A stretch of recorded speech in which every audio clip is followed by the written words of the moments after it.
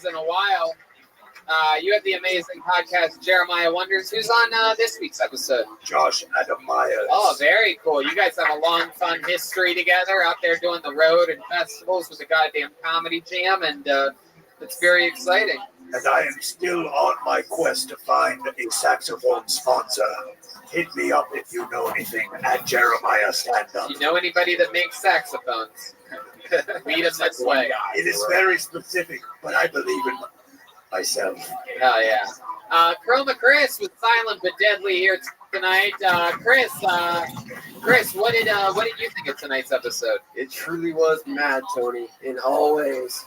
It was a very crazy show. I can't even explain it, Tony. Oh, wow. You don't have any, like, Mad Max voice-changing things at all over there. It was truly shocking. And the whole way through, I was just... How about one more time for the great and powerful Joelberg, Joel Jimenez. He's on social media, mostly sorry. What else, Joel? That's it. I love you guys. Peace. Wow. Hell yeah. Thank you guys so much.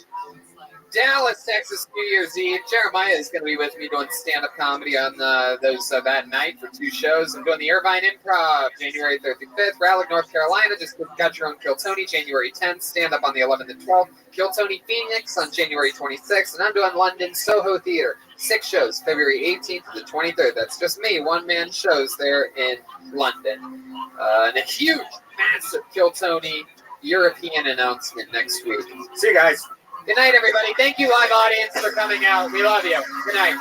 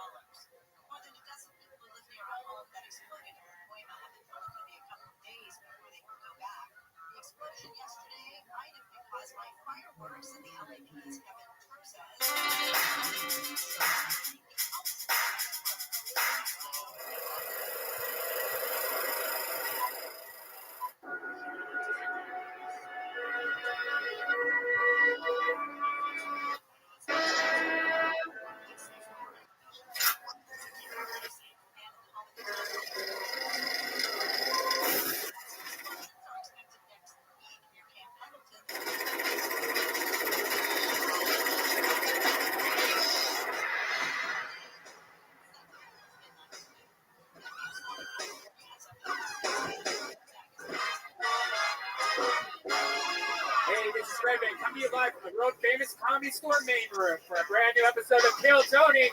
Get up for Tony Instagram. Wow, hi everybody, we're here.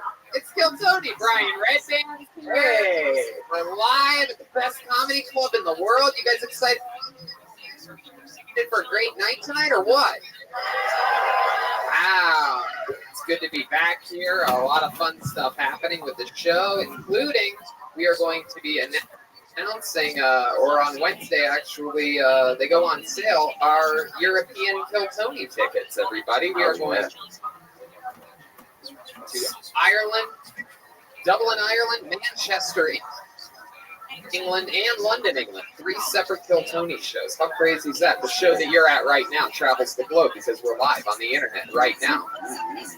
We're the #1 live podcast in the world. In front of a live audience on Monday nights, in front of a live crowd. We even have an artist drawing the whole episode, Ryan J. T-Belt. There he is, Ryan J. He's already started drawing while you all sit there. He's going to work, and it's all happening. I'm doing a lot of stand-up comedy shows as well coming up. I'm doing a weekend in Irvine, January 4th through the 6th. London at the Soho Theater, the 18th to the 23rd. Phoenix, January 25th. And then there's Kill Tonys that are actually traveling to America as well. Raleigh, North Carolina, January 10th. And we do a weekend of stand-up after that. Phoenix, January 26th. And Philadelphia, Pennsylvania gets their own, at least one. There might be a second show added. March 21st at the Great Helium Comedy Club in Philly. club that we love very much.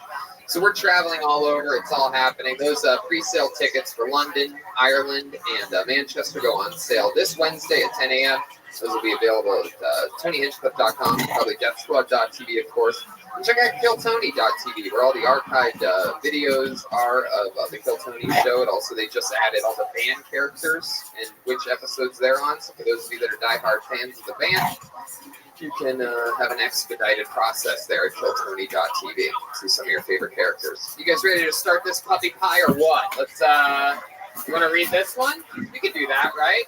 You know, time's going fast. We're traveling a lot, and I'm getting older. You know, I'm 34 years old right now. Did you know that? I'm 34.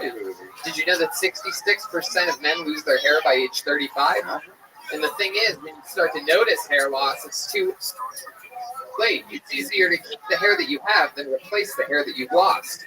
And for Hims.com, it's a one-stop shop for hair loss, skincare, and sexual wellness for men. It's great. If you have problems with ED, like I do,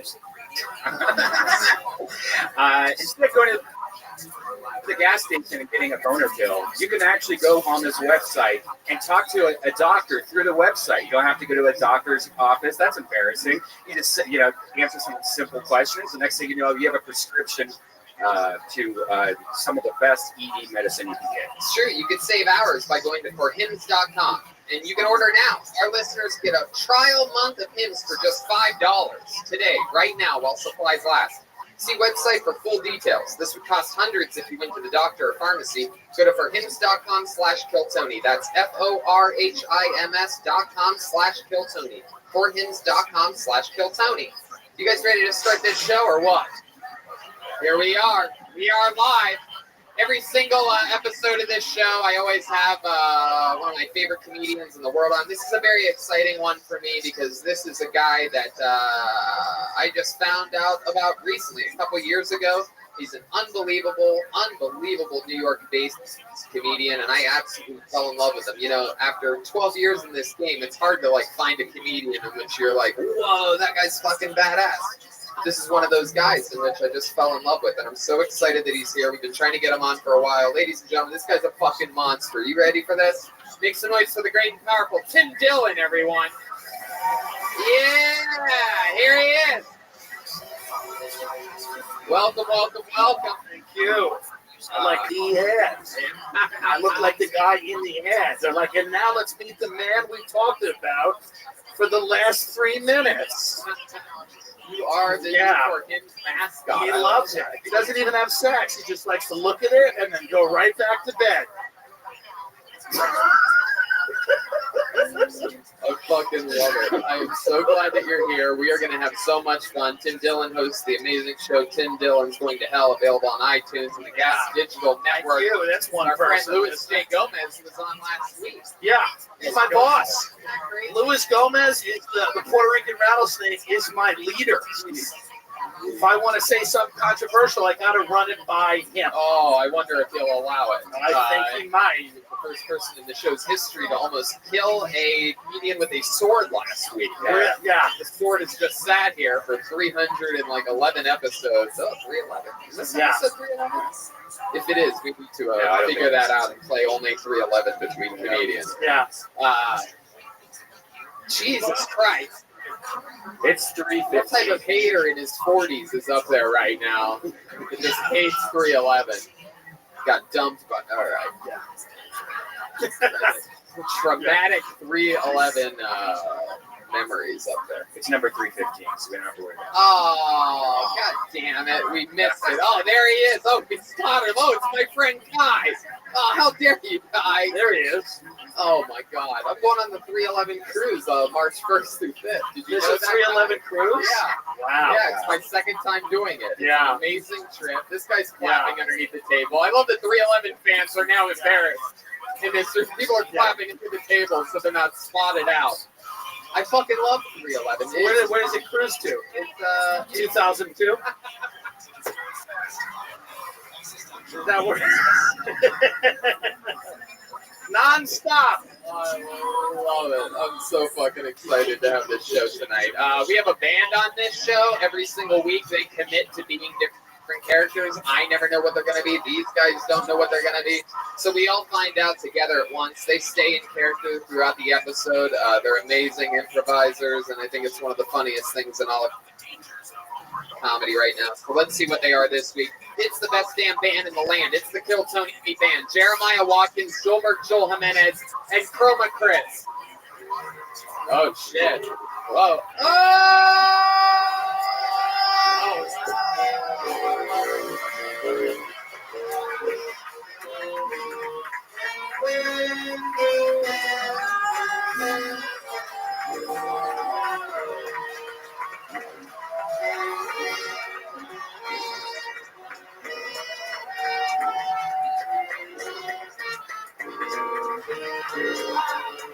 There's no doubt about it. It is Professor Snake, ladies and gentlemen. We've had this guy on this show before, and every time he is unbelievable. He left a huge legacy in Portland, Oregon, stole the show there. He has truly magical powers. This is incredible. And make some noise. I know these guys are for a top shelf brass band. Hell yeah. Wow. Wow. Am I excited about this shit? I'm already mad that I'm going to have to go back to real life in an hour and a half. That's the only problem that I have right now. It's It's amazing. eventually going to have to end. Yet we are just getting started. Professor Snape, you've been on this show a few times. You are an absolute legend, probably one of the top 3 to 5 most requested characters on the show's history. How are you? Welcome back. What's going on? How did we get so lucky to have you? Hello, Tony. I thought Russell Peters was going to be here tonight.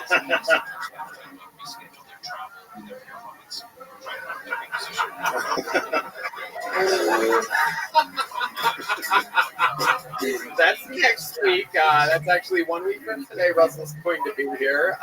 Roseanne is here. No, Hagrid she is. We have Jeremiah and Cool Snapedom. We have Chroma Chris. Chroma's not wearing any. No, he has an application on his face. So when he laughs, he just looks like a meth head. I don't know what's going on. It's very bizarre. We have the amazing Top Shelf Brass Band, one of my favorite things in all of the arts. They're here. They've been doing a lot of shows with Aphrodite, and they helped me out on a historical roast a few weeks ago when I was the Macho Man Randy Savage. And look who it is. We have little Joelberg over here. What appears to be Jerry some Lewis. type of the smartest guy in the migrant caravan, it appears. You the one doing everybody's immigration papers for them? If only there was a spell for that. Well, I love it, man. This is more diversity than in all 10 Harry Potter films. Yeah. Literally, there are more brown people on this stage than were ever allowed near Harry Potter. It is true. It's crazy. The Academy sees This is like the East LA version of Harry Potter. Yeah. I love it. It's so diverse. These guys might end up hosting the Oscars by the end of the night. So believe it or not, this show hasn't even really started yet. I have a bucket full of comedians' names. This is our famous Ichabod's Bucket of Destiny that got a little remodel up in Swansea, Massachusetts, and it's filled with comedians' names. I pull your name out of the bucket, you get 60 seconds of stand-up comedy time, and then we interview you afterwards. We talk with you, find out more about you, what makes you special. You know your 60 seconds is up and you hear the sound of a kitten. That means wrap it up then, or else you're going to bring out the angry West Hollywood with Bear. Here we go. You guys ready to start this thing or what? We are live. Guys, I know it's a Monday. I know it's only 8 p.m., but I need more energy. You guys ready to start this fucking show? And here we go. Hey, your first meeting in 60 seconds tonight. We know this guy. He's been coming on this show for years. He has That's a good sign. he has a cool career going on and everything. You know him, you love him. He's a legend here. Former heroin addict, now back again. Make some noise for Dan Nolan, everyone. Here he comes. Dan Nolan. Here he comes.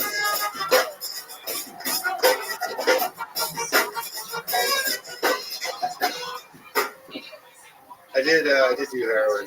I only really did it on special occasions. I just had a crippling addiction to special occasions.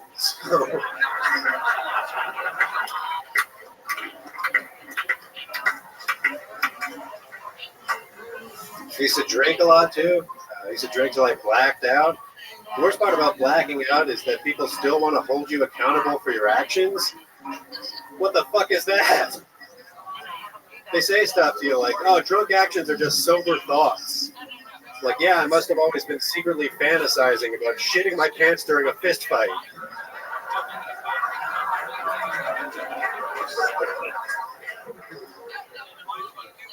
I've shit my pants during 2 fist fights. And I only lost one of them. I feel like I should have won both, just on the technicality. If you're fighting someone and they shit their pants, just let them have it. They want it more than you. All right, thanks. Wow, there he is. Thank you. Thanks, guys. Thank you. Dan Nolan. Man, that was incredible. Probably one of your best sets ever on the show. Thanks. You've been doing it a lot. Huh? Not that much. I've been working a lot. I had like a 3-hour commute every day, so I just moved out to Santa Monica, so I don't have to do that anymore. So I can. You were traveling 3 hours from Santa Monica? Oh, I lived in Hollywood, and it was like an hour and a half every morning each way. Oh yeah, you're adding it up. Terrible. 3-hour trip, 2 hours. It's heroin trip. Yeah. Yeah. So what are you doing for work that you're working so much? I work for Bird Scooters. Wow. Do you need a towel? Yay. Amazing. Snape's already fucking in it to win it. What exactly do you do? Are you one of the guys that collects the scooters? No, those people are fucking animals. No way. No, you're not one of those animals. What drug did they use? I'm surprised. That would probably be a better job for me, given my criminal history and everything. I work in the office as an operations analyst, so I do like charts and data and stuff. You look like the bird scooter sound. So, like, what are you looking at? What type of charts are you looking at? I'm on the rider operations team, so I look at like ride histories and stuff like that, see how far people are going, see what they rate their rides, what the common issues are. Has there been a lot of death? Because that's what I'm thinking. No, There there's has to be a not. lot of death. No, Lyme had 2 people die. Are people getting maimed at least? Are there serious injuries? Life-altering spinal things? We have like a really good safety team that like handles those issues. Like if you do get hurt on a bird, like they're super good to people that have accidents and stuff. Really? Like that. Well, that's super cool. Oh, shit. I just heard 10 open micers chains go. The chain will set. Fuck yeah, dude! I'm gonna run a bird into a telephone pole, bro. Bird is cool, but I think I'll stick with my broom. Oh, there you go. Joelberg starting off a little icy. You're wearing you got a Walmart shirt, but you don't work at Walmart. No, I just bought this at a flea market or something. Bought a Walmart shirt at a flea market, Yeah. but you The don't flea work. market. It is what Dan just calls the regular market. Hey. So Dan, I'm gonna be honest with you. It looks like you gained a little bit of weight since the last time we saw you. Yeah, I went from shooting heroin to just looking like I'm smuggling it. Wow, that is incredible. How much weight have you gained? You? I'm going back down. I gained 100 pounds. What's that in kilos? Gained 100 pounds. Yeah. Why do you think you're gaining so much weight? What's the unhealthiest thing that you eat once a week or so? No, I was getting real bad with like donuts and shit. Like just because I was spending so much time commuting all the way out to Santa Monica. Right, you love eating donuts while you drive. So the more you drive, the more donuts have to happen. Yeah. You eat a dozen donuts. 6 on the way there, 6 on the way back. What else is going on, Dan? You've been doing a lot of stand-up comedy, obviously, while working, and what else? What else in life has changed since you've been coming on this show for basically about 5 years, right? Yeah, well, a bunch of shit. I don't know. I still don't have a license. Wow, so you're driving illegally? Yeah. That's incredible. It's great. Can I ask you something? You don't have a license. Why don't you just take a bird? Yo, I do now. You ever thought about that? Getting high on your own supply? You actually need a license to operate a bird. Is that true? Yeah. Wow. How So long you- is that? You can't even operate a bird. Yeah, well, I can legally. It's just against the regulations, or it's against the terms of service. And they have you in charge of their operation. I'm not in charge of shit. All right. Anything cool happen over there in Santa Monica that you've seen that you like, that you prefer over your normal life in Hollywood? No, I mean, I've barely been there 2 weeks, but yeah, everything's just more expensive and spread out. Oh, you've only been working for Bird for 2 weeks? No, I've been working with Bird for like 6 months, but I was living in Hollywood the whole time. All right. Cool. Yeah, I'm boring after the. This is a lot. I got to be honest with you. I think to get some good stories, you might want to go back to heroin. You might need heroin. Some people need heroin. That's the thing. I know friends who quit heroin, and it's kind of like this. They're like, I bought a Walmart shirt. I work for a scooter company. It's like, hey, buddy. I'm kidding, but seriously, Oxy, halfway. You know what I mean? A couple of Percocet. It's a long drive. And you had a great set. Everything was great. Anything else from the guys? Everybody good? There he goes. Dan Nolan, everybody. He's on Twitter at Dan Nolan Comedy. He did it. God, do I love it when the top shelf brass band is here. You guys sound fucking amazing. It's like built for this room. You guys having fun out there? You get the show? Dan's one of the vets on this show. He's been doing it for years. We might meet somebody for the first time tonight. Anything can happen. Oh, we've seen this guy before a few times as well. Make some noise for Chris Heist, everyone. Chris Heist is back on the show. Here we go. Here he comes.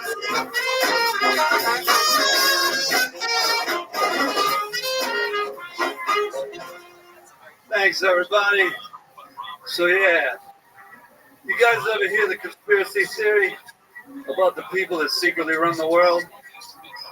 The Protestants, fucking Presbyterians, Episcopalians, and the Baptists don't run shit, but you know, wasps run. People don't like to accept reality sometimes. But like, there's an interesting parallel too in the natural world too. I don't know if people know this. You know, scientists, entomologists, they study the actual insects wasp, and they scientists found that while the worker wasps, the worker drones are building the combs, the queen sends out a chemical signal. It says that the Jewish insects are the ones really running shit. And that deflects attention away from the corrupt practices of the queen and the rest of the world. Wasps at the top of the nest. Thanks, everybody. I'm Chris. Nice. Fuck yeah. Hell yeah. Chris, surprisingly, is not a recovering heroin addict. Definitely not. No. Yes, Professor Snape. But he was recently released from the prison of Azkaban. Wow. Chris, you've been on this show a few times now.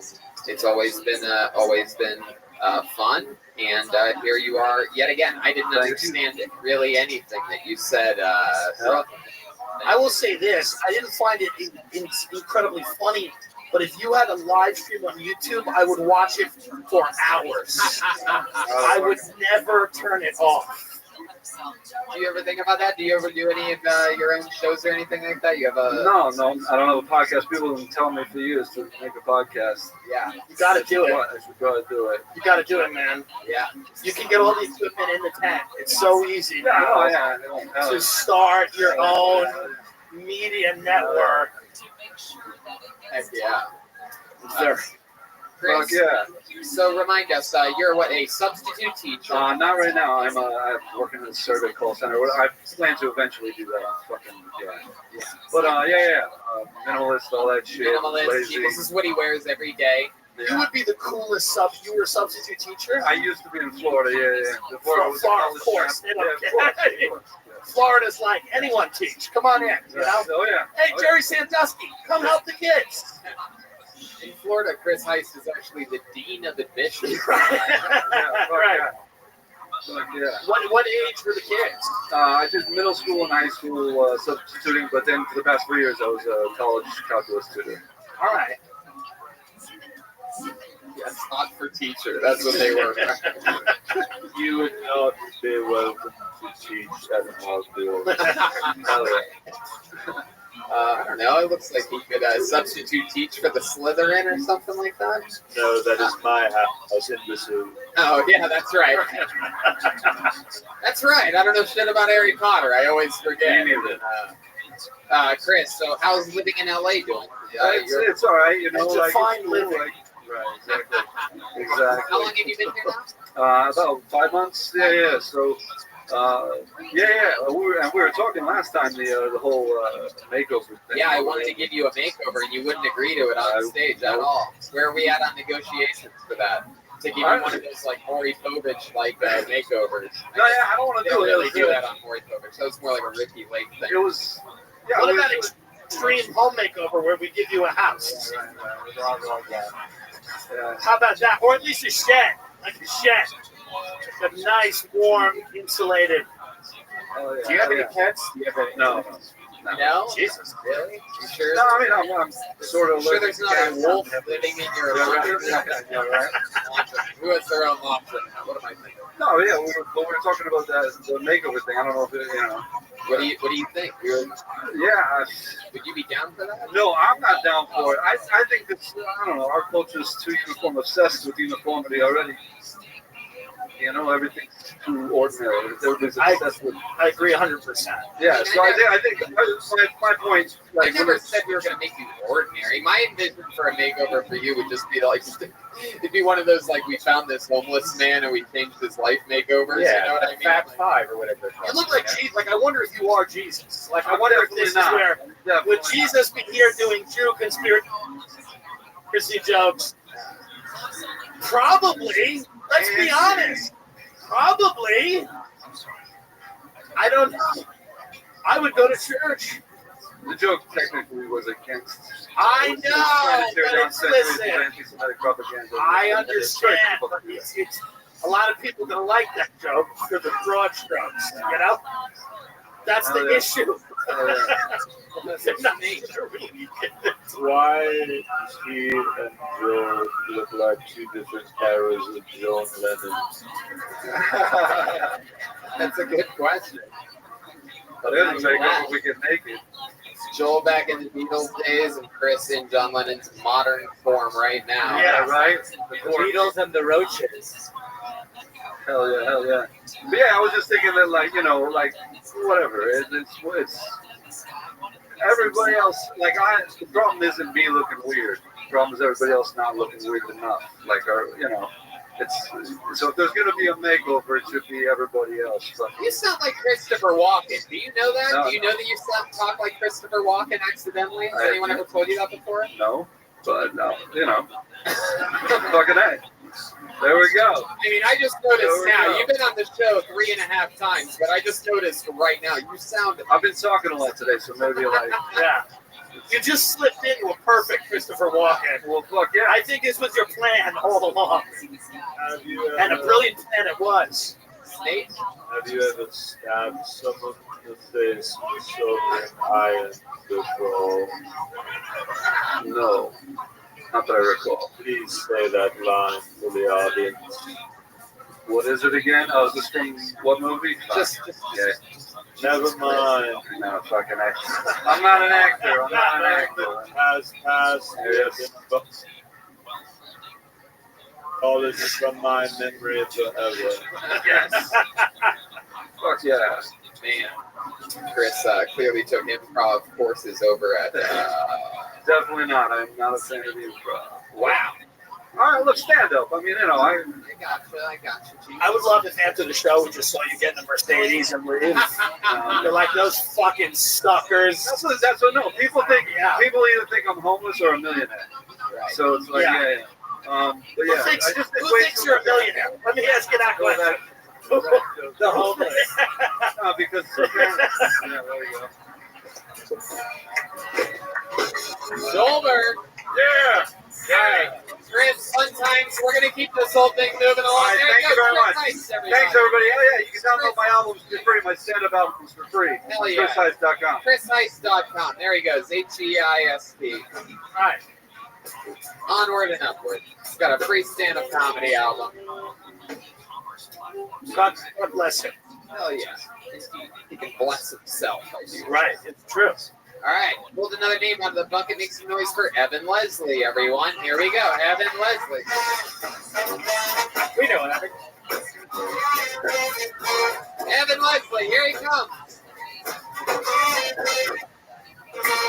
I love it. Hey.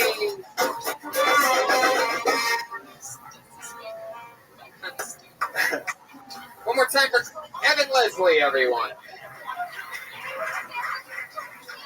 I was in this acting class with a former beauty pageant queen, and she kept talking about her nose job.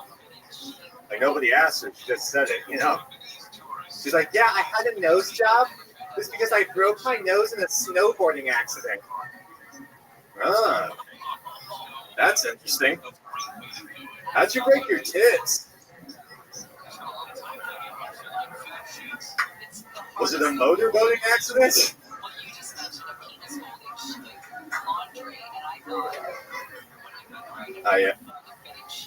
I want to adopt a dog. Trying to decide what kind. I think I'm going to go with one of those drug sniffing dogs. Like what? Only cops get those? It's not fair. I could use one, you know? Help me find lost weed at the beach. Also, help me find new people to hang out with. Excuse me, sir. There you go. Evan Leslie. Oh, yeah. Normally, you'd be the most creepy guy we've had on the show so far tonight, but not this episode. Professor Snape. I would like to make my official invitation to you into House Little. Hell yeah. Fuck yeah. Absolutely. That's a dope one. Hell yeah. Wow, Evan Leslie. You look like the toughest bird scooter rider who's ever had on the show. Does Tom Cruise know you rated his closet? I feel like you're definitely Justice Kavanaugh's favorite comedian. Wow, Evan, you've been on this show before, right? Yes, a couple weeks ago. Oh yeah. What did we find out? What did we talk about there? I have a black bisexual girlfriend. Oh, that's right. Yes. I like to get right out in front of the identity politics right away. Another reason we were trying. Yeah. Yeah. And then I'm putting out like an indie special for like a week or so. Very cool. Yeah, absolutely. How's your black bisexual girlfriend doing? Still good, still black, still bisexual. There you go. That could be the name of your indie special. Still black, still bisexual, still good. Evan Leslie, live from the Haha Cafe. I don't know where you're filming it. I just, besides that part. That's like probably a bigger venue than I filmed it in, honestly. Where are you filming yours? His lawyer's office. I It's did a my small, discreet venue that the parents have paid good money for. I did mine at this place called Skip Town Playhouse. Oh, Jesus.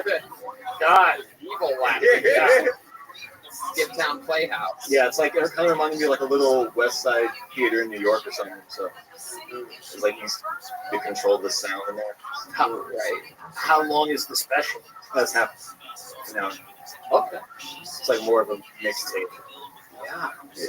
Right. Well, there you go. I like that. What are you gonna wear? Are you gonna wear that jacket for it? Oh, I already did it. No, I didn't wear this jacket. I wore a shirt with French bulldog faces on it. Oh no. Did you? No. Do it again. Do it again. I would like you to sit in my house. Yeah, that's some Hufflepuff shit for Yeah. sure. Did you have no one in your life that told you not to do that? No, it's a cool shirt. It looks cool. Yeah. All right. Yeah. We actually have audio of the dogs from that shirt. We're finding out that you wore it during the special. So Evan, tell us what else has been going on in life. How are you going to? What else is going on? Tell us a fun fact about you. You look like you collect stamps. Or... I was in special ed. Really? Yeah. No! Yeah. Like second grade through high school. I like you like from second grade through all the other grades. Yeah, pretty much all of them. Second grade through high school. That's literally everything. All the grades. And I dropped out of college, so yeah. Okay. There. What is that like? What, special ed? Well, yes. I mean, they would just like randomly in certain classes in elementary school anyway. They'd like take me out in the middle of that class and bring me to another class to like read weird ass stories and then take quizzes on them. Did they tell everyone why? Did they come in and were they like, Evan is retarded? Yeah. And he has to leave right now. You can beat him up when he gets back. Yeah, dude. But he has to pretend to read right now and then eat paint in the other room. Because he's stupid, unlike you guys. He's dumb. It may as well have been that way. People are like, what the fuck is this? Yeah, it sounds crazy. You're in the middle of class, you're in the middle of eating crayons, whatever you're doing. Well, it would be like me. The other students are like, we know he's retarded. Look at his Yeah, bulldog. Yeah. What happened in first grade that made you, get pulled out? I'm like dyslexic and I have like just reading and things in rows and shit are a problem. Really? Is that true? Read this right here. Yeah. Read what's right next to that T. Read it loud and clear. Order now. Our listeners get a trial month of hymns for just $5 today. Right now while supplies last. See website for details. This could cost hundreds if you went to a doctor or a pharmacy. Thank you. That's good. Boom. Hey, dude, guess Pretty what? good. Guess what? You might be retarded, but here you're a genius. Yeah. Those Okay. classes worked. Taking you out of class to molest you was a smart move. What's it like graduating from retarded high school instead of a diploma where they give you ice cream? It's just applesauce. I got a lot of E's. That's just a grade to give you They the give pass. you E's? Yeah, they're just like, you passed. Did your parents throw your graduation party, or did they just avert their eyes Nah, when you walked in? Because they're ashamed. That's why it's funny. no, it was good. Oh, sorry. You're trying. Were your parents around during your childhood? Were they still together? Yeah, no, they actually got divorced when I was like 20. No, like 20. They gave it all the good. And they were like, he's still retarded. Get out of my face.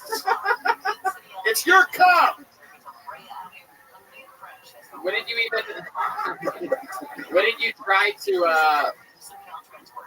you try to study in college? What did you drop Fucking out of? theater? Theater. Yeah, Wow. in Virginia. So I was like, this is a terrible idea. That's the Like, place. fuck this. Just Jesus place.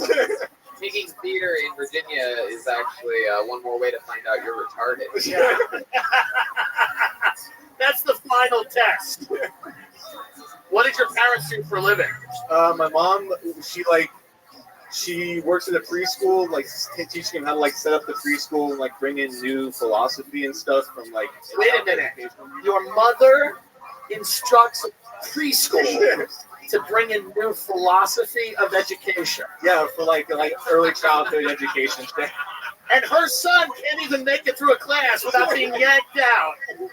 How humiliating. You're lucky she didn't drown you in a bathtub.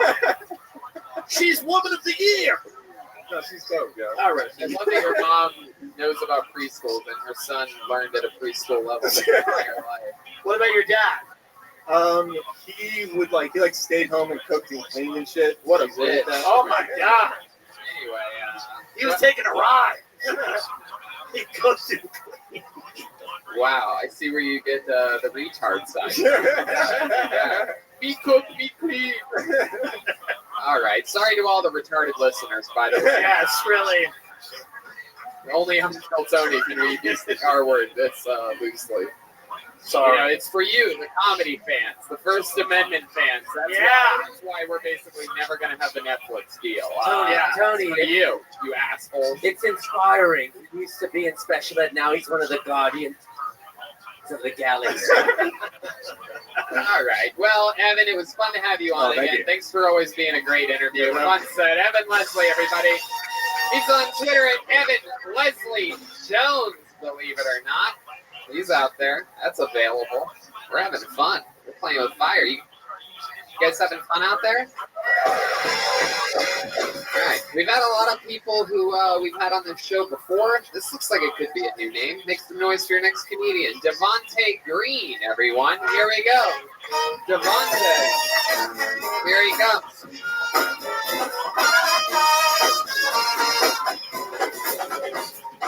Oh, how you doing? I missed the South, man. I missed the South. I'm a son of the South. Like, cause out here in LA, it's weird. There's no Confederate signs, you know. Like, I don't know where not to break down out here. I gotta look for Subarus. I know when I see Subarus, not to break down. I had to stop doing drugs. They got too crazy. You know what I mean? Like, Xanax was like a really fun drug for a while, but I had to stop. Kept copying myself. I'd wake up in the mirror the next morning with my finger in my ass and I'll never let you do what you did to me. It's true. Black privilege. There's a secret of being black we need to tell you about. All right? Nobody wants to sit next to us on public transportation. The only way you sit next to you on public transportation, pull out Malcolm X autobiography. I call that by any means necessary to see to be free. I tell you what, man, I'm a twin and he's better than me in every way. He looks better than me, he serves in the military, and he fucks better than me. Wait, I have a question. How do you know he fucks better than you? Well, I'm from the South, Tony. No, I know he fucks better than me because I haven't worn a condom since Obama was president, but he just had a baby, so, yeah. You haven't worn a condom since Obama was president? Was it the beginning of Obama's 8 years? Or the end? Man, I haven't worn it, and he just had a baby. He's fucking better than me, so. You have a twin brother? Yeah. That's better than you. Everyone. What's the best thing about you? What could you put up against him? Is your twin brother Gerard Carmichael? Who's the Apollo 13? How you guys doing? The Apollo 13. There they are. Just have to make sure I'm okay and not just being racist. If they're laughing, I know I'm good. This is Gerard lives in his car, Michael. Hey! Hell yeah. This is Gerard Butler. Wait. Gerard Butler. Gerard Butler.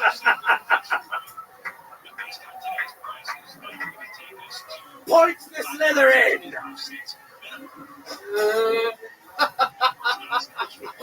That was Chroma Chris for the podcast listeners. Woo! Gerard. No, Gerard Butler. No, I know he's better than me because he went off, you know what I mean? He did the South thing, he joined the military, you get to a starter watch and a Dodge Charger. Right? Wow. All right. That killed the momentum of the Gerard thing. Did he really get a Dodge Charger? That's what you do when you join the military. It's not to serve your country, it's to get a Dodge Charger. I like your style. You remind me of a young Bill Cosby. You really do. I thought it was funny, and just to go on the record, I'm a Bill Cosby truther. I believe I need to hear more, not from you, from women. But I thought it was funny. I thought it had like the beginnings of very, very funny stuff. Yeah, you're very funny, very wholesome. This is your first time on the show, right? Yeah. Yeah. How long have you been doing stand-up in LA? I've been here since February. How long did you start out here? No, I started in Virginia. Oh, okay. Wow. Did you take theater when you were in Virginia? If you know Evan, No, that's how you get hate crime in Virginia. Yeah. Is that where you were born and raised, Virginia? Yeah. All right. And how long have you been doing stand-up overall? 5 years in February. Wow. good for you. What do you do for day job? Oh, so you really are Gerard's Butler. Yeah. I thought he was going to say he was Jimmy J.J. Dogwalker. Wow. All right. This thing was dynamite. Jesus Christ. Iceberg back there. Is it a good restaurant? No, hell no. Whoa. What is it? How bad is it? It's so bad, I'm pretty sure somebody gets food poisoning every day. Whoa. You gotta take your risk, man. You know what? I don't care. Yeah. Not my business. What kind of food is it? Oh, just like American guy, just fatty, just Man, full of people are getting sick every day. Are you putting stuff in the food? You really are like a young Bill Cosby. All right. Wow. How long you been waiting tables there? Since February? Yeah, since February. All the answers so far. It is since pissing February. me off, man. It's pissing me off. Yeah, what's your living situation? Me, I live with 4 gorillas in the valley. 4 gorillas? Yeah, it's me and 4 gorillas. Oh my goodness, you're alive. I want to ask a question. I don't want to seem You racist. don't want to ask that It's question. so Dylan. hard. It's so hard. Don't go there. I'm like, what can I say? What is a gorilla? I'm like, I don't even You know. know. You know. I know. I don't. I'm all right. You're doing great. Love you. Devontae's getting really excited right now. I support you. So scared. Bring a white person up so we can shit on him. Wow, I guess. Bring somebody. Get him back up. I support you and your brothers in the military. What can I say? I'm glad he's putting guns in the heads of Afghan toddlers with for his Dodge Charger. Triple down cracker. And I'm glad you're coming in the food of Yum Yum Donuts or wherever you're serving this horse for shit. And you know, you're living the dream. This is what people move to LA to do. Devontae, what's it like living with 4, as you call them, gorillas? Yes, as you I call just found out. You found out you're a nasty son of, like, I sleep in the living room. I just jerk off in the living room. I don't care. There's no door there. There's no supposed to stop me. Wow. Jesus Christ. Chasing the dream, baby. I don't even know what to say about that. So, I still don't know what is really happening. Yeah, me neither. In that house. When you say 4 gorillas, what do you mean? Black people tell me. Wow. Oh! Settle down! Settle down! There's chaos happening right now. There's Baking soda. I got baking soda. yeah, all right. Okay. All right. Well, you want to plug your restaurants? My goodness. Wow, Devontae. Are you maybe you think that maybe there's a little bit of racism in your blood because you're from Virginia? Oh, hell yeah. Really? Oh, yeah. Oh, yeah. What's your What's your favorite thing?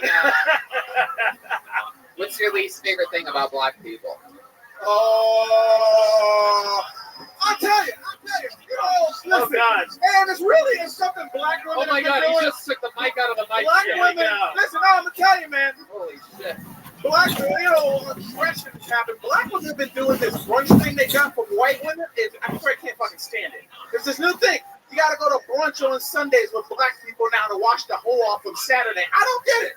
Yeah. I don't get it. He's like 1 second from just the Make America Great Again hat going on. He's like, and another thing I don't like, when they vote. You got, listen, I I see these hate things. when they vote. That is Oh, Oh my goodness! Wow! It is guerrilla warfare in here.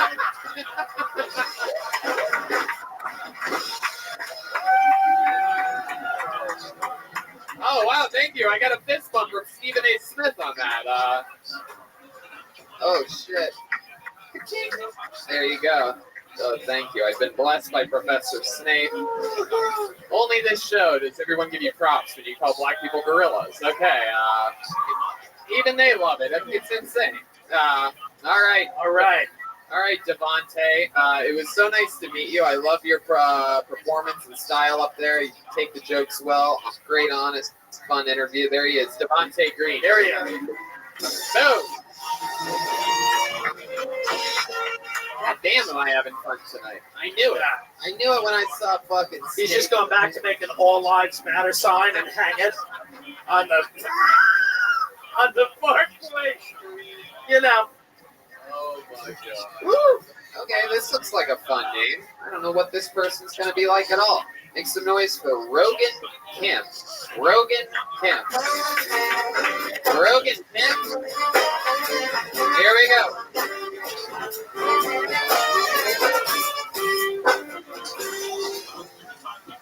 Hey guys, how you doing? Hello, I'm Rogan. It's an unusual name that my parents made up because they were immigrants. They wanted to come up with a name that sounded both Korean and American, and they succeeded in neither. So there. So a little bit about myself. I've had the same hairline since I was a baby.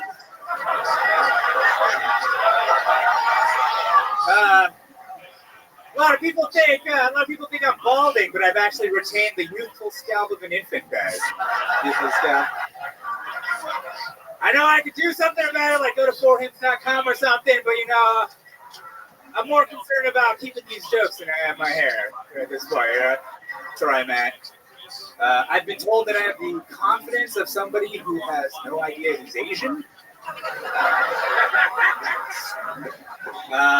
I think it's because I'm looking this way, guys. You know what I mean? Like, I forget what I look like all the time. Like, for you guys, it's easy looking this way. But for me, I got to put the pieces together throughout the day. All right, guys, thanks. Roach it, Kim. Hell yeah. Fuck yes. Very funny, man. Thank you. Yeah. Great. I love that you're running around with, talking about being Asian, not acknowledging the fact that you're dressed like every delivery driver. Yeah. Sure, you're literally in the layered uniform. Yeah, I'm in between shirts. You look like you're best friends with the Ninja Turtles. What type of Asian are you? Korean. Korean, all the way? South? North? Split. Really? Yeah. Split? Damn. Wow. Powerful. That's pretty cool. Was that like, was your parents making you, like when Trump met the North Korean leader, like they just have to meet in the middle and like fuck real quick and then... Alright, well, anyway. Yeah. So Rojan, this is your first time on the show? Yeah. Hell yeah, I'd remember you if I saw you before. You seem like a special guy. Oh. How old are you? 40. Yeah, I was just about to say, I cannot tell if you are 22 or 65. That's what's amazing about Koreans. God bless you. Black don't crack and yellow stays mellow. Yeah. Oh yeah. You do look great for a 40-year-old. Man, the crowd loved that one. So it's a pro-racism crowd tonight if I've ever seen it. I'm all about that. Point for Gryffindor. So Rojan, how long have you been doing stand-up? You're 40? It'll be 8 years in January. Wow, very cool. All here in Los Angeles? No, I started out in New York. Oh, how long did you do it in New York? About 6 years. Wow, is that where you're from? No, I'm actually from here, but then I moved over there. Why? I hated it here growing up. Why? I don't know. I don't know. Just people that look like Tony tortured him every day. It's Right, like you know that's what, part of the reason. Yeah, I think I just really wanted to live in a city. Like, it wasn't until I moved to a city where I felt like, oh, it's, I like it there culturally. Yeah. Yeah, that's a good one. Yeah. But that guy, I love that guy. All right, wow, I didn't realize that Biggie Smalls was here tonight. New York indeed. All right, so... Why did you leave New York? Yeah. At that time, well, 2 reasons. My girlfriend always wanted to live in LA, and I think New York. I think how old's your girlfriend? She's 16. 30. It's like my girlfriend got it. She's either 16 or 82. Does she giggle a lot? Like, they do? No, she's not like she's not like one of them. Wow. She's like How old's your girlfriend? 36. 36. What does she do? She's a writer. How long have you been with her? 11 years. Wow, what has she written? Other than a lot of apologies for running into other people's cars. Oh, so sorry. Oh, sorry. I was trying to park the car. It's all the same. It wasn't until I got a nice car in which I really realized how bad Asians are at driving. And I know that it's hacky for a comedian to say Asians are bad drivers. It's hacky because so many people have talked about it in the past, and that should tell you something. No, it's 100% true. My girlfriend's been in 4 car accidents in 2 years. Yeah, that's incredible. Those are bad numbers. Those are like fucking Kaepernick bad numbers. He's a bad football player. One of those accidents was being in a relationship with Brian.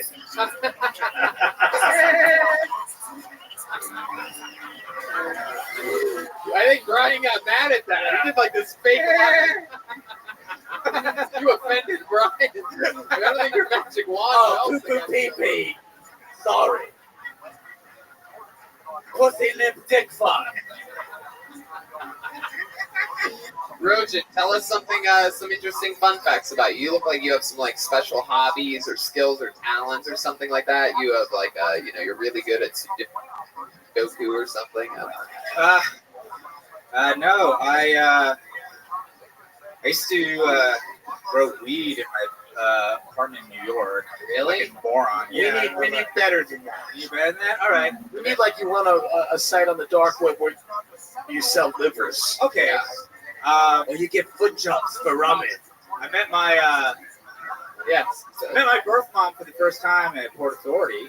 Wow. Wow. That was yeah. That is terrible. Yeah, it was awful. How old were you when that happened? I was 28. Yeah. How'd you meet her? Was she just kind of asking for money? Yeah, she was trying to hit. No, my aunt just like found her. Like it was just like a random thing. She found her and contacted her. And, Yeah. she agreed to meet me. And I was living in New York and she was living in like Silver Springs or some shit. So you just picked the place that smelled like she cheese picked in the your place. She picked the place. Yeah.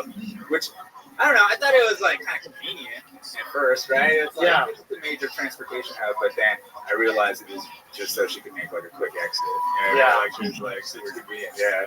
Wow. Well, this is sad now. Was she, No, what, no. what was the deal with your mom? Why didn't she want you in her life?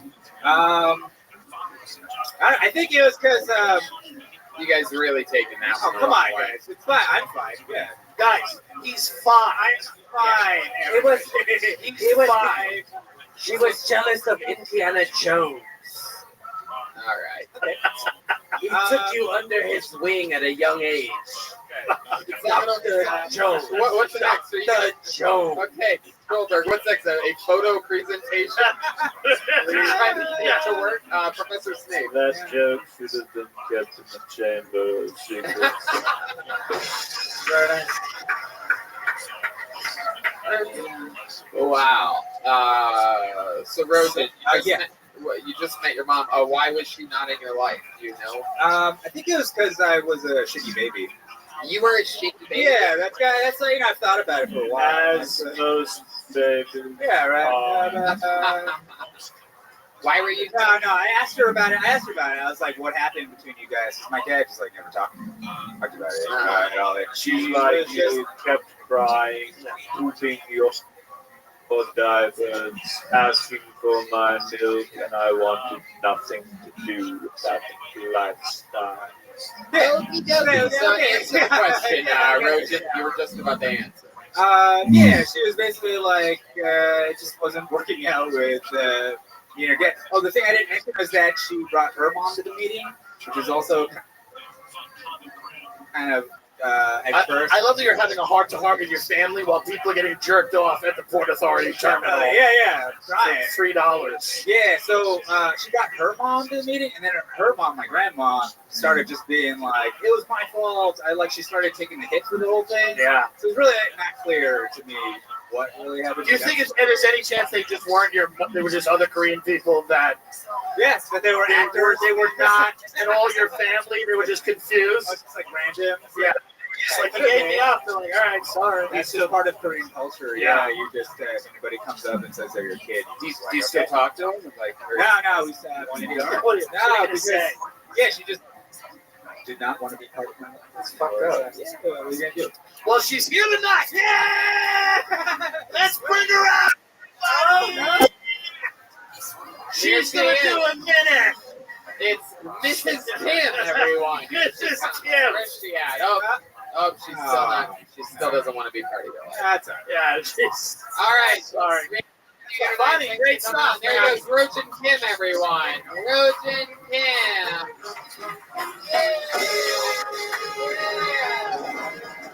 God damn, do I love the Top Chef brass band. The Joe Rogan experience. There you go. There you go. Anything but trying not to be in a Joe's joke again. Okie dokie, Dr. Girl. Okay, this looks like definitely a new name. Make some noise for Johansi Collins. Johansi Collins? There we go. In the back. From far in the corner. Johansi Collins.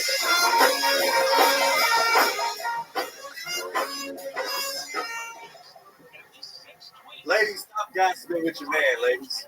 And some of that stuff you gossiping to him, he was never supposed to know. Fellas, your niggas ever be gossiping to you about the little nasty, trifling homegirl? Failing to realize that she think nasty and hoish, your ass is fucking amazing. Y'all in the car driving, she running her mouth. You know my homegirl Kim I work with? Yeah. Yeah, you brought her around a couple times. Yeah. She's such a hoe. I don't even talk to her no more. For real? Hell no. Like what she be doing? All she talk about is sucking dick, like, yeah. For real? Hell no. Just be sucking dick. That's my time. Appreciate it. Boom. Yo, how do I say that name? Johans? Johanse. Johanse. It was great. Appreciate that. Fucking great. Appreciate that. Heck yeah, this is your first time at the show, right? Yes, it was.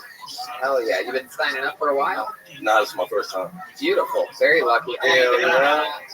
Appreciate that. How long you been doing stand-up comedy? 10 years. 10 years, where at?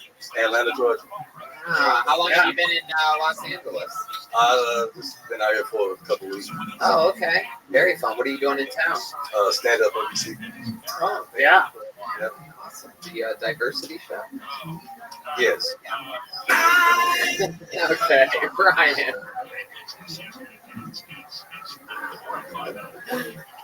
Okay. God, somehow that's more racist than all the gorilla talk from earlier. I don't know why. There's some red band. Yeah, it is. So what do you? How do you make a living? How do you survive? You just do stand up? I just do stand up in college. So. Oh, very cool. How long have you been doing that for? Since 2014. Awesome. Can you do the subject stuff on the college thing? Some school. Yes, they are black college kids. So you do the road a lot. Yep. And you have a girlfriend? Nope. No. What's it like? What's it like for you out on the road? You get a lot of audience push, a lot of that duck pussy. You know what I'm talking about? Yeah. Are you fucking birds? Do you get a lot of strange? I just get my weed and go to the hotel. Really? That's your whole after thing? That's the whole deal. Wi-Fi is fun, isn't it?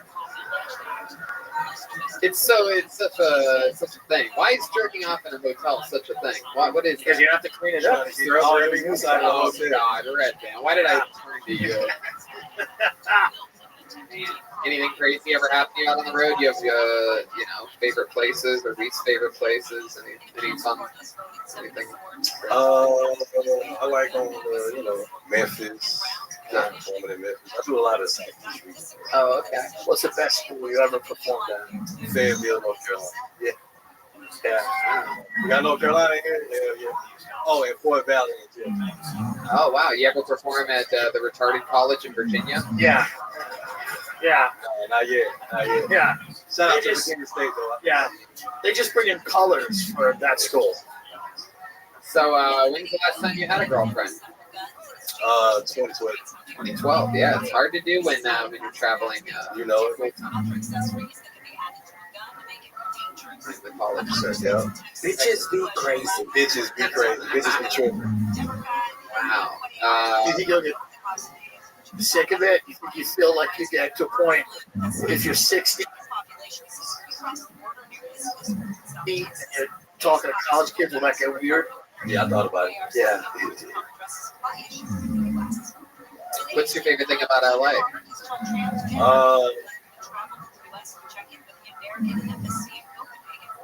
What do you find Your women look good out here. Yeah. Yeah, they're sexy ladies. Shit. You can't tell their age. You can't tell if they No, like yeah. 16 to 82. That's Yeah. right. You should ask them. Definitely ask. You can't tell them. Definitely You can't ask. tell until they tell you what their name is. Yeah. What's your name is? Ethel. Yeah. I ain't know they make Ethels no more. They still make Ethels? It's my grandma's name. Oh, my bad. Really? She's 100 years old. Yeah.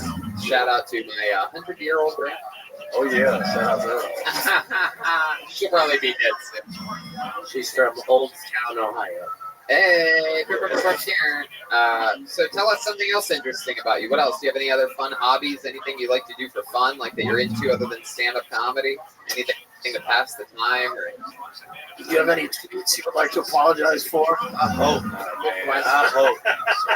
That's so snake. I would I deleted my Twitter. Smart. I would like to offer you a Quidditch scholarship at Hogwarts. Hey. I'm waiting. I mean, there must be something, Johanse, Yes, sir. that do you meditate? Yeah. You seem like a peaceful. Yeah. What else is peaceful about you? What else do you do to relax? Listen to his soulful voice. I got smoke a lot. You smoke a lot of weed. He's smoking right now. We just can't tell. Right. That's part of my meditation. He's like, I'm vaping currently. What's your favorite way to smoke? You Sativa. blunts or joints or bongs? Or... That's backwoods. I love that. How do you travel with it sometimes? You sneak it along with you. You know you can fly in and out of it now at LAX. Did you know that? I did not know that. Yeah. Black people still cannot. Yeah. He's absolutely right. Yeah. Man. If you look like Tony, you can walk on the plane with a gun. You know? They're like, oh, he's a good guy. He's probably just going to use it to, like, help. I go, officer, there's not even bullets. There's just weed in it. Come on. They're like, if he sees a terrorist, you know, I'm a good guy with a gun. I'm actually the undercover. I'm the I'm that guy. I'm the air marshal. Right.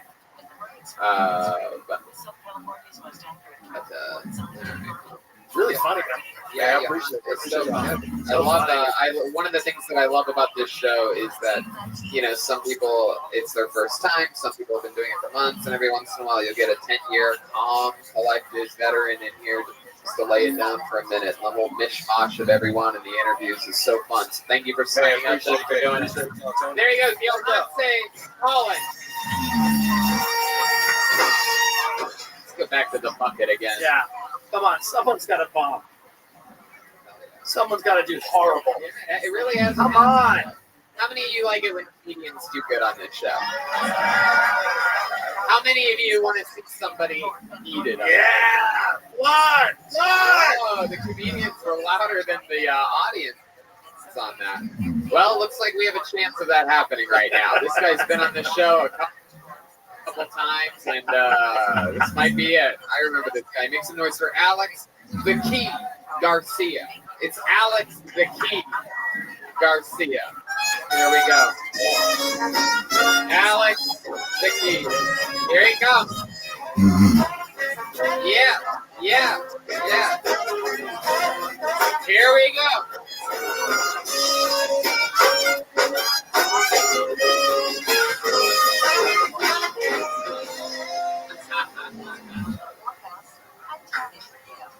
How we doing tonight, guys?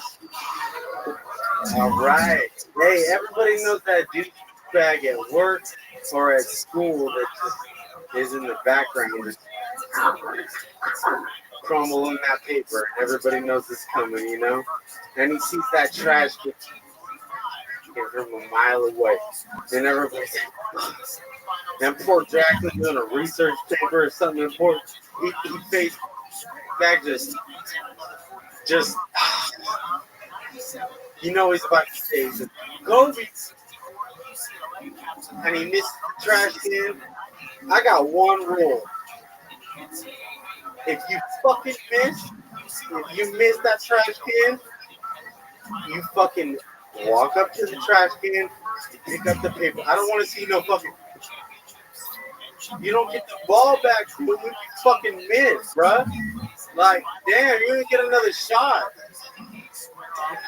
Alex T. Garcia. How do you guys think we did? Did you like it? You are Tim. You are every dude in community college that I cut class to get high with. Every single guy rolled into one. You're the drug dealer that forgets the weed. That's what he looks like. He's like the guy was like, we gotta take a drive to my mom's house. You're like, fuck! Ah, sorry, fool. I'm at home, man. Sorry, dog. Yeah.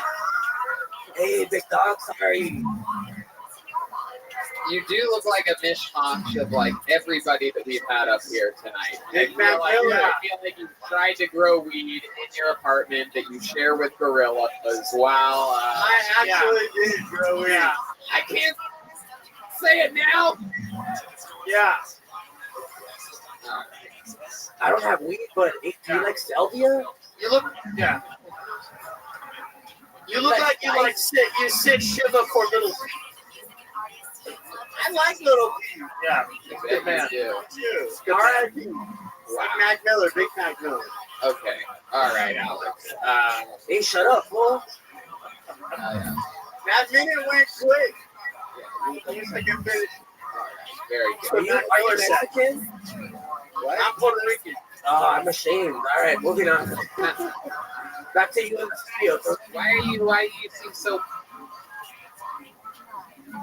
white if you're Puerto Rican? I'm a white Puerto Rican that doesn't speak Spanish. If I went to jail, everyone would fuck me up. Wow. When you say fuck you up, you mean just fuck you. You look like there's a group of people. I grew up in Long Island, New York, and there's a group of kids who are Jews who think they're Italian who want to be black. That is what you. Exactly. That is exactly what you. Exactly. It's a magical group. Is your mom Puerto Rican or your dad's Puerto Rican? My dad's Puerto Rican. And your mom is what? My mom's Polish. Disappointed. Hey, they're both disappointed. That wasn't the question. No, I bet. How old That's are a you? beautiful crowd, by the way. I'm not even kidding around, dude. Tonight's crowd is. We know. We saw your set. You ain't Thank kidding. you. I know we have a beautiful crowd, Alex. Thank you. He's trying to cast I've been coming for spell years. on this crowd. Tonight's crowd is live as shit, dude. I appreciate everyone out here. Do you not hear Professor Snape trying to talk right now? Have some goddamn respect, Alex. Snape, is there anything you'd like to say to this guy? No, this little newt ruined it. Alex, how long you been doing stand-up? A couple of years. Been up here about 4 times. Right, indeed. I remember you have a key around your neck. Your nickname is the Key. And what's the story behind that? Just he made fun of my key because it was a bottle opening with time, and I just been wearing it ever since. Wow. You're also wearing it that night that I made fun of it. Yeah. What is it? The key to Keep on keeping on, you know. What is that? What is the key do? It does. It still does not The unlock key the door. is to your mother's box, bro. Wow. Wow. Right when you thought, right when you're like, is this guy really Puerto Rican? Right. He pulls into the old your I'll mom's shake box. someone with it too. Yeah. Wow, Alex, you are the least threatening Puerto Rican I've ever been around in my entire life. I've said it once and I'll say it again. That key obviously is No, still. it's a success. Jesus. Shut the fuck up. Alex, have you ever been to a comedy show before? I never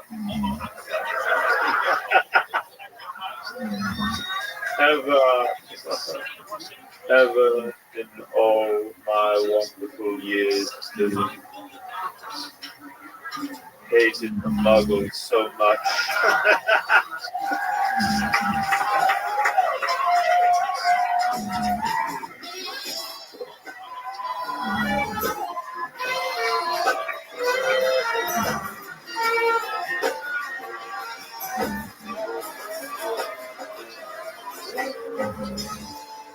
Hell yeah. All right. Wow. Alex, you are currently one of the most hated people in the show's history. The whole storyline has changed. Is there anything? Is there any redeeming quality about you that you could tell us all, and that we will change our mind and maybe start liking you? I've been working on a Louis Armstrong impression. Yeah. That's just what the doctor ordered. I saw your accent, man, and it blew pretty hard as well. A culturally insensitive impression of a jazz legend is just what will get you out You'll be of trouble. surprised. Professor Snape? If the audience wills it, I will cast a spell on him that will cause death immediately.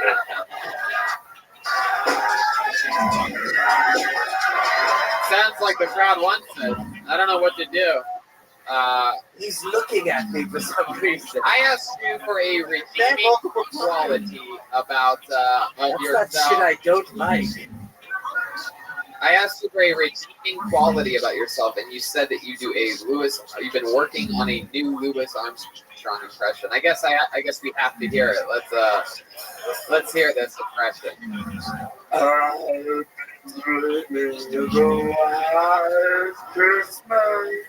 Yes. Just like the one I used to do. Hey, fuck you! Dude, I like him now. Now I like him. I think he's a comic genius. I was wrong. I think you went to school with Evan Leslie. Yeah. This guy makes Evan Leslie look like fucking, the smartest person that's ever lived. Wow, Alex. I mean, Jesus Christ, that was bad. Like anybody can do that with their voice, right? Yeah. Here's how bad it was. It was so bad it was not even offensive. That's literally how bad it was. I was worried about your health. That's how bad that was. I overlooked everything about it. Wow. Alex, I mean, geez. I tried to give you a redeeming quality thing, but that did not work at all. So why don't you just commit all the way now? Why don't you tell us something that'll make us hate you even more? A little fun fact. You ever kick a little girl over on a bicycle or something like that? You ever? Make you just fucking hate me? Yeah, come on, give us the thing that will make us hate you the most. Do another minute.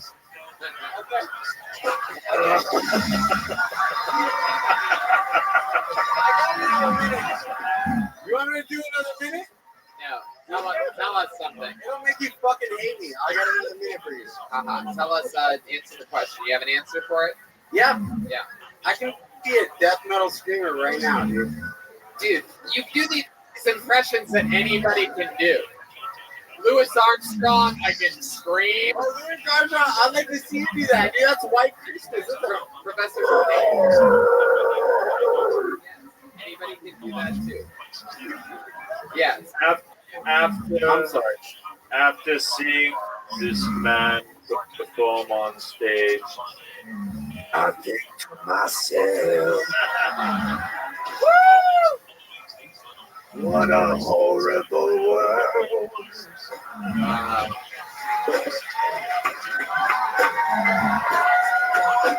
All right, lyrics. Here goes. Alex.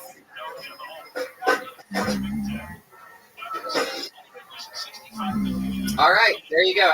The most unlikable person perhaps in the show's history, Alex the Key Garcia. You want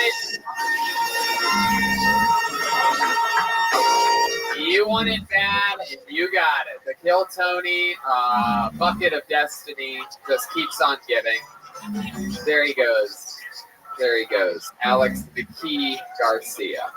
Our usual regular Malcolm Hatchett is in North Carolina visiting family, unfortunately for this live audience. But in his place, why don't we bring up one of our favorite characters, perhaps the opposite of the Key Garcia, perhaps one of the most liked characters since his first time ever pulled out of the bucket on this show.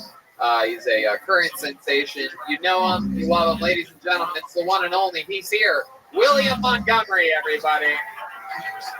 Wow, here he is. In the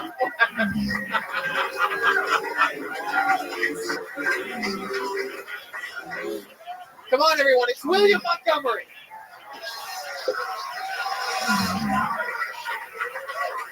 So I'm almost finished with the screenplay for a movie I've been working on called World War II: A Survivor's Tale, but it's spelled Tail.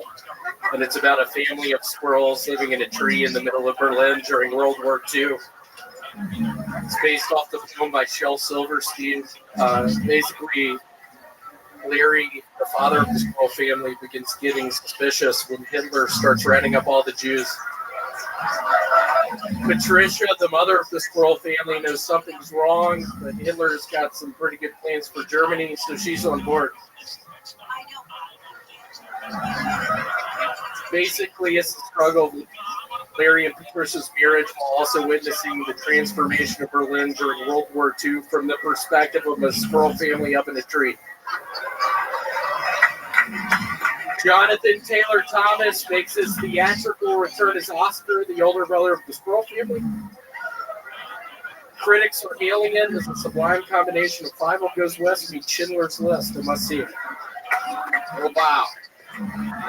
Wow.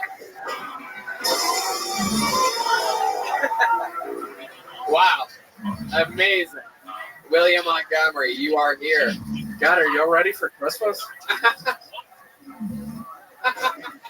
It's my Christmas! Wait, what? That was an impression of William. Nobody got it. Oh, wow. I actually used to do that. I was the Santa Claus at Kmart 2 years ago, down in Phoenix, Arizona. Did you wear a Santa suit or you just dressed like that? I was dressed like this. I love it. I love it. Sitting on a bench outside of the mall. The kids deserve nothing more. Hey, your name's Icy, right? Sit on my lap. Well, Tony, this is a plot twist. William is actually one of the gorillas that other guy lives with. Oh, wow. Albino gorilla. I would have guessed William. William looks more like the zookeeper. Yeah. Department of Gorillas. William, you are dressed today in what appears to be when, like, someone that doesn't normally dress up, like, tries to dress up for something. Like, it's like your illegitimate son's grade school graduation or something like that, and you're like, all right, I'll put on something good for it. And he's wearing the jacket that's half zipped up, and also doesn't cover the bottom of his pocket. You can see the whole 360 diameter range just above his belt line. It's a little bit short. But he is from Tennessee, and it's a Tennessee orange Balls jacket. My alma mater. I am. You're so curious now. There are buttons on the sleeves. I think it's a lady's shirt. You are so loyal. You are wearing a shirt 2 sizes too small for you. And yet it fits perfectly somehow. It really does. It somehow is perfect in every way. I've been swimming a bunch. I've been doing a bunch of triathlons and getting back in shape. Yeah. All right. Who the fuck said that? Wow. Who the fuck said that? I'm trying to have fun tonight. It's almost Christmas time. Who the fuck said that? And William's going after the heckler here. I'm excited about this. William, what are you going to do to that guy if you get your hands on him? Holy shit! It looks like my uncle was pretty sure there's a ghost in his house. I just picture me maybe dying in your house or something, and then spooking you. I love that you're threatening him, but you're like, hey, I'll go die in your house. That is my favorite threat that I've ever heard. Fuck with me, I will die in your house. Professor Snape. It's amazing. This is perhaps the strangest Weasley I've ever seen.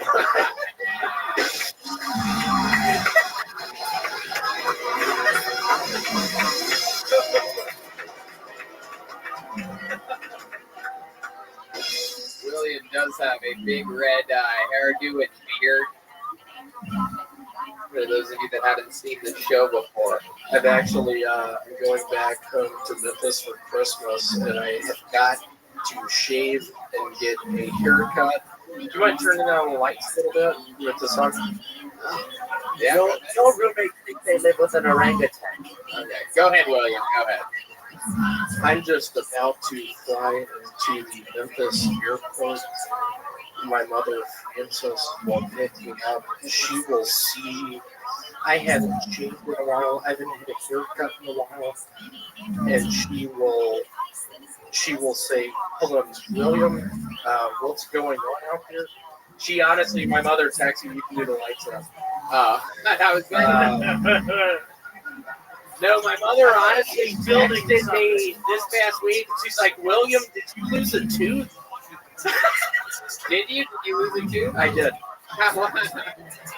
How did she know? How did she know? She saw a picture. That's some type of, no, that's like Hillbilly Sixth Sense. Yeah. Where hey, did you lose a tooth? Her tooth also fell out. She's like, Willie is without a tooth. Somewhere my boy is in a Kmart without a tooth. God damn it, I'm getting one of those phantom toothaches. Yeah. And Somebody- just me walking the aisles of the Kmart, just in Santa garb, Stephanie, are you on the landline? I need to call William out on Los Angeles. Yeah, where's Stephanie? Stephanie, I need to use the landline. You come from a big family out there in Tennessee. I can't imagine what they look like. True detective. 2 younger brothers. 2 younger brothers. 2 younger brothers. Vance Montgomery, dark brown hair. He actually married a redheaded girl. Wow. Someone was chasing the fucking... In May, I know. They used to beat his ass, his punk ass in his bedroom, just with a belt, with my father's belt. I would hit him on the legs real hard. And I think that's why I got with the redheaded girl. My youngest brother, Sheldon. Why was that why you got with her? And here. Yeah. Is that the only way he could stop being hit with a belt? Well, it was the only way I got his attention. Yeah. I'm with you. His legs. And you were the only kid in your family with red hair. My youngest brother Sheldon has red hair as well. I remember when I'd get on Snapchat, there was a Snapchat of Sheldon in a Moe's Burrito in Knoxville, Tennessee, and he was in a hospital gown. And I texted my brother Vance. I was like, "Oh, it looks like our brother's doing well." And he's like, "What are you talking about? He died last night." No. Resuscitated him. Yeah. Wow. Merry Christmas. Happy holidays, everybody, from Memphis. Let me get this right. Your youngest brother was in a hospital gown because he died and got resuscitated, and then went to Moe's Burrito in Knoxville, Tennessee. Yeah. Yes. So let me Let's give it up for Moe's. No, let's not give it up for Moe's. Stick with me, William. How did your youngest brother die before getting resuscitated? What happened to him? I cast a spell on him. Oxygen dipleticus. What happened? Was it a drug overdose, William? It was a Xanax issue. Then alcohol. Was he getting someone back? Did he get in a fight with somebody? He's like, I'm going to go OD in their house right now. Yeah. I'm asking. I'll show them. I love that you call it a Xanax issue, like it's a magazine or something like that. It's like It's the September issue. you had a subscription to Xanax. So. Is he doing good now? He is. He is a redshirt sophomore for the University of Arkansas Pine Bluff for their water polo. That sounds like a hate group. You're like, he's doing great. He's a red shirt, Charlottesville Marcher at the University of Arkansas for their torch team. He's very, very proud of him. Fucking love it, William. What else has been going on in the world? Anything else crazy happen? Today, I work at a self-storage unit place, and the 10th is a pretty busy day around here because the rent is due between the 1st and the 10th. Yeah. So it was calls all day. I like to think I trust people. I like to believe people when they talk to me. But at that job, I've learned that people just lie to me. So I'm sort of feeling bad. And just at the end of the day, this girl comes in with a manila envelope and pulls out something. And she's like, "Hey, this is my father's death certificate. I'm going to take over his unit."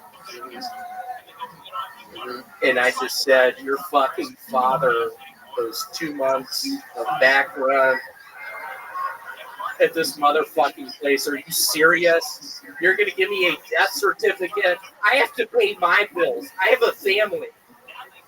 Yeah, just because your family died doesn't mean I don't have one, right, lady? Yeah, it was bullshit. You're like, I thought my family was dead. They are not. So let's handle this. It's like my dad's in a coffin. You're like, you need to be coughing up 2 months of rent. Fucking bitch. Tony. Yes, Goldberg, Tell a quick story about William. Oh, a story. No better time than right now for a elongated story. Go ahead. No, never mind. Moving on. No, By go the way, ahead. No, I want to hear it. I'm just kidding. Go ahead.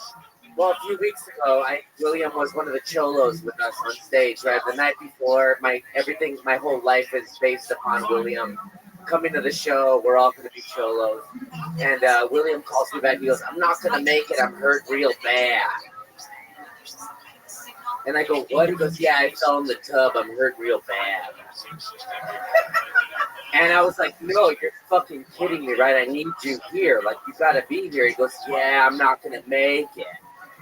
And I'm like, "You're joking, right?" It was like a big show, and it went on way too long. And then William goes, "Nah, I'm just kidding. I'll be there. What do I wear?" And I was like, "Fuck you." But he was here. He's a professional bullshitter. I love you, William. Don't use dial soap for your bathtubs. William, how did you lose it to? Yeah, which tooth is it? The back one? Let's see it.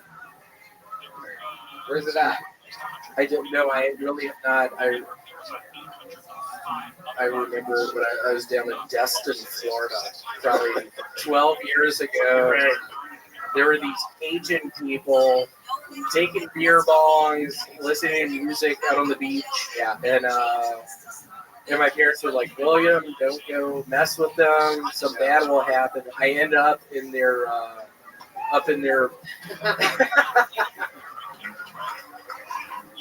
right. That's a cat. William, I think we're going to try to get one more person. Cool. Thank you so There much. he goes. William Montgomery, everybody.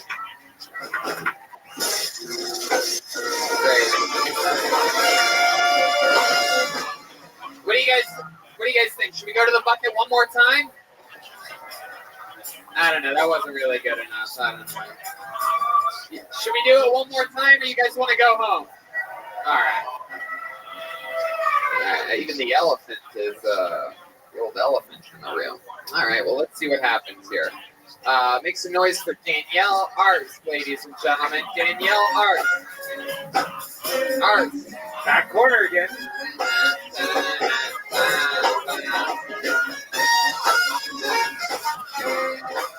Come on, it's your final comedian of the night, Danielle Arts, everybody. So I've done something to my hair recently. It's gone. Get rid of it. And I'm a server at a restaurant because comedy's crushing it. Since I work at a really fancy restaurant, and since I buzzed my hair a month ago, my tips have been much higher. Yeah. Like either these rich people love my brave new haircut, or they think I'm in remission. They're like, "Oh, this poor girl. She lost her hair and both her breasts. Let's give her." You're right, I am a feminist. I don't hate all men, just most. I don't like that it has a negative connotation to it for some people. Mostly the weak dudes. They're the ones who don't get this joke, We don't need you. Get out of here. You're weak. I am dating one of you fellas, though, so you're welcome. Wow, straight to the bear. I guess Brian. There was the cat. Yeah, there was a cat. I didn't hear it.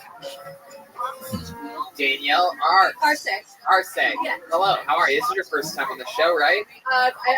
My first time was back in 2013. Wow. One of the On first Kill shows. Tony. Yeah. One of the first episodes of the show. Yeah. And you probably back then you had hair, hope, respect for Long men. hair. Yes.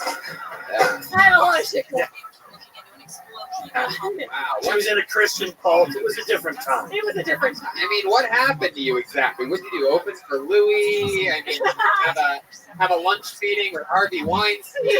Did you pay attention to the last presidential election? Like, where did it go wrong exactly for you? Professor Snape. I've been a big fan of Danielle's work for a long Oh, time. thank you. Thank you, Sue. And Yes, especially when she burned that picture of the Pope. yeah, it is true. It is true. For those of you listening to the podcast, Danielle looks like G.I. Jane if she bombed good people, too. Oh, Yeah. yeah. Good job. The jokes were funny. Thank you. Yeah. Yeah, I'm also afraid of you. So you have that. You have both of those things happening right now. Like I'm terrified and it was funny. You are very compelling. It is interesting that you say that you hate men. Meanwhile, you look like Eminem with earrings on. Hell yeah. Oh, that's the best compliment. Thank you. You like that compliment? I do. I want people to be afraid of me because I'm very vulnerable and I can cry at any second. You have like a cuddly jacket. It's weird. You have like a nice like jacket. I'm cool. Yeah. Very cool. Interesting. Yeah. How often do you cry? You said that you could cry. Every day. Really? Yeah. Are there certain parts of the day that set it off? Like what's I have anxiety and depression. Right, So yeah. like they both clash. Yeah, we all do. Yeah. I mean everybody does, but mine's pretty bad. Yeah. It's like sometimes I'm passing a car accident and the guy in it is not dead. So I just Can you give us an example of what makes yours more horrendous? Like, I mean, because I really think it's sort of a universal thing. I just think. I don't know. I'm very, I don't know. I just am very vulnerable. I feel very vulnerable a lot. Yeah. Tony. Yeah, I feel vulnerable too. I mean, look at me. I'm sitting here between fucking Red Band and Tim Dillon. These guys could do anything with me if they wanted to. Yes. Tony, it looks like the machine she's raging against is a Sibian. Hitachi, I don't know which one's better. You nailed it. You got it. You got it right. Don't. Maybe you should act like it. Oh my God. Bill Billingsley. Maybe you should fucking act like it. No, I'm actually really excited. You're going to be on my show tomorrow night at St. Rock. Oh, that's your show? And also it's myself and Nick Romero. We co-produced that show. I love that. Really excited. That's in Hermosa Beach. Yeah, tomorrow night. at St. Rock. Yeah, that's very cool. Very excited about it. You promote shows? Well, I help co-produce shows with Nick Romero. It's my boyfriend. We have it's his company, Stray Life Entertainment. All right. Keep it up. Jesus Christ. You're doing some Sorry, I'm excited. They do. Hold on, Donald Trump Jr. just came back into the This is right there. This is your fantasy of what is horrible right there. This is garbage. Yeah, that's your arch nemesis. This right? guy. What is that shirt? What's happening? Oh All right. my God. Okay. So Danielle, give us another example of your crushing anxiety. Like, because again, my theory is that everybody has it. I just think it all depends on how you acknowledge it, what you do. So, give me an example. I don't know. I just always feel like I'm in trouble, and I think it just derives from childhood. Yeah. What was your childhood like? Oh, I never knew. Wait a second. Were you William Montgomery's little brother at one point? Oh, okay. Yeah. What happened in your childhood? I've died twice. No, I just never knew what kind of mood my dad was going to be in, and how severe something I did wrong was. Yeah, that's what it's like when you grow up on 8 Mile.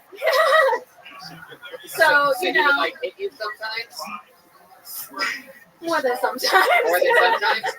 Open hand. Was it like Nate Diaz, or was it like Max Holloway? What are we talking about here? Closed fist, open hand. No, open hand, belt, like. All right, so never a closed fist. No. All right, it wasn't not that bad. Not that bad. You look like every. I don't think that's the right song for this That's not the right word.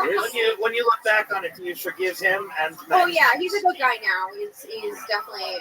He's a good guy now. Yeah. You look like every graffiti artist I went to high school with. Hell yeah. What'd you say? Isn't good guy? Isn't that what like the doll was from Chucky? What was that? Was it a good guy? A good guy. That's funny. Yeah. Instead, I pushed out on making the joke. Instead, I just said the premise. When you say good guy, you mean like the Jeffy doll? It's really good. Wow. How about your mom? Did she ever give you a little taste of vitamin hand? You know what I mean? No. My mom was very, very submissive. Yeah. Very kind of. Yeah. You think your dad ever slapped your mom around a little bit? No, not even. No, just verbal.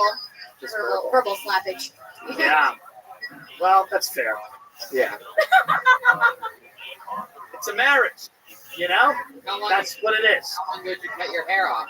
About maybe a month and a half ago. A month and a half ago. Yeah. And what happened? What happened to make you want to do that? Okay. She joined the dog. I'm trying to. Oh, sorry, Snape. I'm trying to save money, and because I recently got separated from somebody who was basically paying for everything. Oh, wow. And my boyfriend was like, why don't we just shave your head? And I said, okay, you could do it. And Was this person who was paying for everything a glorious woman? No? No, it's my ex-husband. I thought it was a glorious mother of earth. It was an evil man who was paying. Yeah. Man! Evil man. The revelation. He's a great man. We just. Did he look like that guy? Nothing like that. That guy looks like he can pay a bill. That's right. That guy can call dad and get shit handled. When he Get shit sorted. When he left you, did he drive away on Fury Road? Okay. So Dan, It's a bad Max joke, you fucking. that was last week. You guys out of control. So Danielle, when your boyfriend told you a month and a half ago that to save money you should shave your head, did you realize that your boyfriend was gay? A little bit. That he wanted to hit it from behind? A little bit. What? How are you saving money without the hair? Because I would get my hair cut every 2 weeks because I used to have like an undercut and it was just cut certain. Oh, your dad used to give you an uppercut. Did you sell the Did you sell the hair or did you donate it to like It wasn't that long. My hair wasn't that long. My hair was like it was an undercut and it was down to here. And She donated it to the Locks of Negative. So you had one side that was shaved. So yeah, you were- it was like a whole undercut, so it was all the way under, but I had a lot of hair. Wow, you were like 8 Miley Cyrus. Yeah. There you go. Her boyfriend was just a fan of the movie Alien. Danielle, tell us something else about you. Any other? I Yes. think Harry Potter is becoming drunk. Tell us, Harry Billy. is that true, Harry? Have you been drinking back there again? Well, I have a secretary and my wife, and It's keeping an eye on. nobody thinks about this part of Harry's life. Wow.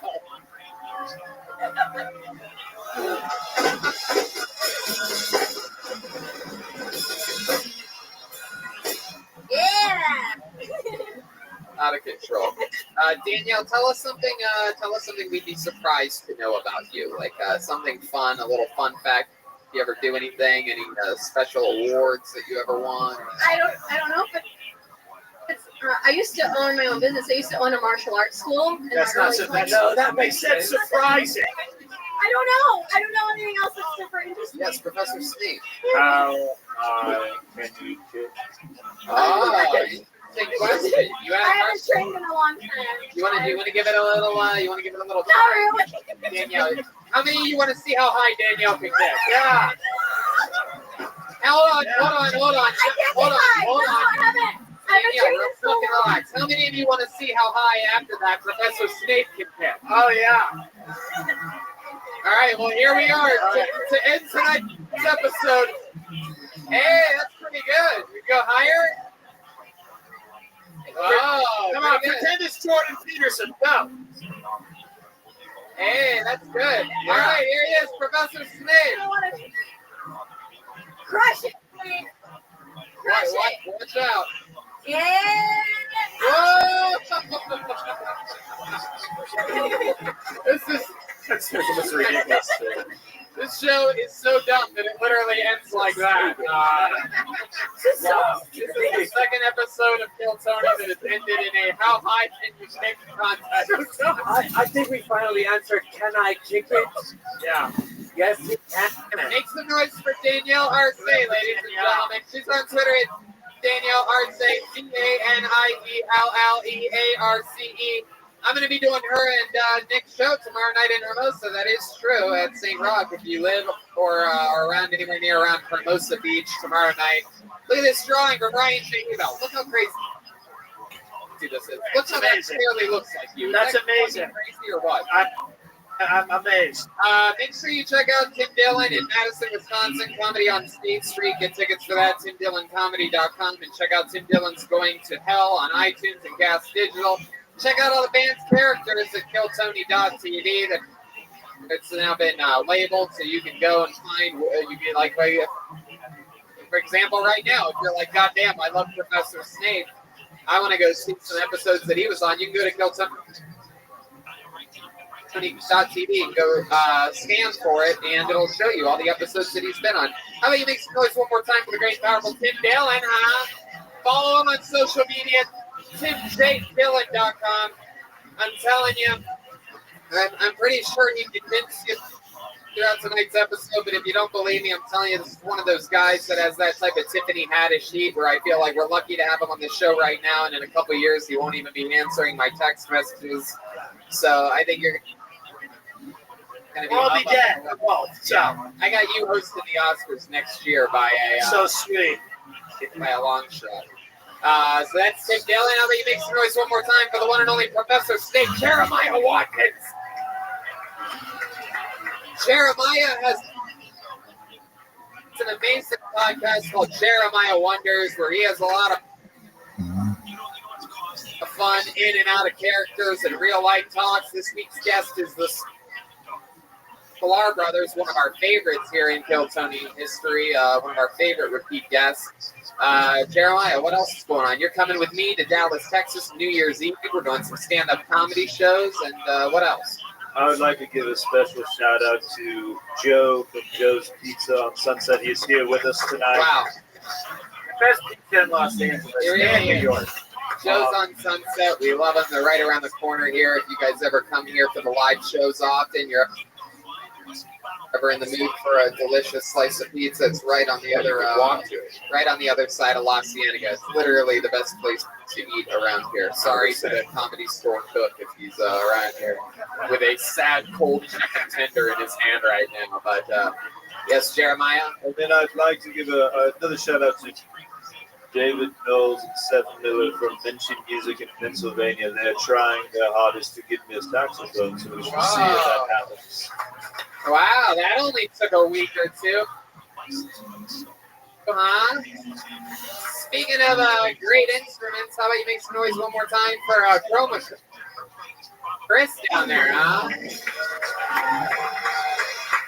I didn't know that they had burn victims on the set of Harry Potter, but I'm excited that you were here. Chroma Chris, what do you think about tonight's episode? It was wonderful, Tony. Wow. How about one more time for the for what appears to be perhaps he may have a drinking problem. We're finding out over the last couple of weeks. How about Joel?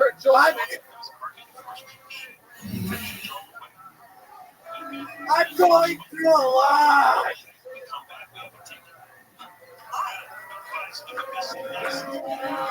Joelberg, is there anything else you want to promote? Oh, it doesn't sound like a problem to me. Anyway, I love you guys. Peace. So Joelberg, happy crowd, they love you. How loud can this place get for the Top Shelf Brass Band, huh?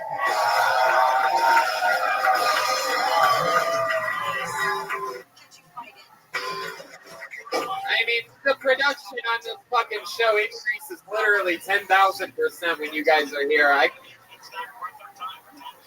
can't tell you how much I fucking love it. Follow them on Instagram at Top Shelf Brass Band. All one word. Instagram, Twitter. Follow them on everything. Follow them in real life. Aphrodite sings with them a lot. She's going home to, it appears as though she's going home to St. Louis, Missouri. If any of you live in St. Louis, she's going for her mom's 80th 7th birthday. This just became an episode of what's that show where the people dress up like Gong Show. and guess which door? Do you want to take what's behind the door? Let's make a deal. How about another hand for Josh Martin over there? He runs around making sure everything's running on track the entire time. We got Kill Tony shirts in the lobby. One of the great comedians of the world. Go to joshmartincomedy.com and pick yourself up a Josh Martin t-shirt. Go to ryanjebo.com. I'm getting my Texas poster framed right now. I have to go pick it up tomorrow. Nice little fancy red frame for that Batman pajama to go next to my 5-year poster and the yellow frame and the other posters. I love it so much. Thank you guys so much for coming out. This has been another episode of Kill Tony. We'll see you soon. Next week, Russell Peters back here live in the main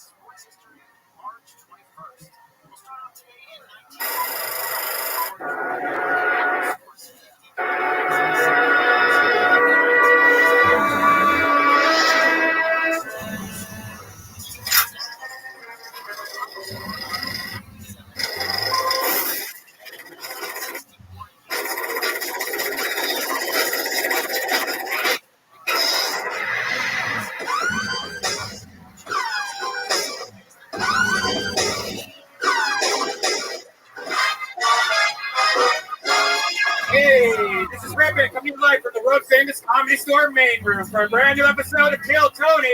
Give it up for Tony Hinchcliffe. Holy moly, welcome everybody. How exciting is this? It must be Monday night. Ryan Redband. Hi. We're live at the Comedy Store. The great Ryan J.E. is here drawing tonight's episode. Welcome, human beings. You're at the #1 live podcast in the world. Make some fucking noise about it. No one has more fun on a Monday than us.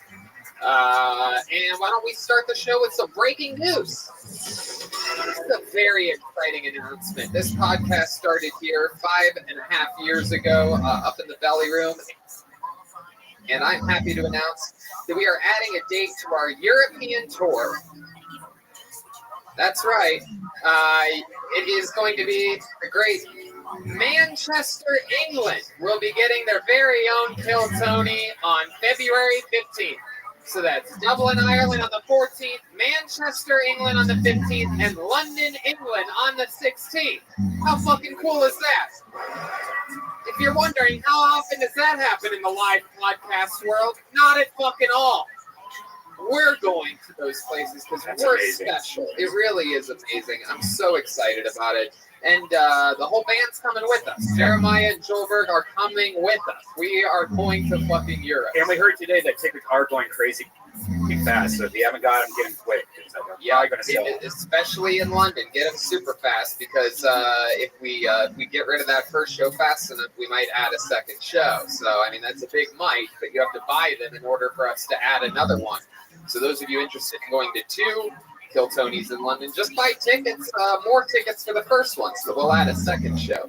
Hey, look, it's Josh Martin, everybody. There he is. He's been helping us out since the beginning. Hats off to him. And we're also doing Kill Tony in Raleigh, North Carolina, January 10th. Somebody told me that I was saying it wrong. I was saying Raleigh. I thought it was. Yeah, that was Raleigh. I was gonna say Raleigh, like it's some guy at a truck stop or something. Raleigh. Hey, what's up, Raleigh? And then there's Kill Tony Phoenix, Arizona. We're going back to Phoenix on January 26th. And yeah, so there you go. I'm doing some stand-up comedy, Dallas New Year's Eve with Jeremiah Watkins, 2 shows, one night only in Dallas on New Year's Eve, and then Irvine, California. I just got new dates for there, the 4th, 5th, and 6th, that entire weekend, 5 shows. More on who is going to be there with me next week. And then, yeah, then we're going stand-up. The whole Kill Tony crew is doing stand-up at Good Nights in Raleigh, January 10th through the 12th. And then I'm doing stand-up solo in London, February 18th to the 23rd. And why do we get to do all this fun stuff? Is because the fans invest their time and their hearts into their show. They invest their love, and we love investments. Robinhood is an investing app that lets you buy and sell stocks, ETFs, options, and cryptos, all commission-free. They strive to make financial services work for everyone, not just the wealthy. You know, and it's not intimidating. I've always been scared to buy stocks, and this is the first time I've ever bought a stock is using Robinhood. It's simple. It's got a clear design with data presented in an easy-to-digest way. And this is the best part. Other brokerages charge up at $10 every time you trade. You have to pay $10. Robinhood doesn't charge commission fees, trade stocks, and keep all of your profits. I love it. You can learn how to invest as you build your portfolio, discover new stocks, and track favorite companies with personalized newsfeed. Custom notifications for price movements so you never miss the right moment to invest. Robinhood is giving listeners of Kill Tony a free stock like Apple, Ford, or Sprint to help build your portfolio. Sign up at ktshow.robinhood.com. That's ktshow.robinhood.com. That is so cool. I love the Robinhood app. So much fun. You get on Robinhood, that's a genius move, if you ask me. And it's important to be a genius, which reminds me, today's show is also brought to you by Genius Pipe. And for those over 21 living in places where pot's legal, this is my newest favorite piece for smoking. It's a metal pipe made with the same technology they use to cool nuclear reactors, so it cools your smoke. The cooling means you can take bigger draws and be more efficient with your bud. Actually, when we were at Skankfest, I met the guy that makes these, and he gave me one. It's basically a waterless bong that fits right in your pocket. Here's my favorite part about the Genius Pipe. No, because a lot of these things you can't use flour, you can't use like real bud, and this one you can. And if you get into concentrates, you can use that for dabbing. And what about dabbing is usually you have all these pipes and blowtorches, and people are looking at you weird. You don't need all that. With Genius Pipes, just put the Genius Stone in there, put the concentrate on top, light it with a regular lighter. There it is. It's cooled by the pipe. It goes down smooth. So go to geniuspipe.com and use the promo code KILL15 for a 15% discount. Celebrate Christmas with Genius Pipe. If you have a friend who smokes, this is a great gift. Once again, and geniuspipe.com plus KillTony15 for a 15% discount. You guys ready to start tonight's show? Huh? Yeah, you are. It's a real live podcast. Yeah. And every single week I have one of the funniest comedians in the world on this show. This guy's done the show numerous times. He's so fucking funny that we just love it every time he's here. And, you know, a lot of comedians are big and famous, and then we have them as guests on this show. And let's face it, you've listened to the show. Every once in a while, a guest can be a little disappointing. This is a guy that kills every single time. Funny on stage, funny in real life. I just fucking love him. We're so lucky to have him back. Make some noise for the great and powerful Russell Peters. Hey!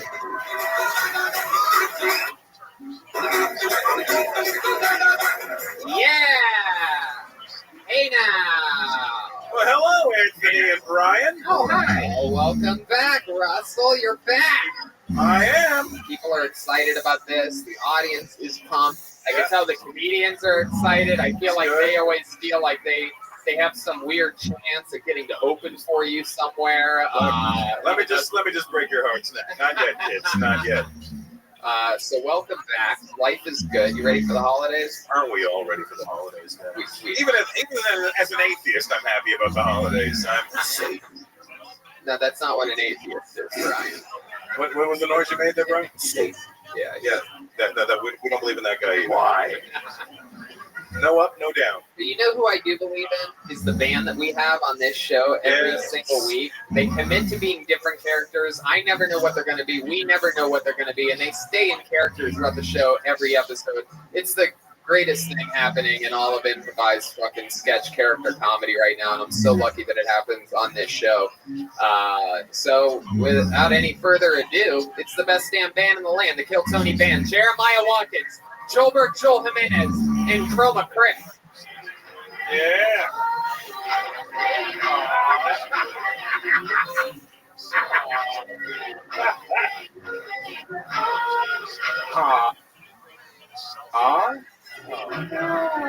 One got away. Oh my God, they're baby. This is the first time we've ever had this. Wow. Every once in a while on this show, we get to see brand new characters, and this is definitely one of them. Holy moly, look at that guy. I would not forget this if I'd seen this before. This is absolutely incredible. They're babies tonight, everybody. Yes, I think we figured that one out. Man, a lot of people looking at Jeremiah like they want to puke right now. Just perhaps one of the most disgusting comedy bodies that there is. I like that they still have underwear on underneath their diapers. Yeah. Good job, Chroma Chris. What do you think was going to happen? Your little fucking... Right. Yeah, good. Yeah, you're doing good. Wow. So you can say that again, buddy. It's exciting. Jeremiah looks like the end of the Amy Winehouse documentary right now. It's so fun. I mean, wow. So they're completely in diapers and what's Joel doing? Wait, he had an iPhone in his diaper. Tony, we just got a new sponsor. Oh, you did? It's Titty Milk. Oh, wow. I thought it was Depends. My goodness. Obviously, Joel is dressed as a infant bumblebee tonight for some reason.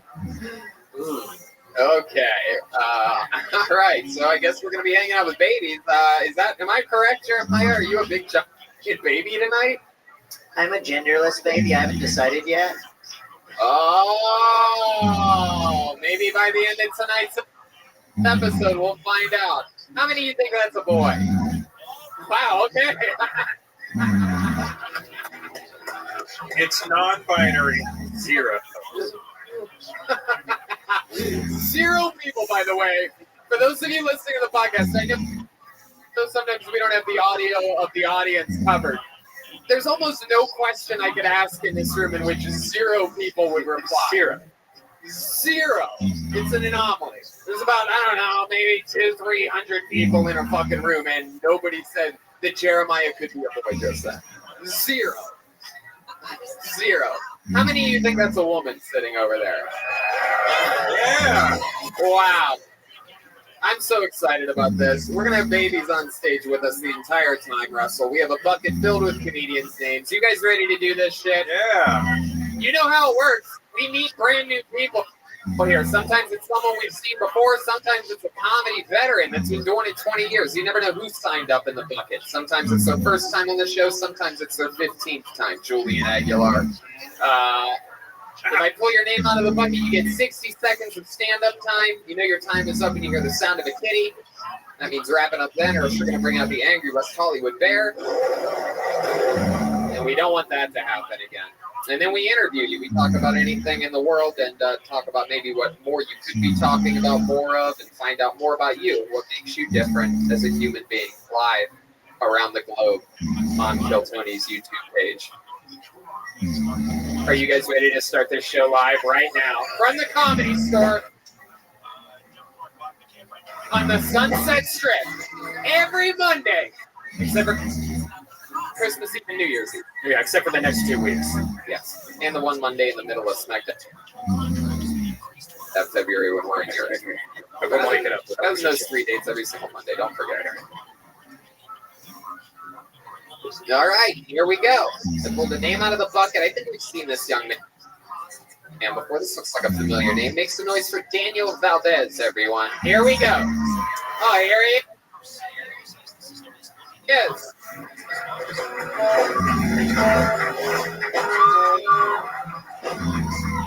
Imagine not being able to reach the minimum height requirement for a Napoleon complex. Dropped out of school in 2nd grade, which explains why I stayed this size. The doctors just told me I have type 1 diabetes. I could point to the doctor sick, then they told me that to add insulin to injury.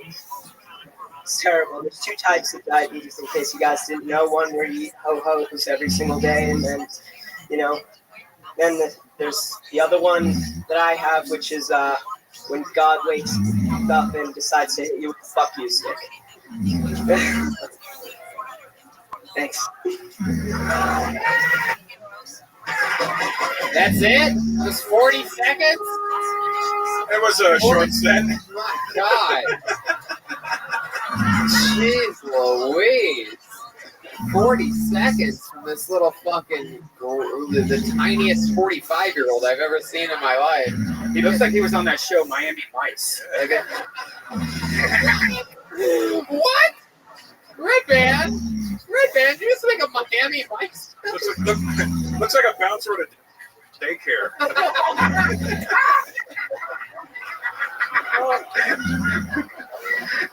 Oh my God, that's incredible. You look like the main character of Narcos if it was on the Learning Channel. You need something to get your memory. I guess so. I need some Alpha Brain or Infinite CBD or something like that. So Daniel, let me ask you, what happened? Okay. So I have. Not at birth. We need your sex. So I had. Do you have some type of? Do you have like Benjamin Button down or something like that? Yeah. No. Okay. So. Victor Velcro. What do you got? What is it? Yeah. No. I had the first 2 things that I did. I was planning on.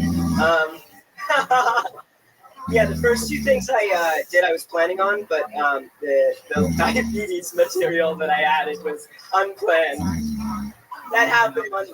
Really? Monday through Wednesday, that material was in development. Wow. It's still developing. Me too.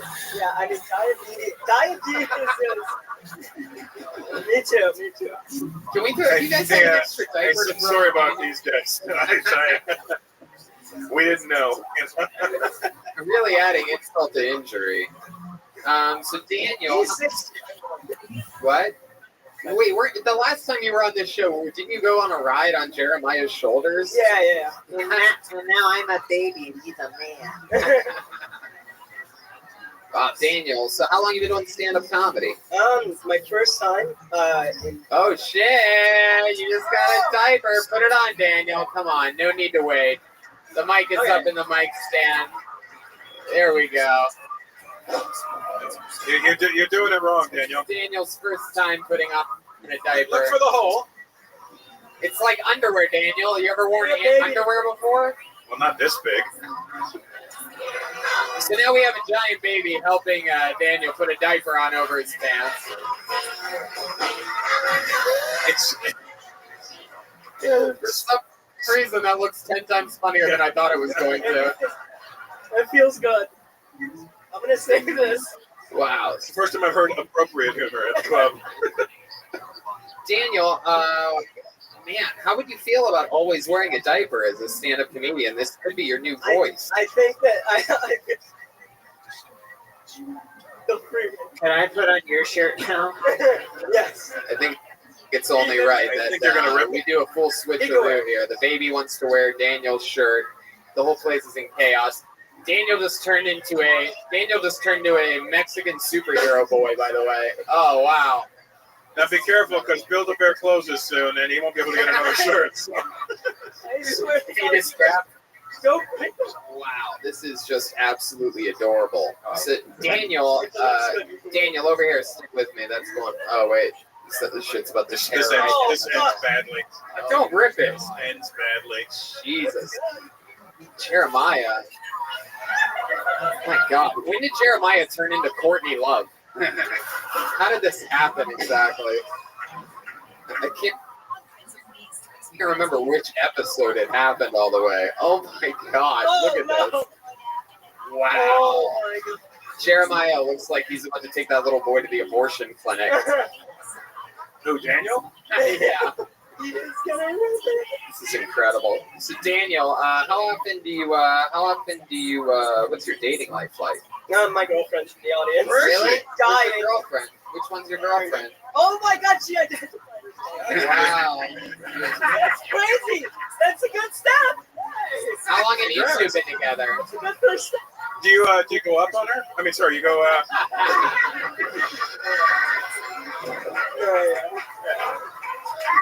Last time I was bragging because she's my height. She's 10, but it's. Oh, come on, Daniel. All right, we'll add that to the 40 seconds you did her. There you go. How long have you two been together? We've been together for almost 3 years. Wow, such Amazing. a long relationship. Yeah. My goodness, where'd you guys meet? We met at school at daycare.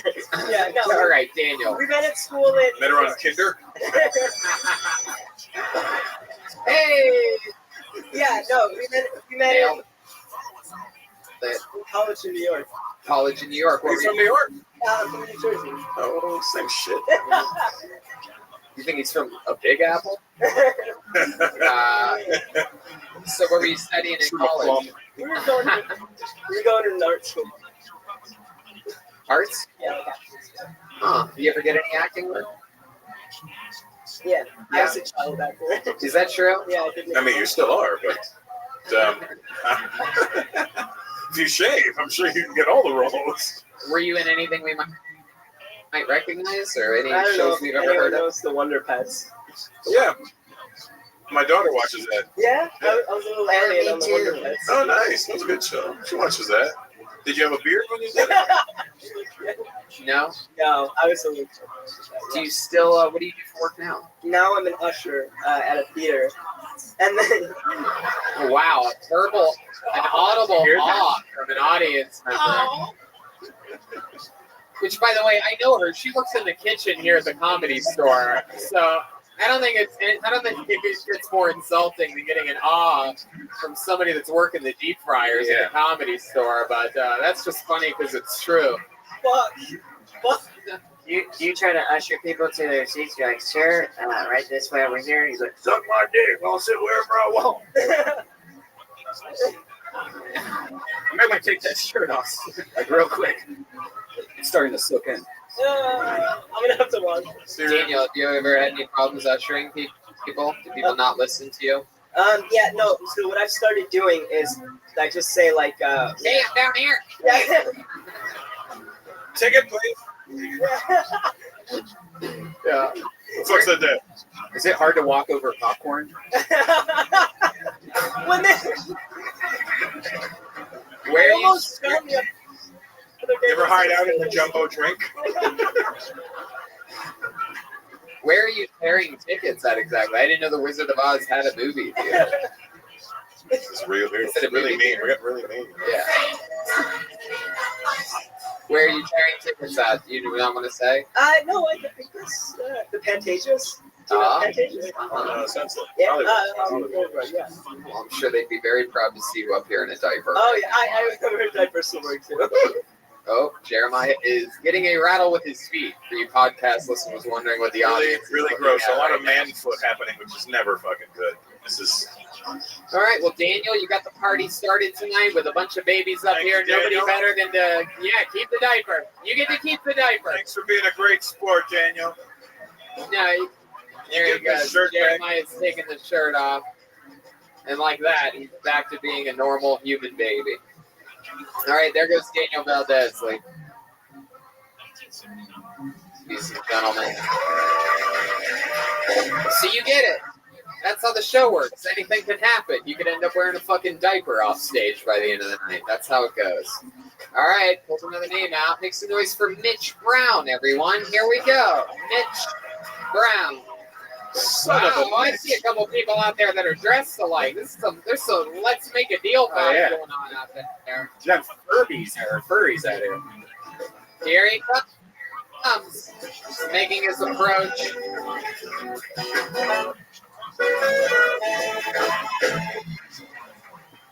Hello, everyone. How are you?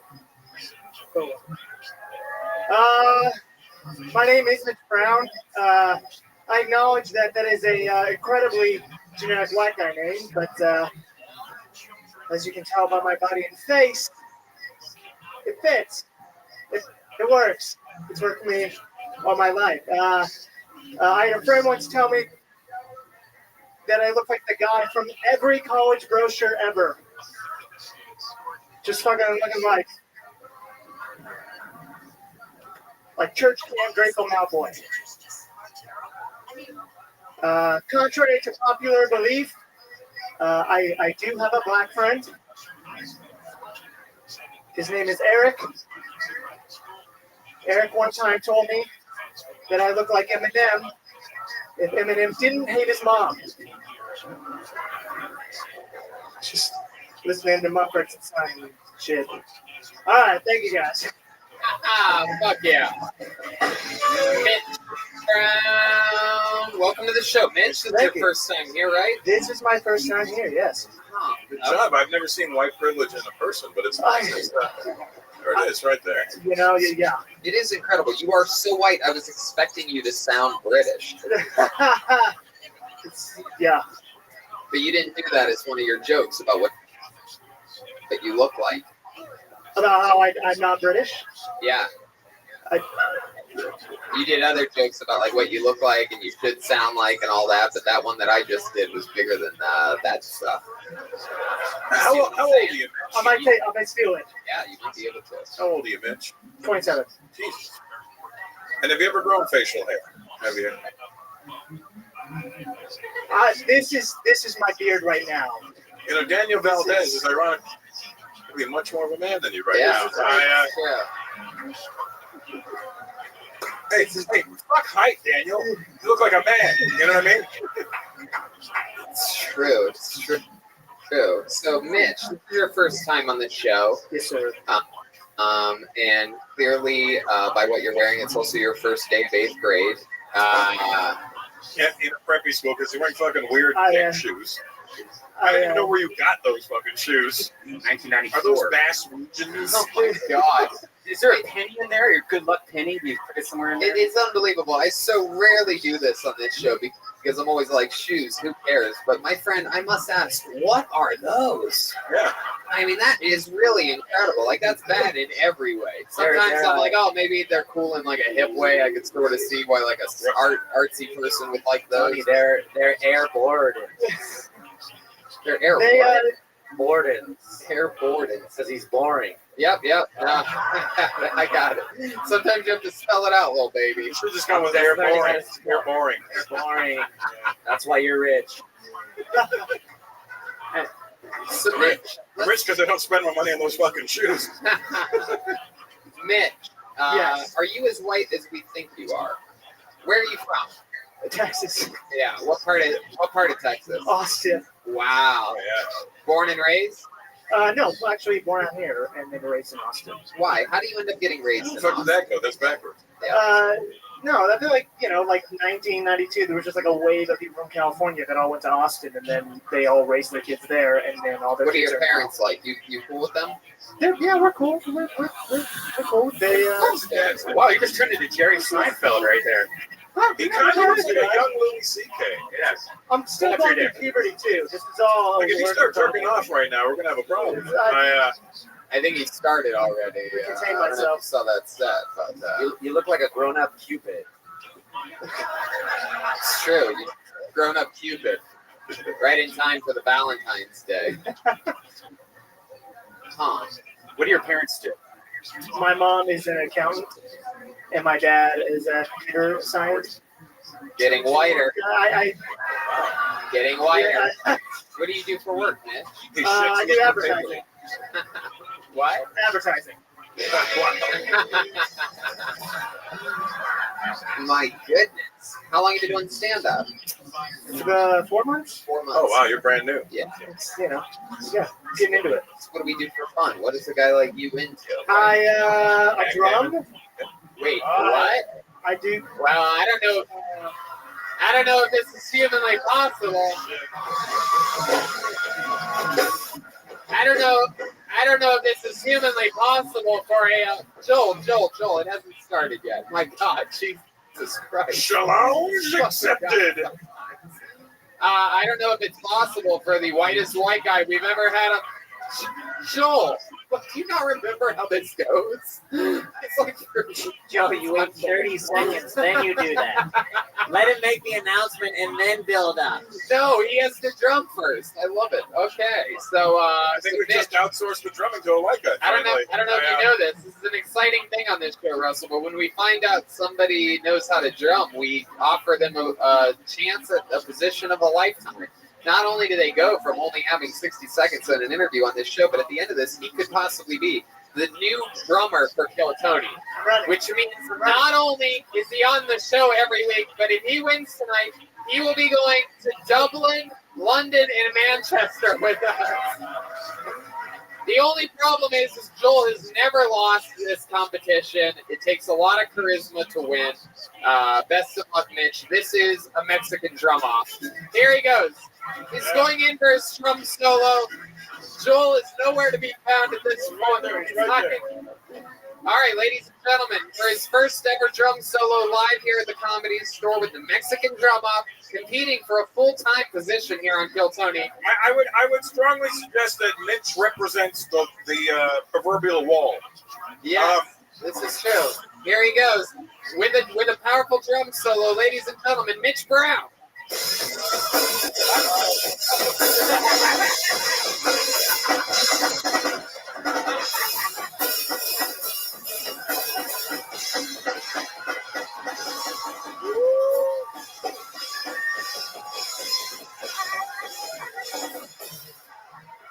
Whoa. Oh my God. We are in trouble. Doink. The budget does not allow for two drummers to go to Europe. Hold on. Now? Wait. Whiteberg. Hold on. Whiteberg. The place is in chaos. Mitch, you just did 1,000 times better than anybody thought you were going to do out here. By the way, good news, you're no longer a comedian, you're a drummer full-time. But here to defend the throne, you're not a professional drummer on this show Mitch yet. went from saltine to Ritz real fast. Here to defend his throne. He's undefeated on this show all times at Mexican Drum Offs. Ladies and gentlemen, make some noise for the one and only Joel Berg.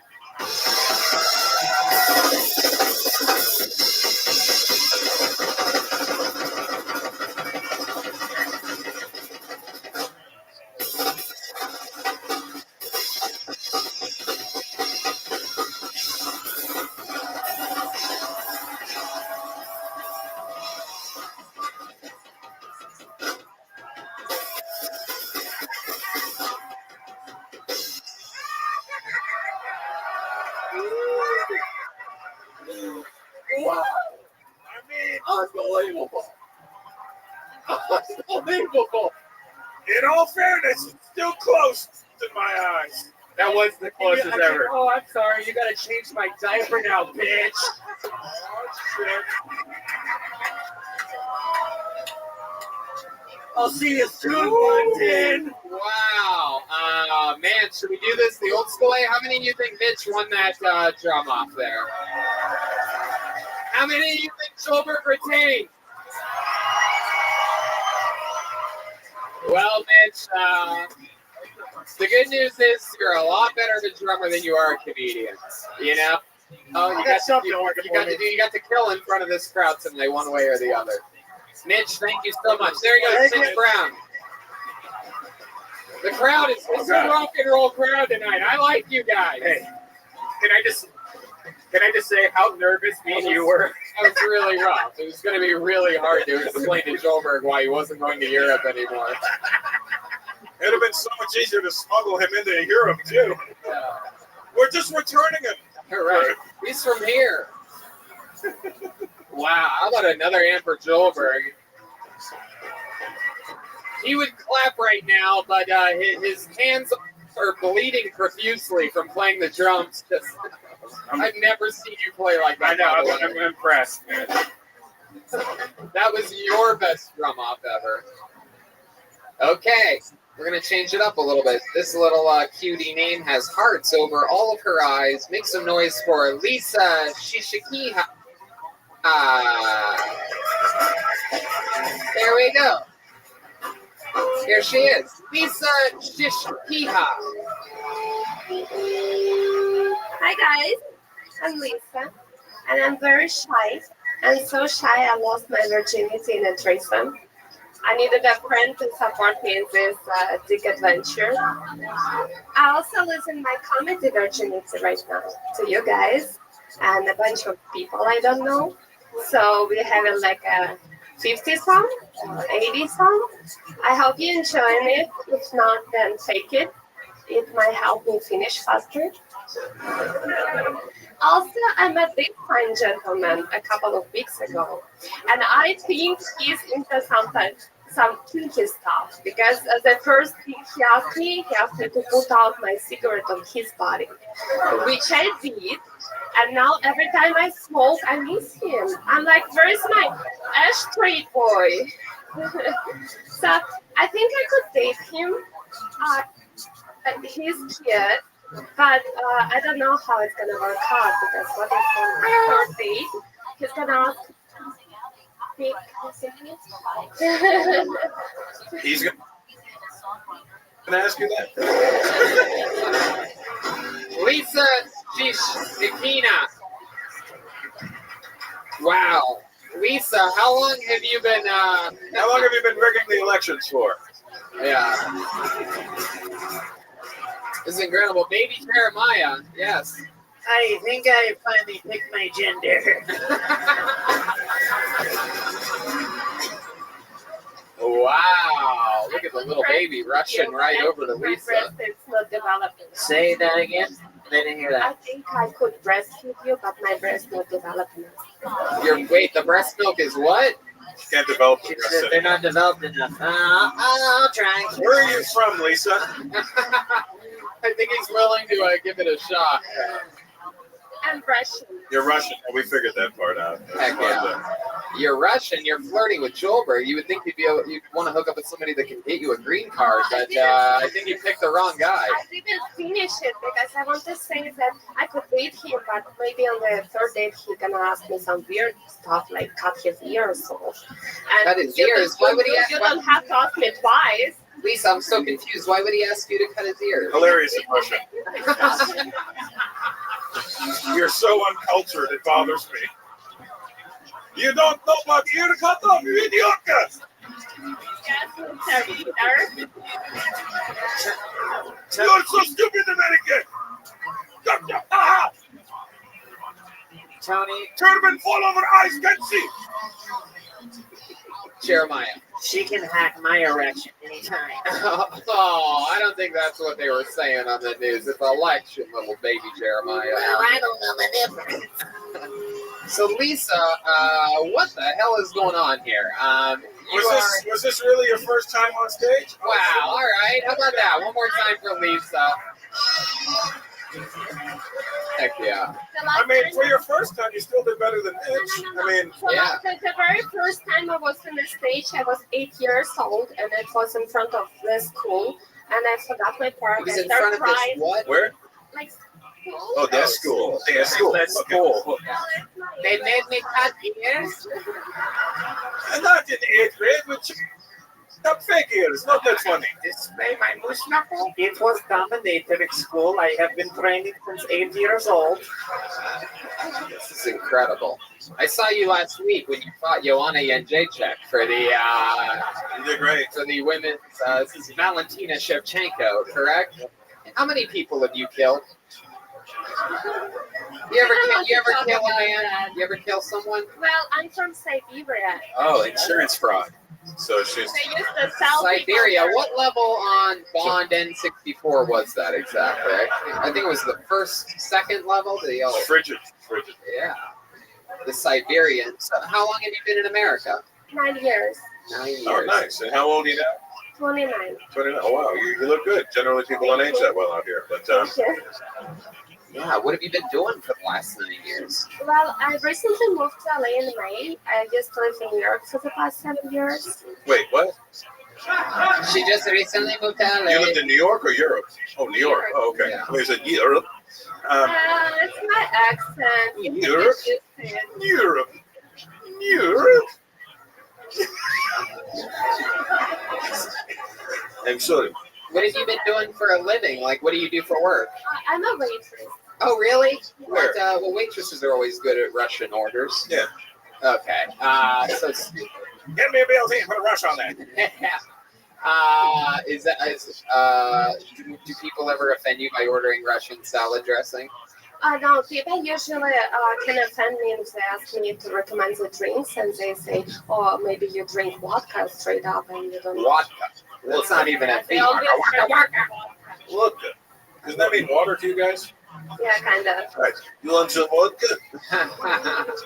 It's weird because sometimes you say where there are W's where there should be V's, and you say V's where there should be W's. It's like right? Indian people. We do that too. Really? Volkswagen. Really? You got to tilt your head to it.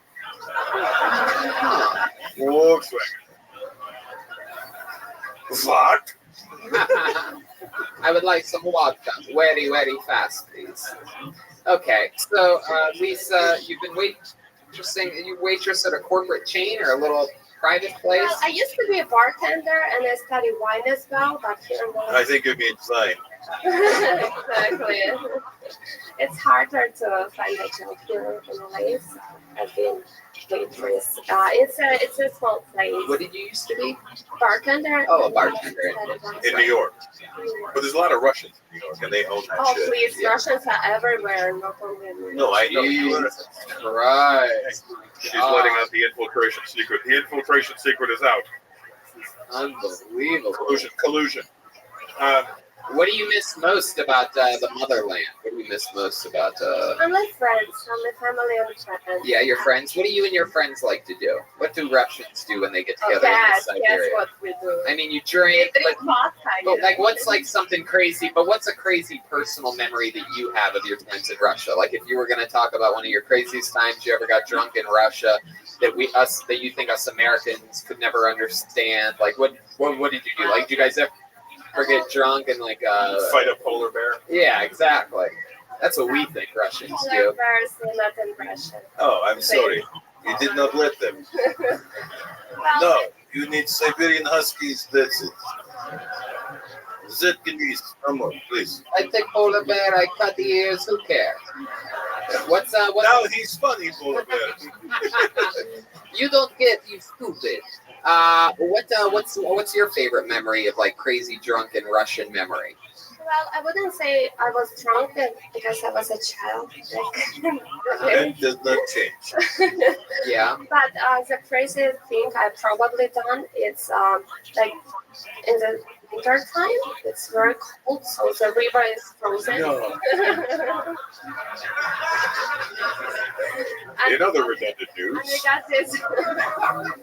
got this religion thing when they make a hole in the river. You make hole? Wait, a religion thing? Yeah, it's a Christian Orthodox. You do it in January. So you have to swim in a cold water to burn your sins, kind of. Oh, I've done it you once. probably I had don't to know soak in that shit. Am I right?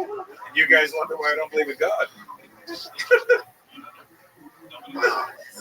Are there any animals that Russia has that Siberian tiger? Yeah. Husky. Siberian tigers are more in the east. Like we have Eastern bears. Siberian tigers. Well, Siberia is 80% of Russia, so Siberia is really big. I just find it interesting because normally they don't let you transport animals from country to country, but you seem to have brought your camel toe with you all the way. That's barely a I know. It's not, by the way. I've been looking for it the whole show. Right, it's not. I double checked. I was hoping there was one there, but there's not. I'm sorry. I was looking at Jeremiah's crotch. That's a moose nut. Yeah, That's, he's got the old. A deer hoof. Jeremiah's got a lot of junk in that diaper. Looks like he pooped out of the front side. Ladies. Kakashi. So Lisa, is there anything? How much longer are you going to be in America for? Do you live here now? I have a green card. What's your concern? Me too. I too am a green card holder.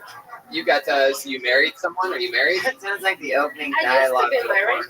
Well, that's how she got the green card. She was married. That makes sense. How long are you married for?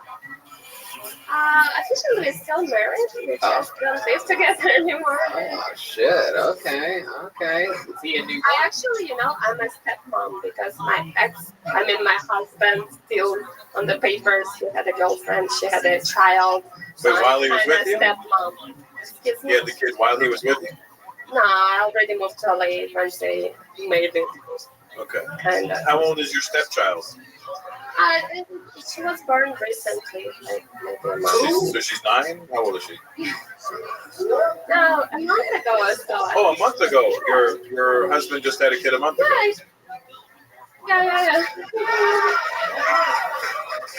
And to celebrate, instead of cutting umbilical, they cut tears. I mean, Well, Lisa, it was nice to meet you. Thanks for coming on the show. Our first time ever doing stand-up comedy. Lisa Shishkina. Good job. She's on Twitter at Little Cute Paw, P-A-W. Little Cute Paw, all one word. Little Cute Paw? Yeah, Little Cute Paw. Because of the moose knuckle? Yeah. The cat paw. What was it? The paw, the hoof, whatever it is. It's a fucking sin. It's incredible. For some reason, something in my gut tells me that we should all be very afraid of that girl that we just saw. Definitely. There's something like very. I don't know. She seems like it's very like Russian. Yeah. It's, maybe it's just how we're trained as Americans to be like, that seems like a villain, but like that really seemed like a villain. What was that movie with Scarlett Johansson? No. Where she played the Lucy, yeah. Did a Lucy-esque vibe. That girl seems like every girl from like the first 20 minutes of the James Bond movie, where she's not like the main person, but she has to like end up getting killed. But she seduces him. He still sleeps with her one night, and then she tries to like pull a gun out from under the pillow, and he's like, "I'm fucking James Bond," and there's a whole hour left in this movie, lady. All right, I pulled another name out of the bucket. Make some noise for Daniel Mo Quinn, everyone. Daniel, here we go. Here he comes, right down the middle.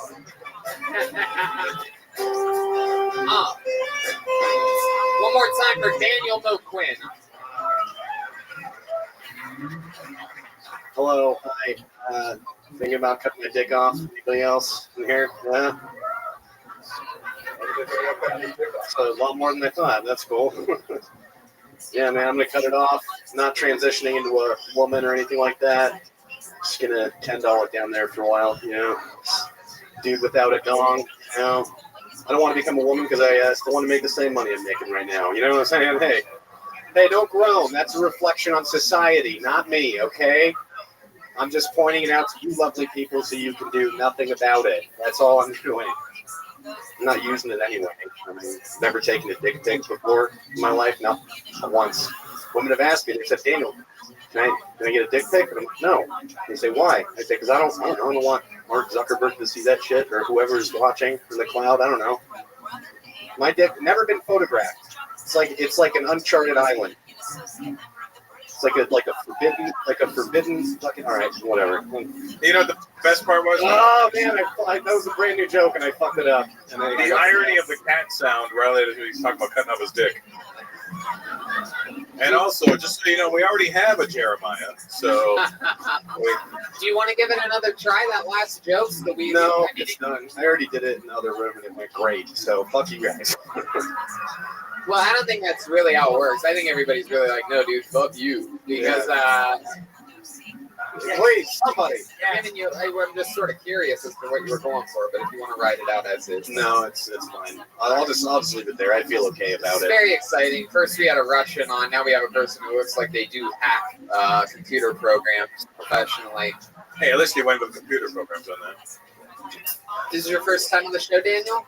No, I've been here once before. How did that go? Was that fun for you? It was very fun, yes. Yeah, what happened? What did we talk about? Remind us. Well, I did a joke about beer, which was funny, and then Connor and Keith Carey made out. Or no, wait. No, No, Pat Reagan and Connor McSpadden made out. That was Man, that was a while back. That was Yeah. a year ago. Really? Was it really? Patty's never forgetting that. That's crazy. That's why he left. So welcome back, Daniel. Thank you. How long have you been doing stand-up comedy? A while. I don't know. I've lost track. Sure, give us a ballpark. It's been a blur. I don't know. A few years. How many years? Yeah, 4 or 5. Don't be 6. coy. I know. I really don't know. I know. I've been doing it 30 years. I didn't fucking question myself. How long have you been singing 30 years for? 30 fucking years now. Wow. So I Daniel, wish I could. Daniel, what do you do for a living? I do audience warm up and I jack off. I do sperm donor shit. Donate my sperm for $500. Is that true? Yeah. You donate your sperm? So there's just I don't know who wants it, but they Just in case another person wants to have a kid that looks like Jughead. Yeah. Or a makeup-less Joker. So you don't ever think like in the future these kids like 24andMe are going to find you and like going to owe a lot of money or some crazy shit? I'm gonna worry about that in 18 years. That's what I'm gonna do. Wow. You don't feel bad putting your bad genetics out there on the market like that? You look like a. If they were bad, why would they pay me for it? I don't know. They know something. Why are they? Because they're like you draw eyebrows on before you go to the clinic or Yeah. something. Oh my God, Red And Man. a 6-pack. Yeah. Bunch of potential eunuchs out there. He does have thin eyebrows. Red Man is on fire here tonight. I don't know what's going on. He looks like roasting everybody. That infinite CBD I've been using. Yeah, it I tell really you. is. It is incredible. It is the best. Daniel, you look like Keith Ledger. He's lesser known now. How many times have you made money getting your coming into a cup? That's another question I wish I knew the answer to. How about a ball? How Daniel, disconnected have are you you ever from your own life? have you ever answered questions before? Like, what do you do? I like to stay vague. I don't know. I'm embarrassed about the truth. That's really what it is. Well, then maybe A you lot. should talk about it. Can't handle the truth. If it's really embarrassing, then you'll get the laughs that you didn't get during your set tonight. Daniel, how many times do you think you've come in a cup? If you had to guess, I don't know. Somewhere between 25 and 50. That's an interesting answer. That's a lot of fucking times. Somewhere between. How often did they let you do that? Maximum. I think it's there's a monthly cutoff. I think it's 3 times a month because you can only That's not bad. Yeah. I might be into that actually. Oh yeah, that's what they want. They You just got- you want gotta be- you chunks gotta of your fucking yellow cum stacked They on their take yellow shelves. Oh. But this guy's comes was like Camel Lights for some reason. Camel. It looks like the old mayonnaise around the jar. Yeah. They get the cup back and they're like, "Sir, this is just a cup of Cheetos." Flamin' Huts. Oh, Did you know? Daniel, what's your cum like? All Wait. right, don't actually answer. Wait, That's what? normal. So you really push it that limit? You go about 3 times a month? No. No. Just whenever they call. What was the first They thing? call Yeah, Daniel. We need you to come in. Yeah, You got a load for us? You come in so many cups. Have you ever just tried to do like an old-fashioned lemonade stand with cum? Wow, little baby with a good question. You ever do a lemon? Cunty style. Do you want me to answer that one? No, it's okay. So Daniel, you've been coming in cups. What was the first dance that you said that you do for work? Audience warm up. Oh, where do you do that at? Riot. A company Not called here. Riot Games. Yeah. Riot Where Games. Riot Games. They're esports. You ever get your 2 jobs confused sometimes? We're like, you guys ready to fucking come in some cups, huh? All the time, yeah. Wow. Daniel, what do you like to do for fun? You seem like a guy with a lot of hobbies. You like to probably kick up your. Do you remember anything that you'd like to do for fun? Yeah, I don't know. I like to play some video games every now and then. Yeah. No shit, huh? What are you playing? You're very engaging, so I can see that. I just don't want to look at you guys. So. I play mostly NBA 2K19. That's Do you what smoke a lot of 2K or 2KY? Do you No, smoke pot? zero. You don't Zero smoke pot. pot at all. No, I do- Meanwhile, you I play do. a lot of video games. You have that haircut. You don't know the answers to shit. Like, it doesn't make sense. You don't even have an excuse for this ridiculous behavior. No. Have you ever tried smoking pot? Yeah, I used to smoke a lot of it. What happened? I just got tired of it. Really? Yeah. But you didn't get tired of just coming into cups. Hey, that's fun, man. That's fun. Really? Did they give you porn when you do that? Yeah, it's like old 70s, like bush porn. It's gross. Yeah. I don't use Hey, it. fuck you! I grew up on that shit, you asshole. Yeah. I think you would love Bush since you look like the lead singer of the band. Hey, Only that many people remember Bush. Wow, Daniel, is there any redeeming qualities? Anything that you could say to make this audience like you? Be more interested in you? Any fun facts about Daniel that we don't know? You ever played Jenga? You ever beat the game Jenga and have it like all be one stack at the end? No, it's not. Where'd you grow up, Daniel? All over. Wow. You a big fan of Vague magazine? He's from Las Vegas. I'm from Canada. I grew up partially here. You're Canadian? Yeah, from Montreal. Oh, that's the problem. Okay. He's not from Canada, guys. He's from Montreal. He's How did you end up here? I just moved around a lot. I ended up in New Mexico and moved here. I've been everywhere by Johnny Cash, if you're wondering. I was wondering. I can't tell who's playing the fucking music. It's really right. Red Band. If it sounds good, it's Red Band. I love when it's like guitars and stuff, and they look at me. So Daniel, I'm still a little confused. If you started in Montreal, how do you become an American citizen? He didn't. Baby Jeremiah. I married a Russian woman. What happened, Daniel? How'd you become a citizen? I got a green card. How? I don't remember. Get them. Just get them. Jesus Christ. I got one. He's got one. The fucking Ruski has one. I guess so. We're worried about Mexicans, and they've already met 2 different illegal people. Illegal. And well, you're still good. All right, Daniel. Well, there you go. Thank you. The answerless Daniel Moquin, everyone. Thank you so much. Good job, Daniel. I don't remember. I got one. I don't remember. I just realized I touched his hand. Baby Jeremiah is going cray over there, huh? How Was you that doing, wallpaper baby? paste? What was it? You guys having fun out there?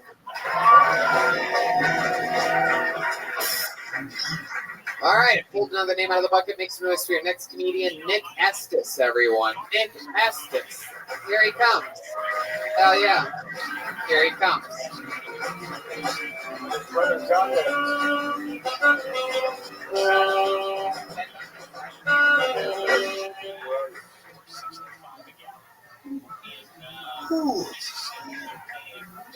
Why are boner pills named after strong black women? Viagra, Stendra, Levitra, Cialis. What's going on here, guys? Is it because black don't crack? Is it because the darker the berry, the sweeter the juice?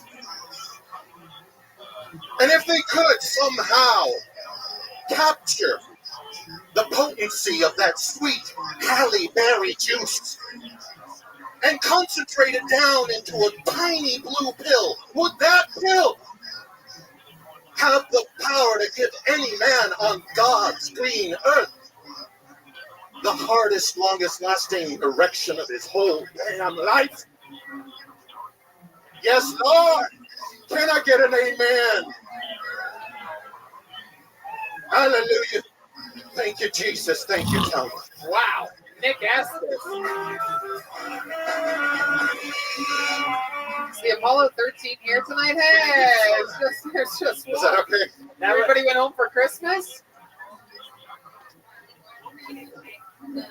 Oh, wow. It appears as though I've been betrayed by my black friends, the Apollo 13 at another show across town. That was like Martin Luther King's "I Have a Wet Dream." I mean, Nick, that was something else. You had my attention the whole time. I couldn't wait to see where you were going. Once you tried to mix. I like that you said black woman. You picked the only mixed black woman out of there. That was Halle Berry's only half a berry. She's Still sweet. lighter the juice in that one. It's Very interesting. Nick, you've been on this show before. Do I remember? No, never. This is your first time. Nick asked us. Dante asked us. And so Aquí, señor. Oh shit! I don't know what you guys are saying. Can somebody get that waitress from earlier to tell me? I think you mean the pictures. So Nick, here we are. This is your first time ever on this show. How long have you been doing stand-up? 2-3 years. 2 or 3 years. Why is everybody so aloof with that number? No, it's because I had to stop and then pick it back up again. Why'd you stop? I moved to South America. Where? To Chile, Santiago, Chile. I've been to Chile. No, that's not the right place. That's a different. That's the national anthem to Chile. Man, are you Chilean? Yes, I am. Well, then, good trip. Thank you. You think you'd be better at mining for jokes then? What was that? Oh, mining. Miners, anybody? No, I get it. It's good. Yes. So Nick, why did you move to South America? To be in my daughter's life. Wow, I thought you were just going to say to be in your daughter, and I was going to get creeped out there for a second. Yeah, right after a Viagra set. Right. To be in my daughter, Tony. Like, wow, you're a lot more direct than the last guy I had up here answering questions. Well, he knows why. Man. So is she still in Chile? No, she's actually here with me on this visit. Wow. We got 45 days in California, so this is day 3. Cool. Wow. And then you're Loving it. Where is she right now?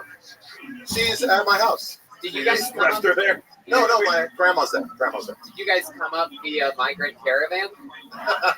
So it's a little more difficult for some. South America. That's a different place. Oh, okay. It's a caravan boat. So what are you guys doing for fun? How old's your daughter? She's 11. She just turned 11. Oh, wow. So what are you guys doing for fun? You doing anything cool? And So, no, we got here and she got sick on the plane, and then she passed that virus on to grandma, and then so they're both. So they really, you guys really are dangerous. It is. You know, I never wanted to side with Trump, but wow. What kind of virus are we talking about? It was a stomach flu or something. They were puking and diarrhea. It's pleasant, very pleasant. Probably got the sweats and the chiles. Hey, have you taken her to Chili's? Yeah. I should take her back so she can, bring the finger down. Well, here we are. So wait, how long were you out of her life that you wanted to go back to be? Well, what was happening was that she was spending her summer vacation here in California with me, and then Mom took away the business. So then I had to move there. How long Here we are. How long were you there for? 2 years. What are some things that we'd be surprised to know about Chile? I was there a year ago. Really? Yeah. But you're at like the Ritz-Carlton, Chile, or I actually was, but I really was at the Ritz-Carlton in Chile. This guy here is at the Shitz-Carlton in Chile. Basically. Well, now he's at the Shitz-Carlton. She's got the shits at the pews. That's true. You know what? I was surprised to learn about Chile. The food is fucking awful. Really? Yeah. Isn't that how it is in most countries, though? No, Usually it's you're not. You expect, all right, I know some Chilean people. I was like, oh, first of all, there's no sea bass. There's no fucking Chilean sea bass. It doesn't exist. What? Wow, I was in literally, Chile. I was like, hey, do you guys have a sea bass? I was smart. I was like, cut out the Chilean part. Like, you guys have sea bass? No sé. I was like, Never heard of it. Sea bass. I kept doing this shit. And I was like, it's a very popular dish. They go, no, halibut. I was like, oh, just fucking halibut. So Louise. Is there Chili's there? There's a TGIF Fridays. But not Chili's? No Chili's, though. They have a lot of sushi with cream No cheese. Chili's in Chile. A lot of cream cheese in the sushi over there. A lot of drowning in cream cheese. It's fucking weird. What do you love the most about Chile, though, Nick? What are some things that we'd be interested to know? There's good snow resorts. Like if you're into snowboarding or skiing. Yeah, there's a lot of good resorts. They have fake It is snow. Chile. Fake snow? Surrounded by the Andes Mountains, yeah. Oh, okay. All right. Man. You ever go snowboarding? That's with your- Colombia. You ever go snowboarding with your 11-year-old? No. Yeah. Huh. What is she into? What's she a big fan of? Is she looking like she's gonna be a good human being? Well, she's silly. She's silly like Daddy, and she likes YouTube. YouTube, Funny the man? YouTube. Oh, YouTube. Funny YouTube videos. That's what she's into. Kill Tony available. Exactly. I'm getting her hooked on this show right here. I love it. This is not what you want to watch. No, that's true. It's the right move. Get him started young. If you want to keep her in your life, don't want to watch this episode. Nick, what's the deal? Are you going out on dates, or are you taking this 45 days and just staying abstinent, only having sex with your daughter? Fuck you, Tony. Well, the daughter's in town. You going on dates or anything like that? No, I'm just here to visit friends and family, do comedy, and whatever. Go to Disneyland with my kid. That's it. Hey, that's fucking awesome. You're good, Daddy. Well, you know Absolutely. what? Here at Kill Tony, we believe in making great things happen, and we actually heard that you wanted to go to Disneyland, so we have directions to get you there. Yes. Take the 5. Our friends over at MapQuest.com printed them out and sent them to us via the mail. Yes, remember MapQuest? Oh, it's already they're back. Right. Exactly. We have printed pages. For Pearlies? We have 2-sided printed white loose leaf pages. All right, Mike. Nick, it was good to have you on the show. Thank you so much, guys. There you go. Thanks, Nick everybody. Astor.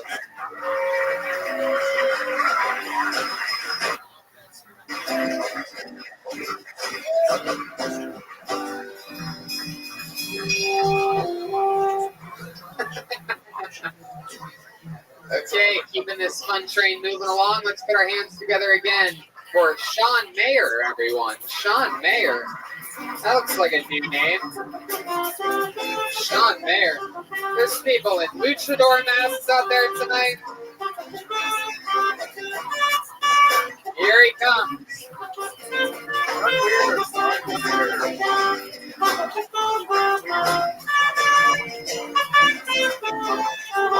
One more time for Sean Mayer, ladies and gentlemen. Hello. I'm a horrible person. I am. Sometimes I like to stand in front of my mirror for hours. Not because I hate myself, and I do hate myself. I'm like an unattractive Leonardo DiCaprio. So basically what Leonardo DiCaprio looks like right now. Oh, burn. No, look at the mirror for hours at my reflection, because I think if I wait long enough, my reflection will move first. And if I catch it in time, he'll grant me a free wish. Do you want to know what I wish for? I wish for a fat Chris Pratt. That's right. Not just regular fat Chris Pratt. So fat that they got to tear down a wall, roll him out on the set of the next Jurassic Park movie where he's the monster. Wow. Wow. This is like Kill Tony live from Arkham Asylum here tonight. This is incredible. By the way, I'd like to say, great set, Jonah Hill. You look like thin Jonah Hill, though. Thank you. I've been working out. I was gonna say you look more like a young Kathy Bates, but she's really good. Yeah. This is definitely your first time on the show. I would remember you. You're the first person in the history of the show whose head is shaped like an emoticon. Perfectly round. I love it. You look like Willy Wonka and a Oompa Loompa. Oh. Welcome to the show, Sean. Sean Mayer, that's your name? So close to John Mayer, yet so far. It's true. Yes, You're complete antithesis, actually. Baby Jeremiah? It looks like he was given one wish, and that one wish was to go in a supermarket squeeze through Old Navy. In the summer. Sean, where are you from?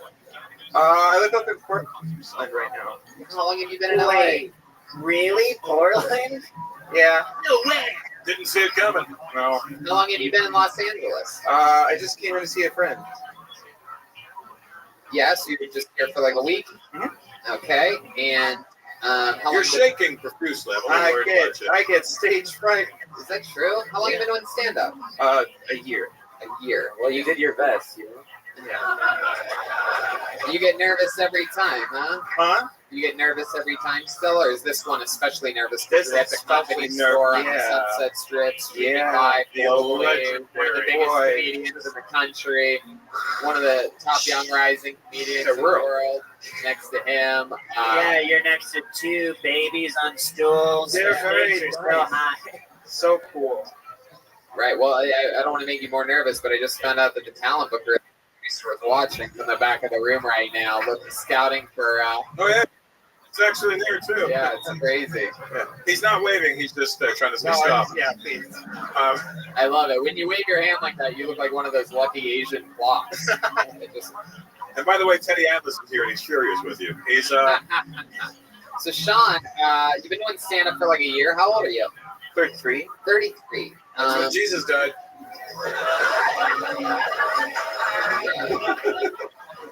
So Sean, what made you want to start stand-up at the age of 32? You know, I just wanted to try to make people laugh. You got tired On of purpose. For once. I mean, you got very funny things. Let's not get it twisted. You have some very solid stuff up there. Joel, what did you say? You're basic. I said he got tired of modeling for the Renaissance Day too. Wow.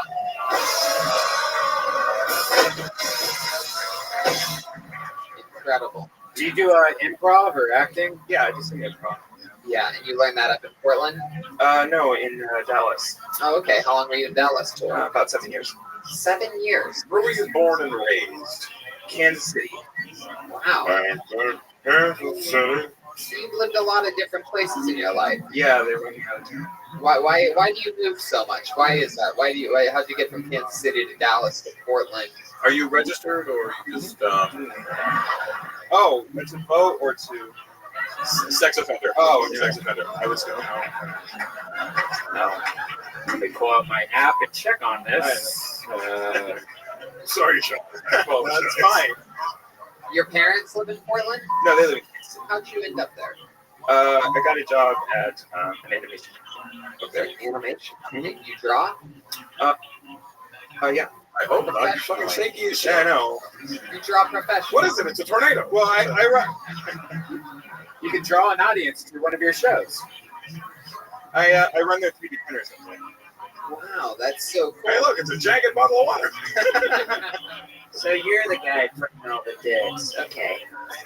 Wow, that's incredible, Sean. And so, what are your goals and dreams? How do you see this whole thing playing out for you? I don't know. I just kind of wake up and then I say, get out of bed, run, go, and then see what happens. Do you have a girlfriend? No, Male friend? Whatever you're into. It doesn't matter. I'm not anything. I feel you're asexual. I do feel that. When you say you're not anything, what does that mean? What's He's the last he's thing? into osmosis. Osmosis. What's the last thing? What's the last thing that you had sex with? Cantaloupe? Nothing. Perhaps it. I remember. Really? Is that true? It's true. Oh, Well, that's adorable. I'm okay with it. I'm not ashamed. I don't know. There's nothing wrong with it, but let's break this spell. Who wants to fuck Sean? Yeah. It's Jen Murphy in the audience. It's Jen Murphy in the audience. Do you have a gender preference? Because we can get you either or. Have you ever thought right down the middle if you want it. Have you ever thought about taking your chances and taking off the vest? Oh, Not right now. I'm self-conscious. Are you? Yeah. So you lay her. Mm-hmm. But I mean, you don't lay her. No. Really. So you masturbate a lot? No. No, you don't even do that. No, I take a lot of antidepressants and it cuts down on the sex drive. Really? Yeah. What are you depressed about, buddy? Oh God, I don't know. Just anxiety. Don't get excited. Sean, Wow, what a doctor. You just solved his anxiety. Thank you so much. You're better than this. You ever work out, Swan? You ever go for walks? He with doesn't dogs? work out. Good. I mean, He's barely floating right now. Yeah. I think a lot of people don't realize that anxiety and depression, I don't think we ever talk about it enough on this show. A lot of it is solved by jogging and a simple walk or exercise. Gotcha. It's not gonna work out. You're not gonna work out in fucking flip flops. I mean, I would change the flip flops. Yeah, Okay. the shorts flip flop thing. You don't want to be on stage in shorts. No. I mean, he likes his extremity. He's cold, but his body warm. Yeah. do you give therapy?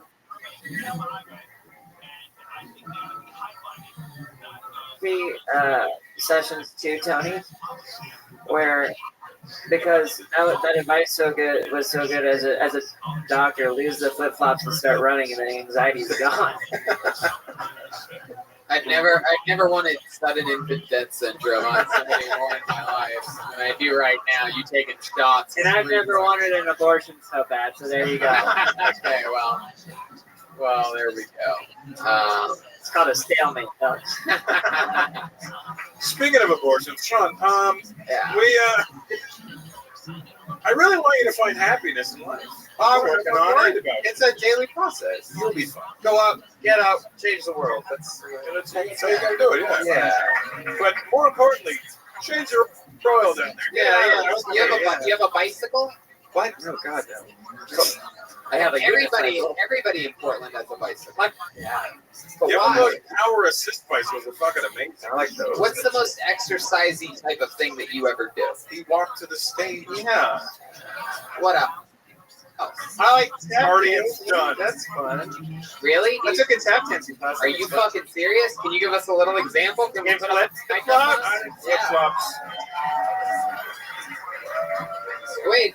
No, that's Michael Flatley, Lord of the Dance. It doesn't work in flip flops at all. Jeremiah Watkins. Ironically, he should be depressed. You know, the ironic thing is he's wearing a Fitbit. That is crazy. My friend bought it for me because he said I needed to get fit. Well, you're not a bit fit. So you're telling me that the analysis that I made, wow. The analysis that I made in just a few minutes of meeting you is the same thing that your friends tell you? Yes. I'm working on it. Just want to take that moment to acknowledge that I was able to do that. Your friend really bought you that Fitbit? Told you to get your fucking life together? Oh. Yeah, that was on the card. Yeah. He drove me to the store to buy it. Now that's a good friend.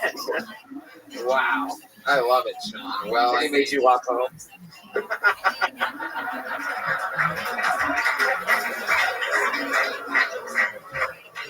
Will you come back again? Will you sign up for Kill Tony when we bring it to Portland again? Sure. Too? Well, there you go. There you go. Sean Mayer, everybody. We did it again. Yeah.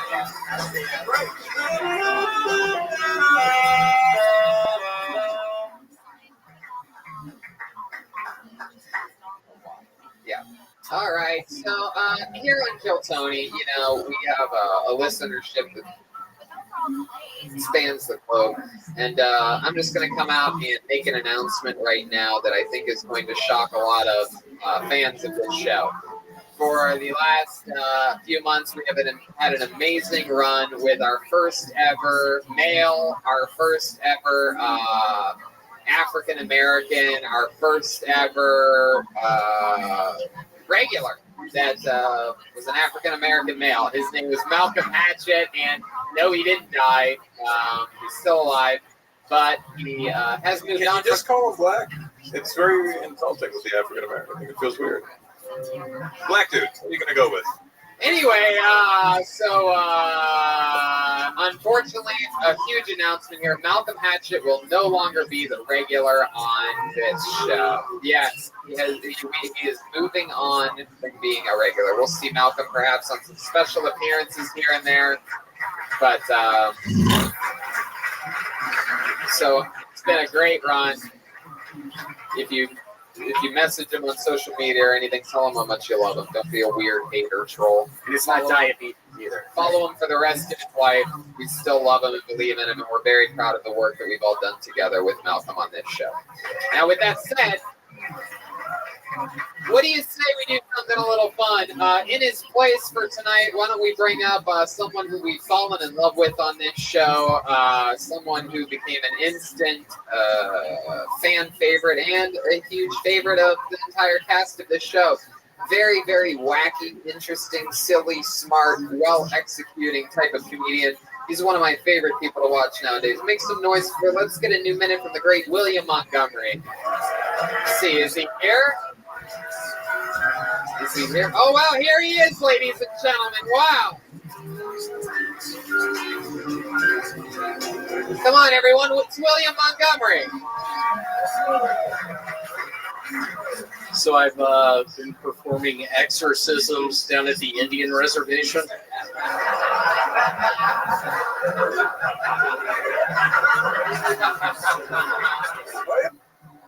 Look at me. Wrong Indian. In New Delhi. Did you break down? You breaking the rules back? That's a movie I just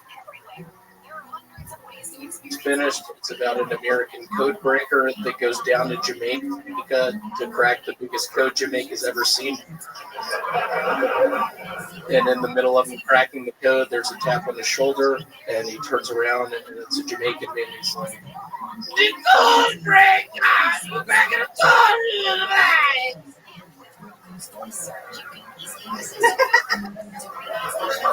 So I'm Chris Kringle's younger brother, Matt Kringle. Go ahead, finish it.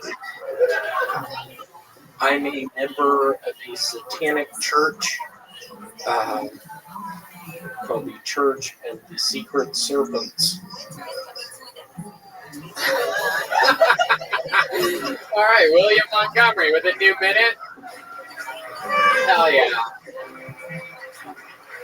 How's it going, William? It's been a week since we've seen you last.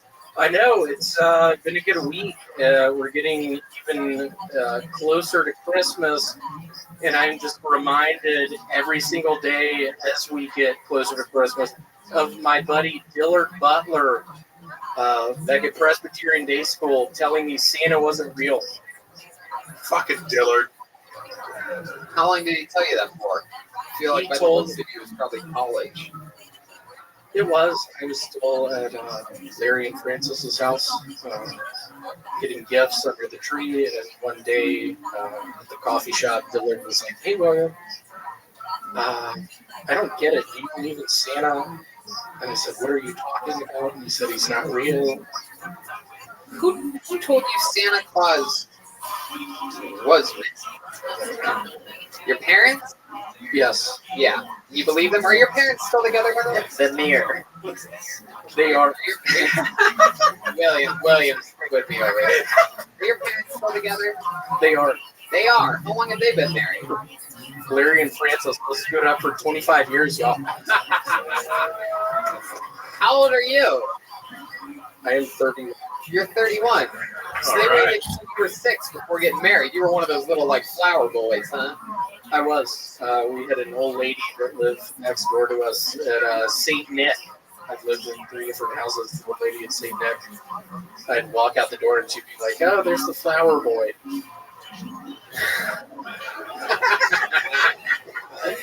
She was a gentle. I feel like there's pictures of you out there somewhere, 6 years old, dropping the flowers on the middle hallway thing with your beard.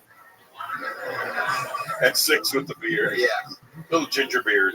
I'm going back to Memphis between the 23rd and 27th, and I'm going to have to. Yes, for Christmas, I'm going to have to freshen up. If my mother Frances right now could see me with this gut and this beard and this hair, it'd be a nightmare. Tell her you're just being festive. I know. Just tell her you auditioned for Santa Claus role, and you didn't get it. Are you going to change the gut so fat, like a girdle? That's why you said you auditioned for it. He grew it for this fucking movie, and you didn't get the role. Come up with a good Hollywood story. Good. William, are you going to trim the beard before going back home to Memphis? I think so. That's my plan. Yeah, how are you going to do that? You're going to do that yourself? I am going to find the closest Fantastic Sam's. They are fantastic.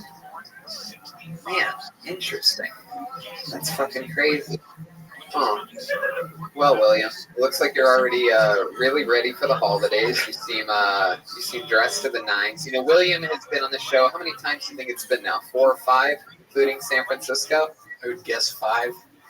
And yeah, we've always loved you. Everybody's sort of raving about you. I think there's a lot of mumbles in the system and everything like that about, murmurs of how much people love you. And I know that the entire cast of this show loves you. And we've never had anything quite like it on the show before. And I guess what I'm sort of asking is, would you be interested in being the new regular here on Kill Tony? I would love to. Yeah? Well then, ladies and gentlemen, that makes it official. Your new regular is William Montgomery, everybody. Hell yeah. Boom, there you go. Wow, that's confetti. We got confetti cannons for this occasion. Look at all Billy Monty. I just want to give a shout out to my hater, cracker, viral kid, 55.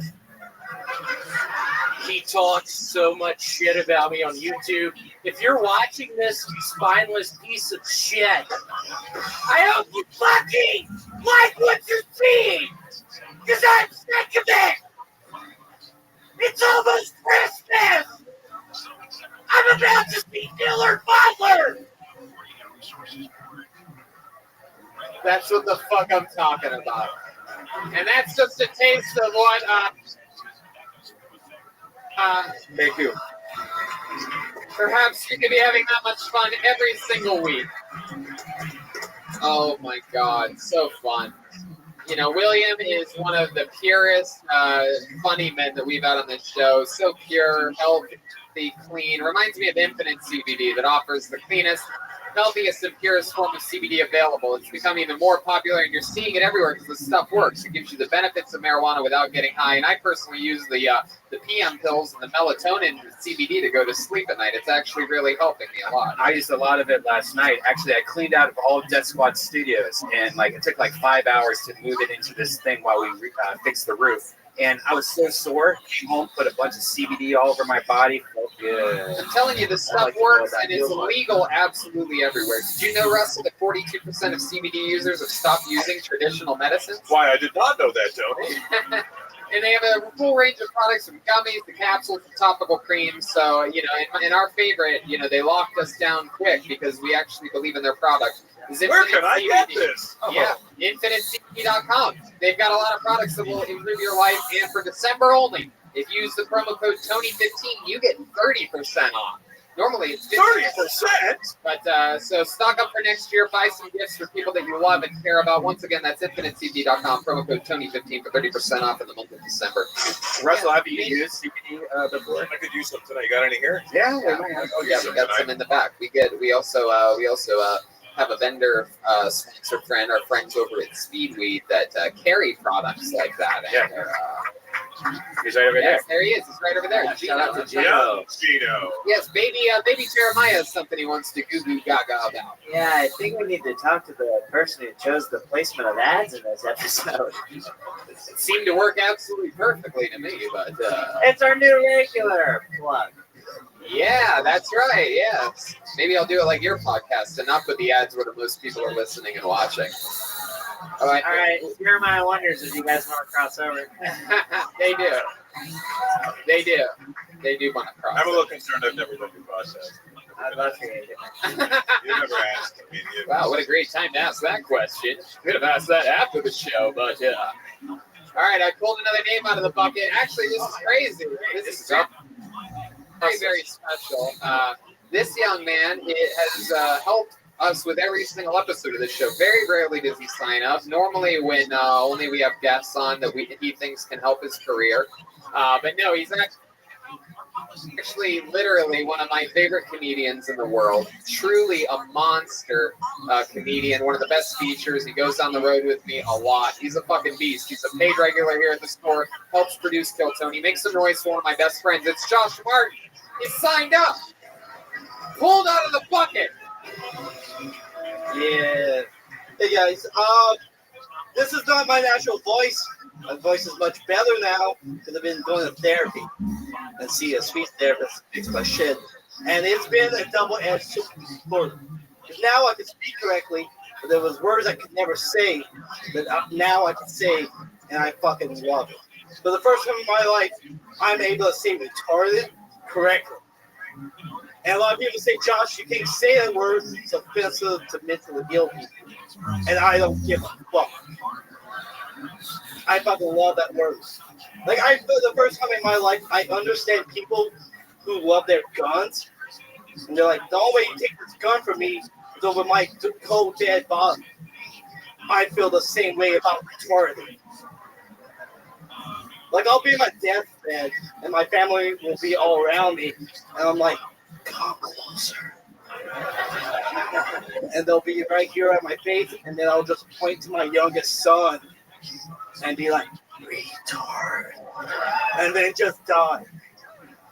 We all have dreams. There you go. Joshua Martin. This guy's a monster. That's great. I still couldn't understand you, Josh. Yeah. You know, it's only the special people can. Well, that Do you mean retarded? No, I'm talking about the Jews. Whoa, Jesus Christ. Not for them. So, Josh, how long have you been doing stand-up comedy now? What, 7.5 years? It's got to be more than that. It's more than that. It's No, I think it's How long had you been doing it when I met you here? 6 months, maybe? 6 months. That was early on. And a fun fact, that was before Kill Tony started. I was hosting the original room one night, and I saw him go up there. He looked exactly like he does now. Yeah, I think he had a backpack and a notebook with him, something like that, right? Yeah, backpack, notebook. Much worse speech impediment. Wait. He couldn't even say the word. He was calling it retarded when I first met him. I wrote so many jokes when I first started with the word retarded in it. Yeah. And then after finally forcing myself to listen to it, I realized I couldn't say it correctly. So I lost my entire act within like 9 months of just stand up. It's incredible. Aren't you grateful? You know, I feel like if I could have said it 7.5 years ago, I would have the best retarded joke ever. There's something to that. You should revisit it. I think you might have one of the best retarded jokes out there right now. This is the issue: is that now that I can say it correctly, I'm only writing retarded jokes. Oh, it's all I'm writing about. Have you written a retarded dick sucking joke yet? No, I did. No, but I did write a joke about I don't understand why all retarded women have giant ass titties. Wow, is that true? Yeah, it's true. They do. There's a KFC next to where I live, and I eat there like once a week. And First of all, stop bragging. But go on. No one brag, but high quality KFC. And there's a group of mentally ill adults, retarded adults. Wow. Who hang out with their caretaker at this KFC. And you go at the same time as the special people go every day? Are you one of the retarded people? Is that the $2 Tuesday plan? No, that's Papa. Like Cheerios? No.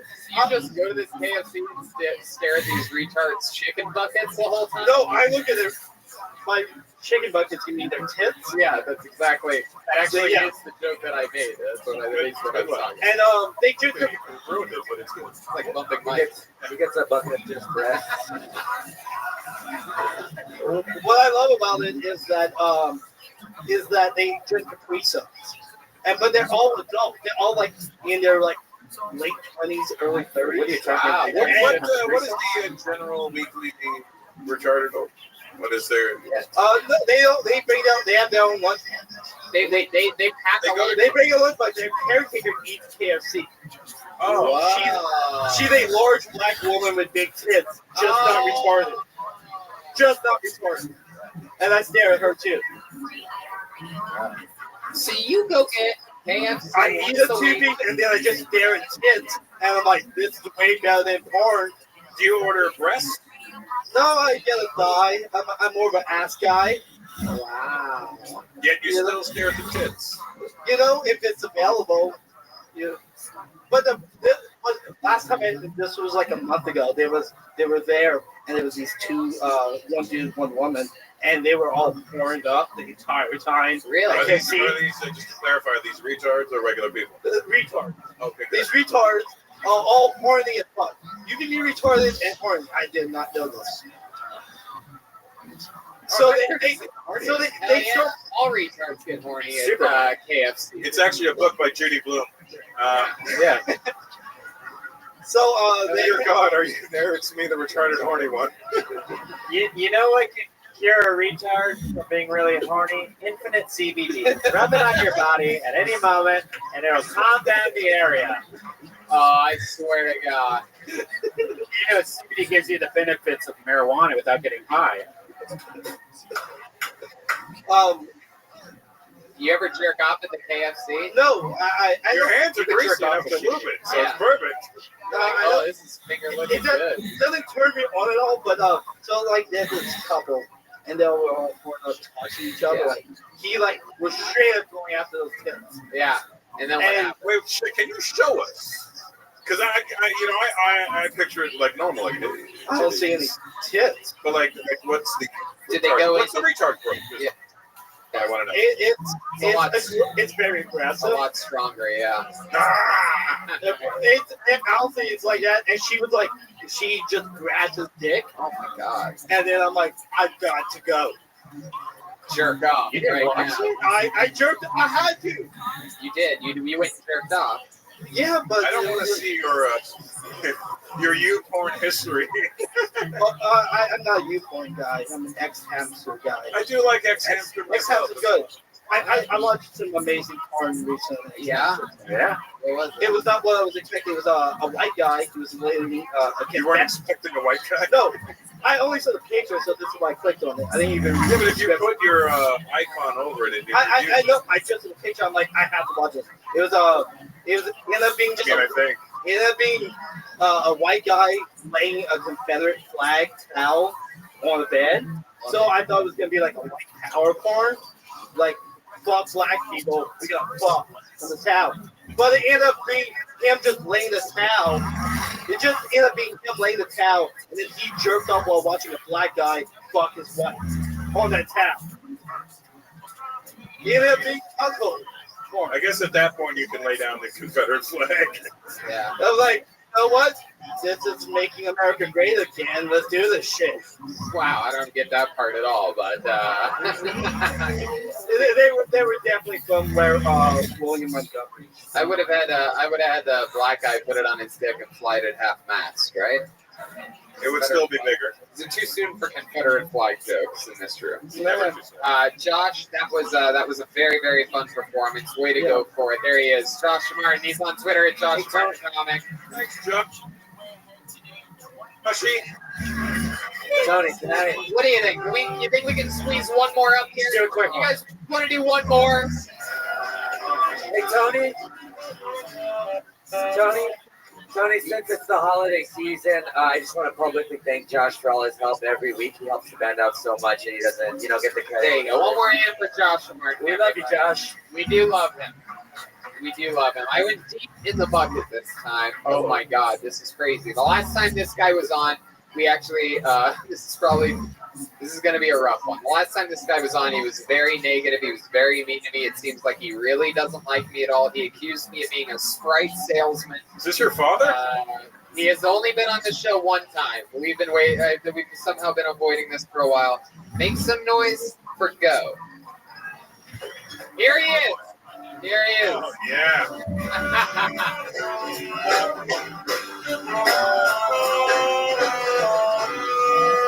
Come on, it's your last comedian of the night, people. Make some noise for Go. Let's give him a chance. Got some funk in here tonight. You got a little funk. Crackers in the house. I'm Irish and I'm from Iowa. I'm a cracker with a hard R. I like crackers. Cracker gives you a spectrum. You can be a saltine cracker. You can be a Ritz cracker. Fuck it, there's some Nutella on that cracker. It all works for me. Cracker. I don't like white. White just makes it a binary choice. Get a little wild with it. Get a little funky. Kale works.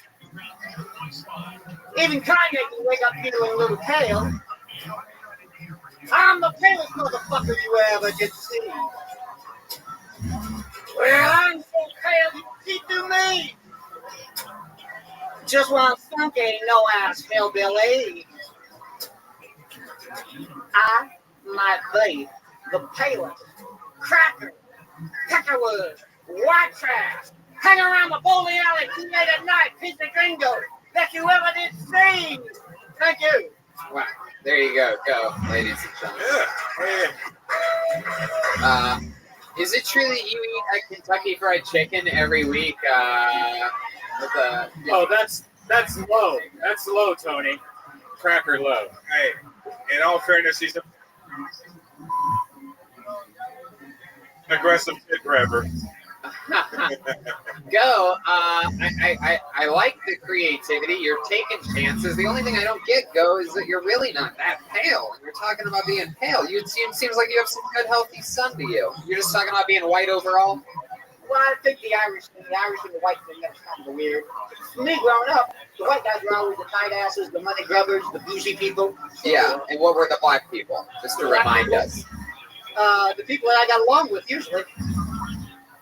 All right. Yeah. You all can exhale there. I like that you said Irish and white. Like Irish is not white. How that came about was a weird fucking kind of a couple motherfuckers getting sold out to Fox News with whole ales with O'Reilly and Hannity and stuff. Wow. That's part of the You game. look like you still listen to every episode of Alex Jones. This is incredible. Black helicopters. You know who Roger Ailes is, Tony? Yes, of course. He's not a figment of anybody's imagination. If you think that's like some sort of weird, not a game, then okay, I'll go with it. No, it's all good. You trying to start shit again, Go? Yeah, I'll go there. I'll go there. I'll go there. Irish mother of wood. Baby It's all Jeremiah. love. It's all love. You can anyway. See, Like a Sprite cell. you almost did it again, you son of a bitch. Go. Why do you like to take shots at me all the time when you're up here? It is kind of funny. Somebody's got to do it. I mean, everybody comes in and kisses your ass, and you're not Carlin yet. You know, I'm just trying to push you to your better self. You know. Jesus Christ. I mean, I would agree that I'm not Carlin yet as well. That's not really that big of a diss. I like that yet is it's a prospect. Yeah, I'm giving you some. I'm giving you something. Baby Jeremiah. You found out some great people. I mean, the William thing is like that's really next level thinking because William's doing something that is seriously. William's doing something that's like, what the fuck? Kiss my ass some more. Well, I just All right. Well, Baby Jeremiah. I think OK's name is short for okay, we're done. His name's Go.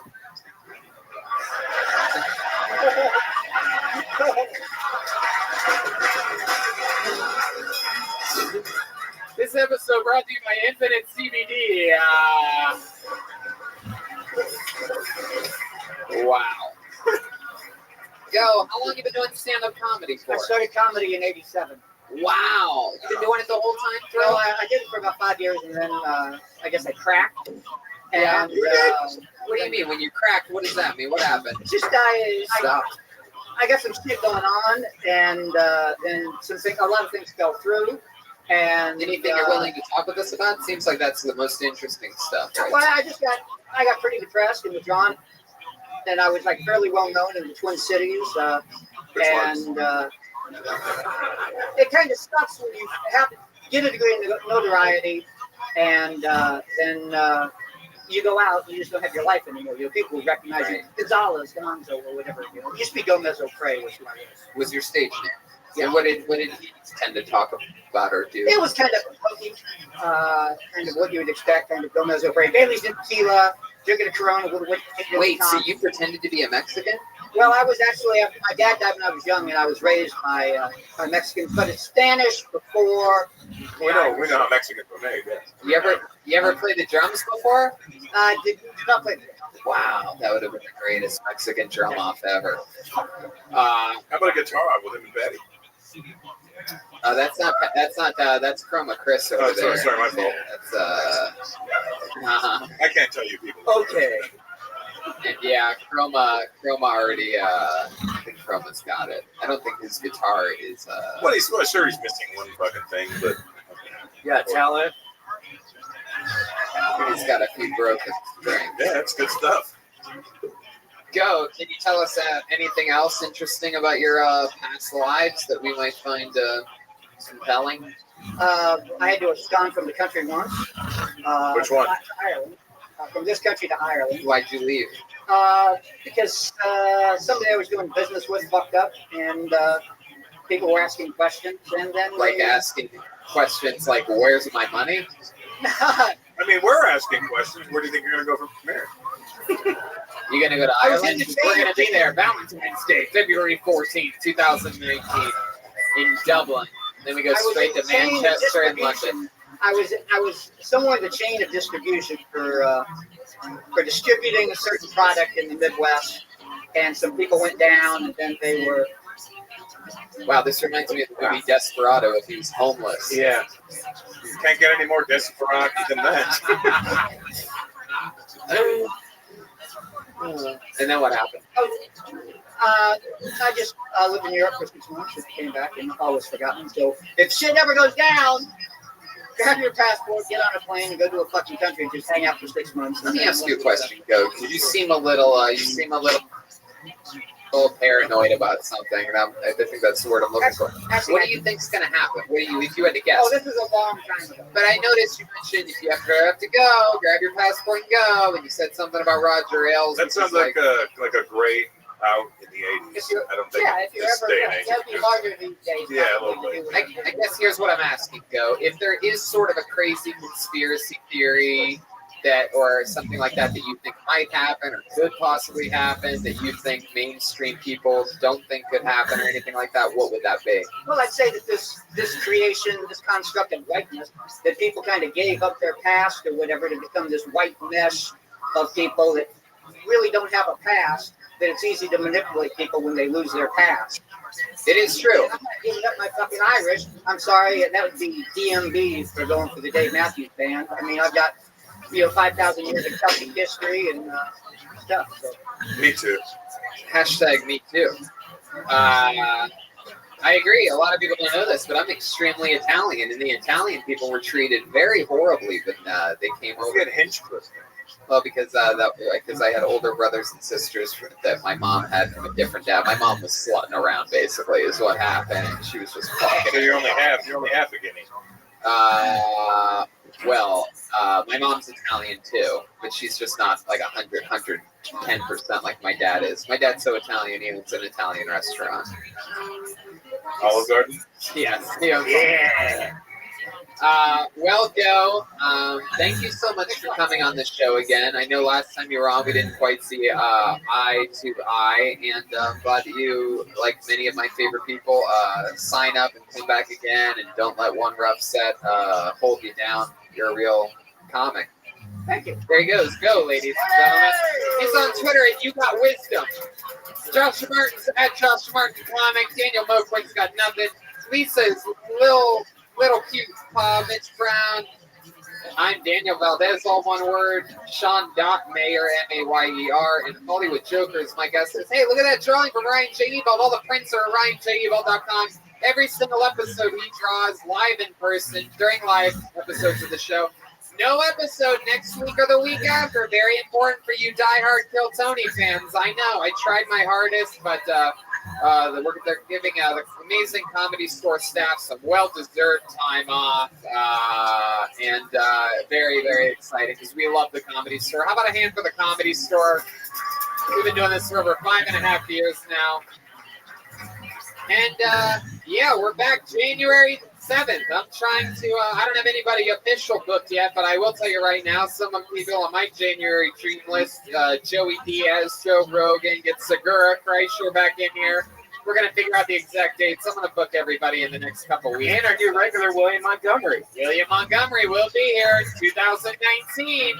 So that's a really big deal. Russell Peters is going on, of course, a world tour again. Does it every year. Yeah, we got some stuff, man. RussellPeters.com. He's on Instagram and social media at Russell Peters. That is I. All one word. RussellPeters. Correct. So how about we give a hand one more time for the great and powerful Jeremiah Watkins, huh? Yeah. Jeremiah has the amazing show Jeremiah Wonders. This week's episode is special for me because it's one of my funniest best friends, the great Benji Aflalo, another guy who I fell in love with very early on in my career and was like, man, this guy's got a lot of fucking potential and capabilities. And just like Jeremiah and a few other of my friends, they've blown my mind with what they've done, creating shows and whatnot. What else, Jeremiah? You can expect Russell Peters as a guest on my podcast soon. I'll be doing Jeremiah Wonders. When? Tomorrow. Tomorrow? No, not tomorrow. Wednesday? Wednesday's good. Hey, look at that. That easy. You know who we didn't hear from all night tonight? Another one of the fans' immediate favorites. I mean, they're crazy for this guy right now. So let's check in with him right now. How about a hand for the guitar playing of Chroma Chris? Chris, what did you think of tonight's episode? That was great, Tony. There's a lot of great deliveries tonight. Oh, because you're a fucking baby. How about one more time for the great and powerful Joel Jimenez, huh? Joel's on social media, mostly sorry. It's official. He's coming to Dublin, Manchester, and London with us. Or is he? Yeah. Can he fit into a checked bag? We find out more February 14th, live from Dublin. Or is Mitch I'd Brown like to hear doing? the Joelberg chants with an accent. It's gonna be great. Fuck yeah, it's gonna be crazy. I'm so excited. Thank you to Robin Hood. Make sure you go check out that app if you're interested in free Apple stock. Just do it for the it's Apple. incredible. It's an investing app, and they help you, and it's easy to understand. Infinite CBD, if that gives you too much anxiety, and Genius Pipe, if you miss the effects of THC with your CBD. That's right. Yes. Also, we're gonna in the next couple of weeks. There's a new Reagan and Watkins music video dropping with a very special guest star in it. So look out for that, and the album drops hopefully in February. And shout out to at Rockin' B Pins, the letter B there, Rockin' B Pins, no G in Rockin', Rockin', ROCKINBPINS. He makes the most unbelievable, coolest pins and PINS. And deep pins, they make the greatest diapers. And there's Kill Tony shirts out in the lobby, some Death Squad shirts. Check it out. See you That's guys. right. Hey, how about one more time for Russell Peters? Thank you, live audience, for coming out. We love you. Thank you. Good night.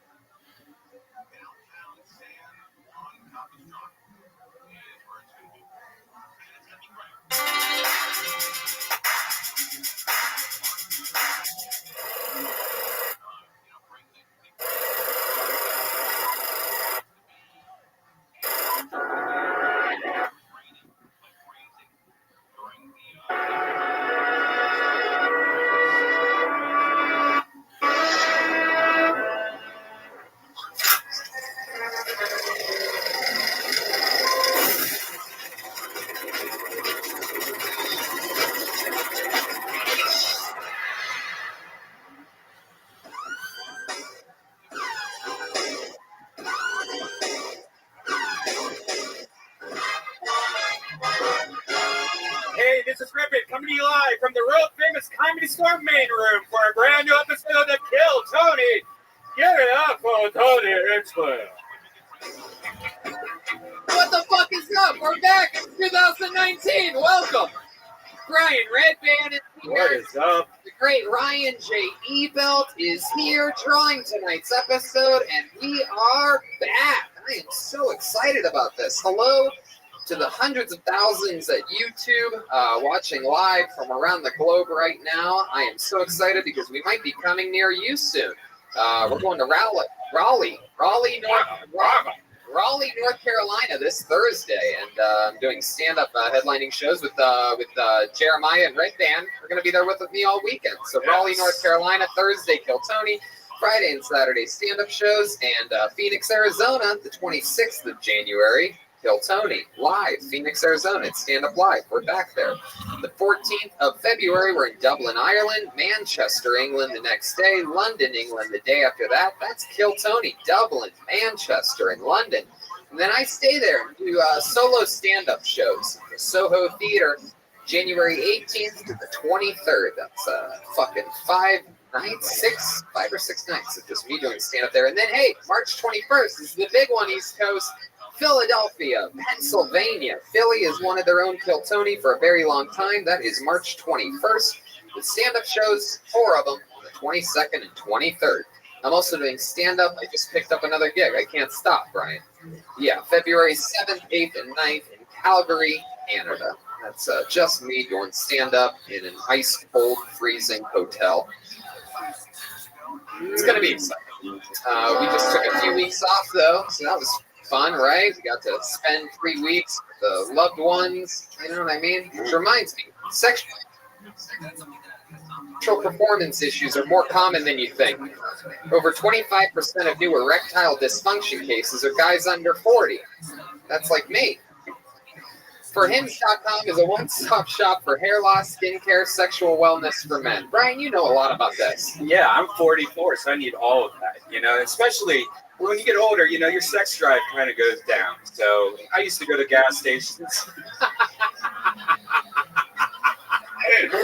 I used to go to gas stations and get those really sketchy pills, you know, that keep it hard for 2 weeks. And you know, that's dangerous because you don't know what you're having. But you hear this website you go to and talk to a real doctor online. You just answer some questions. The next thing you know, you have a prescription, like a real prescription to a real pill that will help you for ED. It's super cool. I know it must be working for you. I've seen a lot less of your late night, middle of the night Instagram videos lately with you and your girlfriend. You guys must be doing something else. That's right. We've been using the stuff for our hair. That's right. That'll do it. Sure. I don't know why you wear that beautiful ball cap afterwards. Try Hims for a month today for just $5. We'll get you started for just $5 while supplies last. See website for full details. This would cost hundreds if you went to a doctor or pharmacy. Go to forhims.com/kill. That's FORHIMS.com/kill. ForHims.com/kill. It's important to try new things in 2019, right, Brian? Mm-hmm. You know, Robinhood is an investing app that lets you buy and sell stocks, ETFs, options, and cryptos, all commission-free. It's a non-intimidating way for stock market newcomers to invest for the first time with true confidence. And I was a newcomer. I never had ever bought a stock before. I downloaded the app. It was super easy. I got my first app. And there's no commission fees. Other places charge up to like $10 for every trade. Robinhood doesn't do that. They don't charge any commission fees. Trade stocks and keep all your money. You could also learn like how to build a portfolio. You know how to do that? Yeah, now I do, thanks to Robinhood. You can discover new stocks and trade, you know, with your favorite companies and your personalized news feeds and custom notifications for price movements, so you never miss the right moment to invest. It's amazing. Robinhood is giving listeners a free stock like Apple, Ford, or Sprint to help build your portfolio. Sign up at ktshow.robinhood.com. That's ktshow.robinhood.com. You guys ready to start tonight's episode or what? I am so excited. You guys are at the #1 live podcast in the world on a motherfucking Monday. Does that excite you at all? It excites me. And before we start, I'd like to give a special shout out to one of my favorite all-time athletes and heroes from Youngstown, Ohio. I can't believe he's on my show right now. I watch clips of this guy to get my ass out of bed and go jog in the morning when I need to get inspired. He's here. Make some noise for one of my favorite humans ever. The ghost, Kelly Pavlik, is sitting right there, everybody. Former middleweight champion of the world. Wow. That motherfucker knocked out Jermaine Taylor. Bastards have no idea how badass that is. From Youngstown, Ohio. So let's do this shit. Every single week I have two of the funniest guests in the world on this show. We really shook things up tonight. I'm so excited about this. I had to scramble to try to get great guests because Ari Shafir realized that the national championship was today and he wanted to go hang out with Tom Segura and Bert Kreischer because they need more help with their careers. You know what I mean? Yeah. So I scrambled to find two replacements. I'm so proud of myself. I'm so proud of these guys for coming through for me. Make some noise for two of the funniest comedians in the world. It's Doug Benson and Randy Sklar. Woo! Here we go. Hey! Wow! It's really him. Starting 2019 with a bang. Heck yes! What? It's two of our favorite guests in the show's history. And they're back. I love trying to follow a high Doug Benson through a place you're not supposed to enter through the curtain. It's like we're trying to enter through the drum kit. Doug's like, I think it's through here. Let me just say, I'm sorry that my brother couldn't be here tonight. I know. Listen, now you're gonna really see how funny I am. Entering the main room is like being political on Twitter. You're either come in on the far left or the far right. There's really nobody in the middle. Just like, I think things are just okay. Yeah, why did anyone tweet that? Okie dokie. I was yeah. agreeing with him. Is that, can I? What the hell? This is. May I? I'm excited to bring up the band always had a already. smoke machine. I am excited about this. This is Doug walked by the LA fires and was like, "Can I get a puff?" Hey. I'm so excited about this. I'm so excited you guys are here. As you two definitely know, there's a band that's on every episode of this show. Yeah. They are one of my favorite things in all of comedy. They absolutely fucking crack me up. I'm so excited because there's a fucking smoke machine here. Every week they commit to different characters. You never know what they're going to be or what they're going to do, but they stay in character throughout the episode. We have a lot of favorites, but they are the best damn band in the land. And they're here for you. Ladies and gentlemen, it's the Kill Tony Band. Jeremiah Watkins, Joelberg Joel Jimenez, and Chroma Chris. All right, let's see what happens here.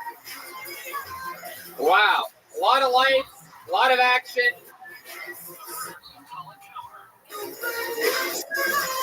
What? Oh my god! I think they're aliens!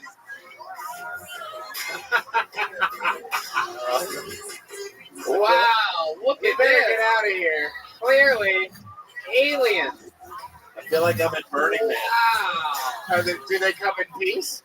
Wow, this is incredible. Make some noise, people. It's the Kill Tony Band.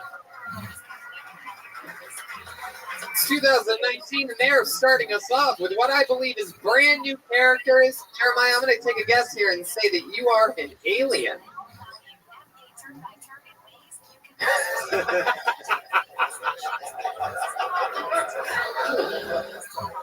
Admiral Nerknack reporting for duty, sir. Oh, Admiral Nardnak. I'm Nerknack. Yeah, Marknack would be ridiculous. Who's there? Oh, what is that? That is one fancy electric toothbrush you have there. Is that a tricorder? That's a quip. Whatever they called it. Hey, your teeth fell out. And planet children, that is normal. Okay, and clearly you're here, alien, with Kermit the Frog, and what appears to be an illegal alien right behind you. Wow. If you start I love it when Tony uses all of our jokes right up top. Well, oh shit! You guys had probably a week to think about it. I had 15 seconds, so figure it out. His name is Jose. Build that space wall. Wow, I'm so excited about this. What is your name?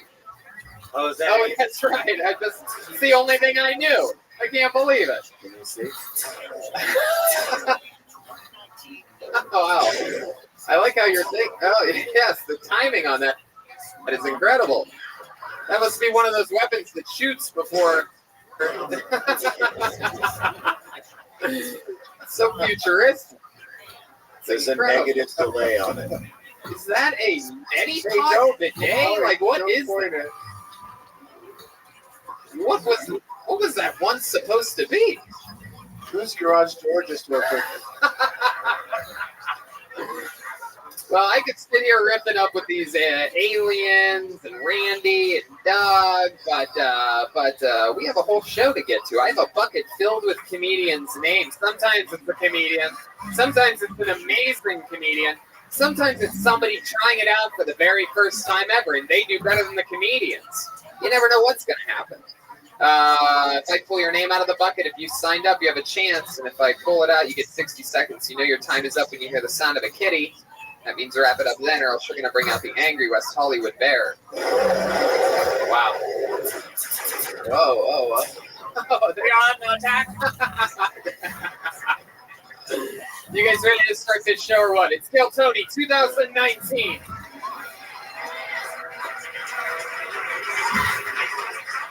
Let's see how this year will begin. How many of you like it when I pull a name out of the bucket, the comedian does good for 60 seconds? How many of you would prefer to see someone bombed here tonight? That's me. I'd like to see that. Real high. Do that first. All right, well, let's see what Ichabod's Bucket of Destiny brings us first in 2019. And your first comedian goes by the name of Ashton Tate. Here we go. Here he comes. We know Ashton. One more time for Ashton Tate, everyone.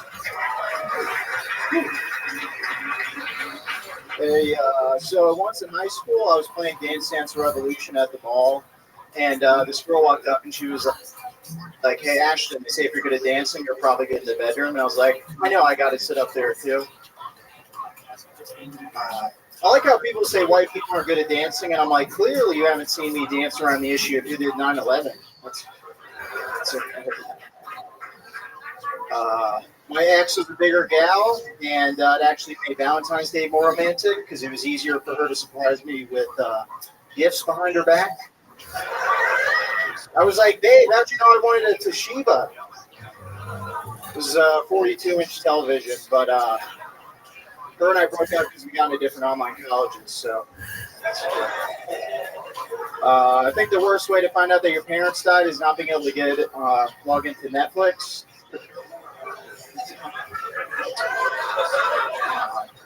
All right, cool. Thanks. There you go. Ashton Tate.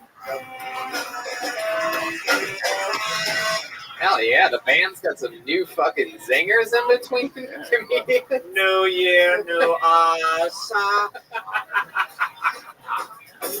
All right, Ashton, that was amazing. That was a very fun set. You're like if Theo Von fell into a cave for a few years.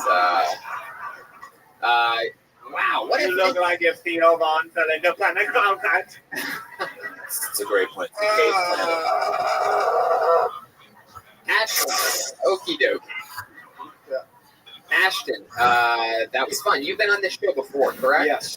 I sort of remember that. And I invited him to the studio, Death Squad. And he did a show over there. He was killer over there also. Hell yeah. Fuck yeah. Look at good jokes. Was I here when you were on before? No. Okay, good, because I don't remember you. Yeah, that's. You could have been on when he was here before. Yeah. But that was great. The opener didn't work for some reason. I lost track of what you were talking about. Yeah. It was quick. It was professional. You I got thought- into it. Like it seemed Second like you're a real comic. Yeah, second joke was about dancing. I'm like, is the whole set gonna be about dancing? No, never. It was like, and then you took a left turn on that, but it gets some good. The Netflix joke is a great joke. That was a phenomenal joke. What are your thoughts about who was behind 9/11? He likes to think it's an outside joke. I have some ideas about who was in front of it. Well, I have to be wary of who owns the Comedy Store, you know. Oh. No, I don't know. I think it was everyone had a good time, and whatever happened happened.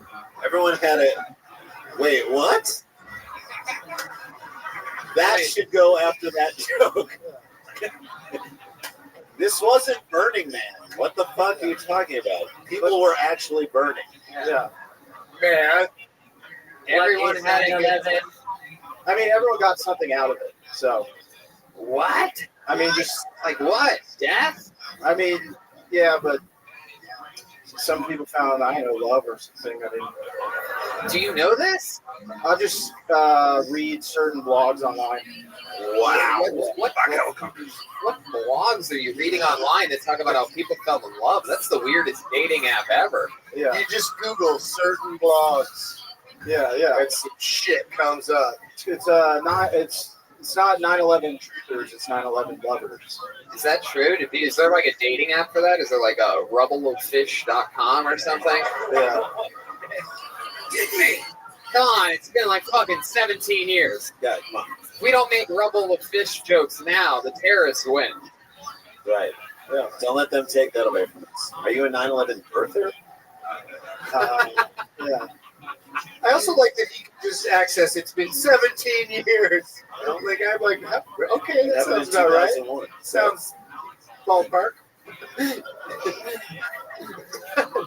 Doug doesn't know how math works. Yeah, that's 2018. I know how it works, but man, dude, why are you clinging to that year so much? Well, what else happened that year? Do you remember? No, never forget is what I say. So Ashton, is that really true though? I'm sort of compelled now. I feel like the most interesting thing I could ask you is who do you really feel like was behind 9/11? Is it really Jewish people? Is that why you're asking who owns the club? No, I know. It's Who do you think was behind your haircut? Italian gay man. Is that true? Do you get your hair cut by a gay man? I did like a year ago. He seduced his teacher when he was a boy. Just a little fun fact about him. Then he told me. He seduces his teacher when he was a boy? That's like wasn't in the past. I'm so confused. He's a time-jumping gay man hair cutter. Tony, what don't you get about it? It's okay, continue. Time-jumping gay man. Now I think I realize what Jeremiah's gun was. Time-jumping gay man. Now that I know there's time-jumping gay man. All right. Skipping. Ashton, you look like you live in a really fancy box. What's your living situation like? The living's good. It's not in a box. It's an apartment. Yeah. I don't know. I love that you think like you got me on that one. No, I didn't. Actually, it's not a box. No, it's it an is apartment. not a box. 6 roommates. Yeah. My bedroom's a box, but all right. Live in a box in the living room, but Yeah. How many roommates you got? Just one. Yeah. So I'm not doing anything crazy. It's crazy how you just stopped and combed your hair in the middle of the show. Yeah. Well, it's the viewers. That's how you do it, right? You just comb your hair with your hand. yeah, It works, man. it does work. Did you really date a big gal? Yeah. I mean, Is that your preference? no, not at all. Okay, so not at all. Not at all. God. A You're the little one that bit. brought it up. What's your dream girl? Why What are you does she living a look like? lie? I don't know. My dream girl's just a gal who's 9/11 survivor. no, just a gal. Tony, I mean, the big ones didn't make it out. That's Wow. You know, I actually feel like. We heard hashtag we heard. Yeah. I actually feel like this guy's living in an emotional box. Man, my goodness. So your dream girl, describe her. What does she look like? You said you're not into big girls at all. I can hear Aphrodite's really getting defensive over here. Yep. She's wearing blinking glasses for some reason. Yeah, sing it. Red Band's trying to get this guy to kiss Aphrodite. Yes. no, that's not gonna. Would you do that? Yep. Oh, you're Yeah, no kiss her. fun. There'll be a 50-inch physio behind Oh, her. she wants her ass kissed. It's a dream girl. What are we talking about? Just I don't know, normal gal. Nothing crazy. All right. Nothing crazy like you. We'll have to find out if there's a girl out there that's interested on the 4th or 5th guy from the left on the evolutionary chart. And I bet at least one of these aliens would kiss her on the ass. That is how we say hello to our mothers. Of course.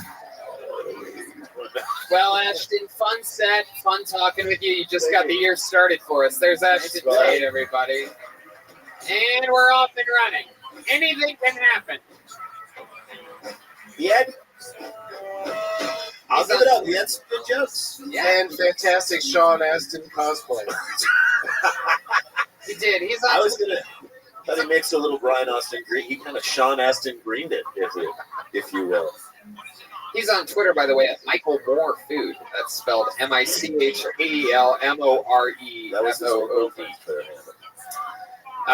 Okay.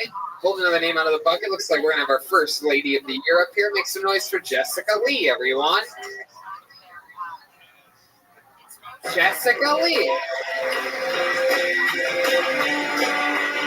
Come on up.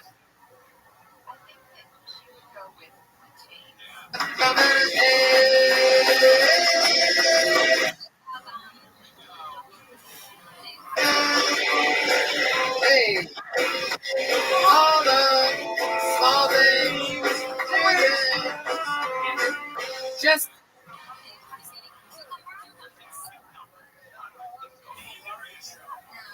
Jessica Lee, ladies and gentlemen. Hey, I'm a big girl. I really love black men. People tend to assume that I hate my father, but I like black men. Don't. I finally met him. I really like him. I hate my mom. She voted for Trump.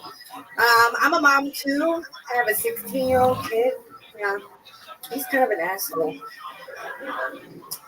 We're riding in the car. He says, "Mom, you're gay." Out of nowhere. I'm like, "I'm gay? What?" You know, like, I want to know why this guy thinks I'm gay. And I'm like, how come the motherfucker's been looking through my Pornhub search? Because my Pornhub search will definitely say, "Bitch, you gay." You know, I like lesbian porn. It's the kinder, nicer, gentler porn. And everybody gets off. My kid told me, you know, he's 16, he smokes weed now. Fucker. He doesn't have a job. Like, where are you getting the weed from? He's stealing my fucking weed. So, in an effort to make that not happen, I've decided to hide it with my dildo. Hey, I like that. I like that. He's going to end up smoking weed out of your dildo, though. I know how this works. And then you can turn to him in the car and be like, "You gay." Oh, wow. Jessica, that was a fun set. I love you as the aunt in Netflix's Sabrina the Teenage Witch. That's for my wife loves that show. You're also the woman that had the second child in the movie Bird Box. I wrote that one down. Oh, a lot of people. Jesus Christ. Welcome to 2019, motherfuckers. Haven't seen it. What the fuck? I haven't even finished watching Birdman. Jesus Christ. Fuck you. You just got a standing over from a guy from another fucking planet. That's when you know you're doing something correctly. He got Bird Box out on Nardwar. From other planets. Did you bring those notes on stage in case you ran out of stuff to say for a minute? I had it in my hand and I was so shocked. Oh, you just ran up with it. You were busy writing down other people's Yes. Exactly. Hold on, I'm going to go to Admiral Nerdward. She looks like she has seen the movie Bird Box and also got hungry and ate the birds in the box. The bitch loves the bird. Wow, is that true? Aliens. Yes. Those aren't her notes. It's a grocery list. Whoa, Goldberg. Uh-oh. Wait a minute. Fried chicken, smoked cock, Well, no, those are the names of her potato bills. salad, it's raisins. It's ingredients to have an average set. Wow. Hey, Joelberg. Thank you. Joelberg, stand up for a second for me. Why are you dressed like the inside of a Hot Pocket sleeve? My name is Jose. Oh, little malfunction there. That's all he could take across the border. So He has not earned his uniform from Planet Kiltron yet. Wow. All right. So, Jessica, you're on the show right now. Yes. How long have you been doing stand-up comedy? I think I'm in my 9th month. Not of pregnancy. Oh, comedy. I see what you did there. You thought I was going to make a "you look pregnant" joke, but no, I don't think you look pregnant. She lost the baby in the toilet months ago. Jessica, you're wearing a dress over a sweater. You It's just need very thin though, and it's see-through. That is the only thing I see. Oh, stop. Why? God damn it. Thank goodness it's the only see-through thing you see as well. God, aliens. My apologies. Jesus, time. I guess time isn't up on their planet. And Jesus fucking Christ. Well, if you just apologize and then clap, it's all good. It's all good. That's how I they think do this it. is the year of the big bitches. I think big bitches are coming back in spot. I Thank you. I think that year was when like Adele got famous. I don't know if it's still happening. I don't know how. Well, she opened the door. I don't know how often that moon comes around. Is it true that you have a 16-year-old boy? It is. And you said that you love black men. Is your little boy half black? He is. Ah. Oh, So and I'm he- a single mom. Ooh, so he does not like black men. Which half of this is black? I don't know. I haven't seen his penis in a long time. Oh, Yeah. good. I have a question. Have you ever said the N-word in bed? No, but I had a boyfriend that wanted me to do that. That's fucked up. I'm not Miss doing Albert, a what PlayStation did thing. He was white, wasn't he? No, he wasn't. I can't believe you dated Michael Richards. Man, if you were gonna say the N-word in bed, what would that sound like?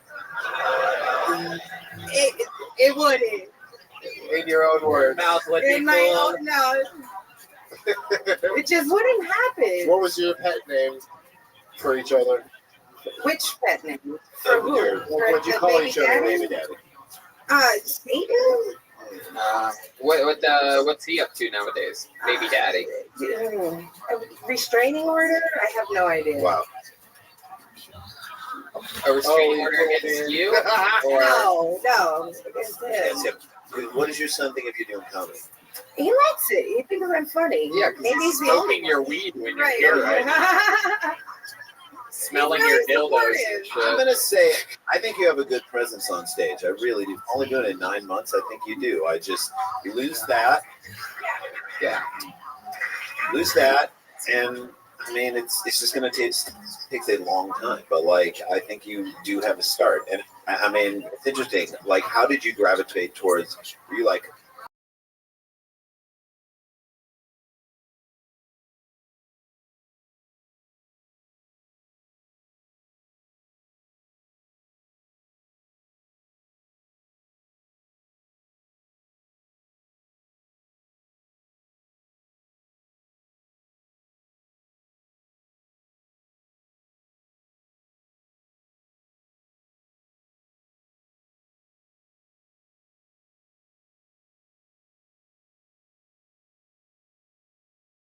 A long time ago. I mean, my kid's 16. Right. But yeah. So was it 16 years ago? Did you guys like have a baby immediately, or it takes 9 months? Like I moved to New York, I met him, and then a year later I was pregnant. is he a deadbeat dad? He's an awful fucking human being. So let's talk about him in the end. Yeah. What's the worst thing that he ever did? What makes him so awful? I can't really talk about it. Oh, is it like law shit? Oh, okay. Very good. All right. We've confirmed indeed that the father was black. Hey, wait a second. How are you here and serving food right there at the same time? This is incredible. All right, little in-house joke for the people that actually came, and it seems like they didn't even like it that much. So he moved where? To prison? He went to prison for a while, but then we moved to LA. Oh, to okay. escape him. Okay, wow, this sounds a lot more frightening than I was I hoping think it would. we all hope that you're safe, and we're not here to make fun of that. No, it's great. We can make fun of it now. It's been 5 years. We're safe. Well, yeah, it is a hilarious topic, so we should soldier on. We should, yeah. We can move Is on. it true that lesbian porn is your go-to? It is. It is. Is it because you love watching people eat? Exactly.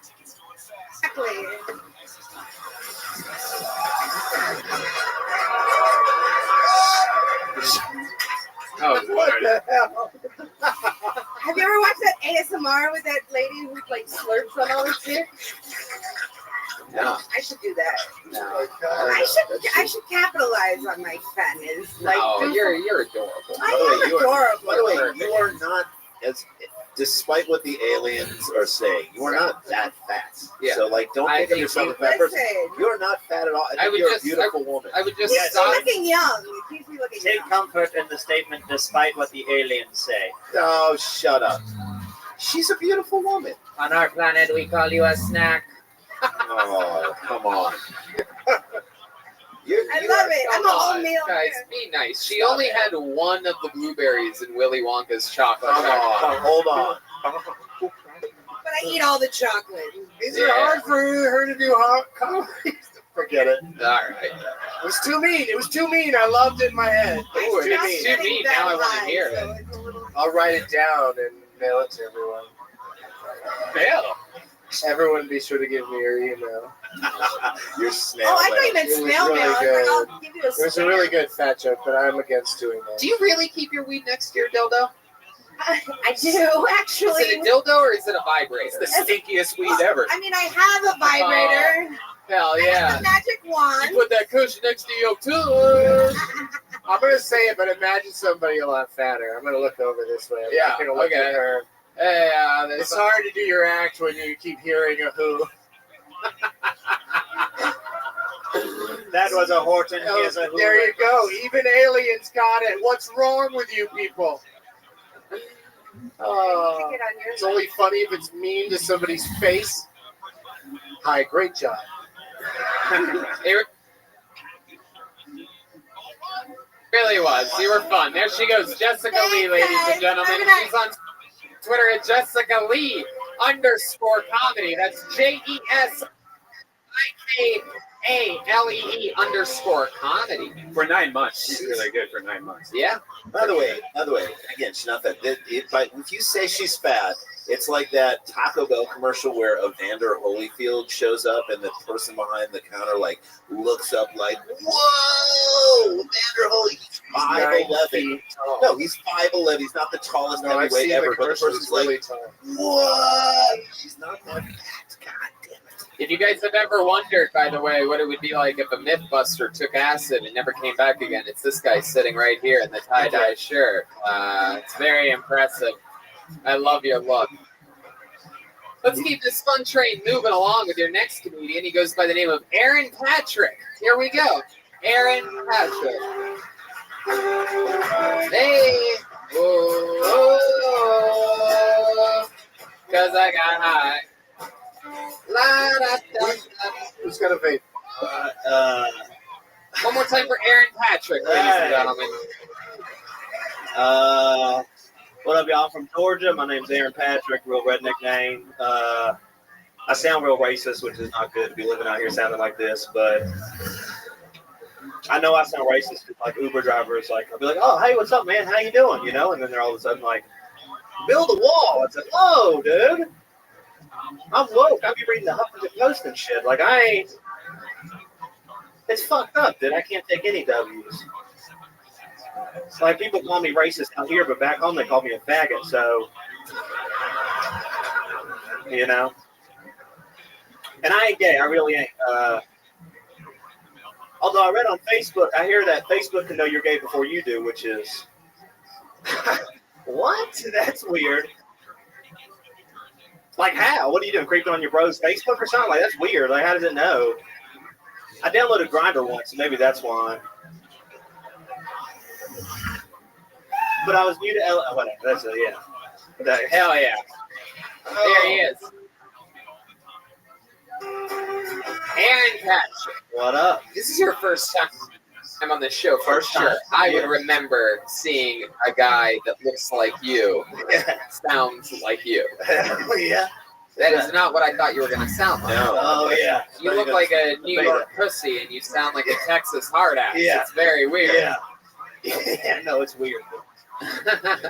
You sound like you would drag you up behind a truck. Yeah. Yeah, they did. Yeah, they did back in Georgia. All right, good. I love that you say you're not a racist, but your shoes are so white they give out full-size candy bars on Halloween. Whoa.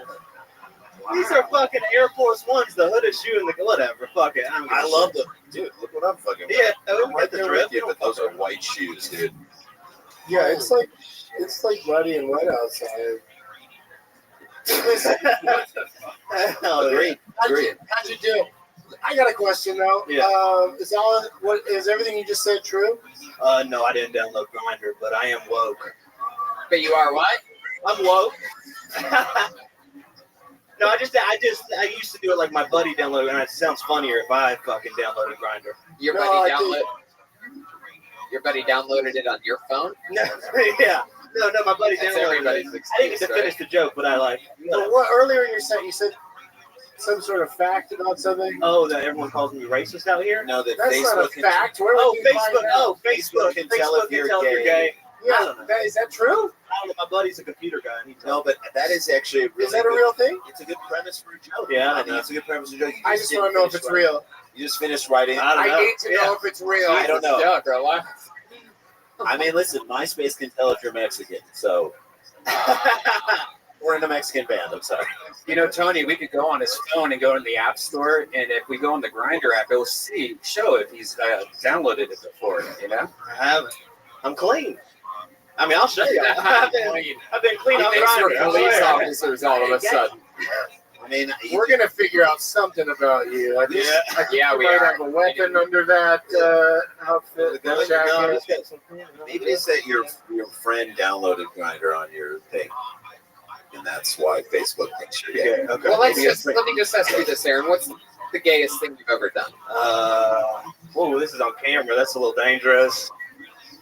Come on, you're not. What if it was just audio? I mean, we've all. You're not in Georgia anymore. Yeah, we've all like blown a guy before, right? Like that's pretty normal, Which right? guy are we talking Middle about? school? This fucking ginger across the street when I was in middle school. wow, really? He pressured me. I was from Monopoly money. It was like we were playing Monopoly. Oh, I thought you might have done it to see if he's a real ginger. No. That's a good point. So, Aaron, how long have you been out of Atlanta? How long have you been here? I moved out here last September. So How long have you been doing stand-up? Since last July. Oh, okay. So Yeah, you it's like a year started and a and half. just moved right out. Yeah, You I was didn't have like, anything there in Atlanta? You didn't have a girlfriend? Or I got put on unsupervised probation, and I was like, "Fuck it, I'm moving what? out of here." yeah. You got put on UP? Yeah, I was on. I don't know what UP is, but yeah, I was on Unsupervised probation. Yeah. You down with UPB? So you know me. Aaron, you're probably It's weird not having a twin here, isn't it?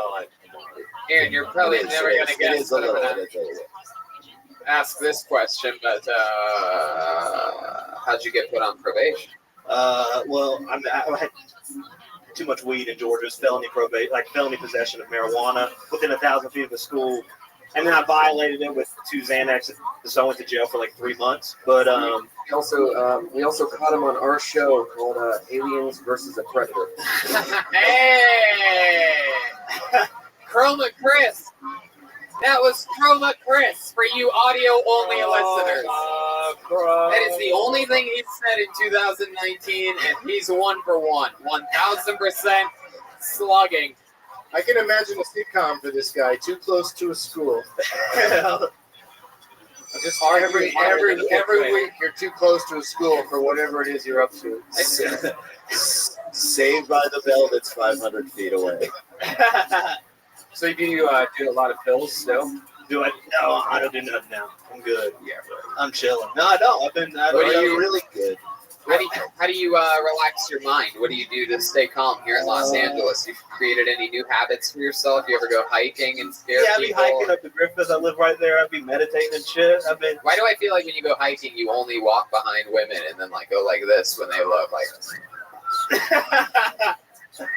No, I'll be speeding past and I'm respectful. How many times a day do people come up to you and say, "Are you a cop?"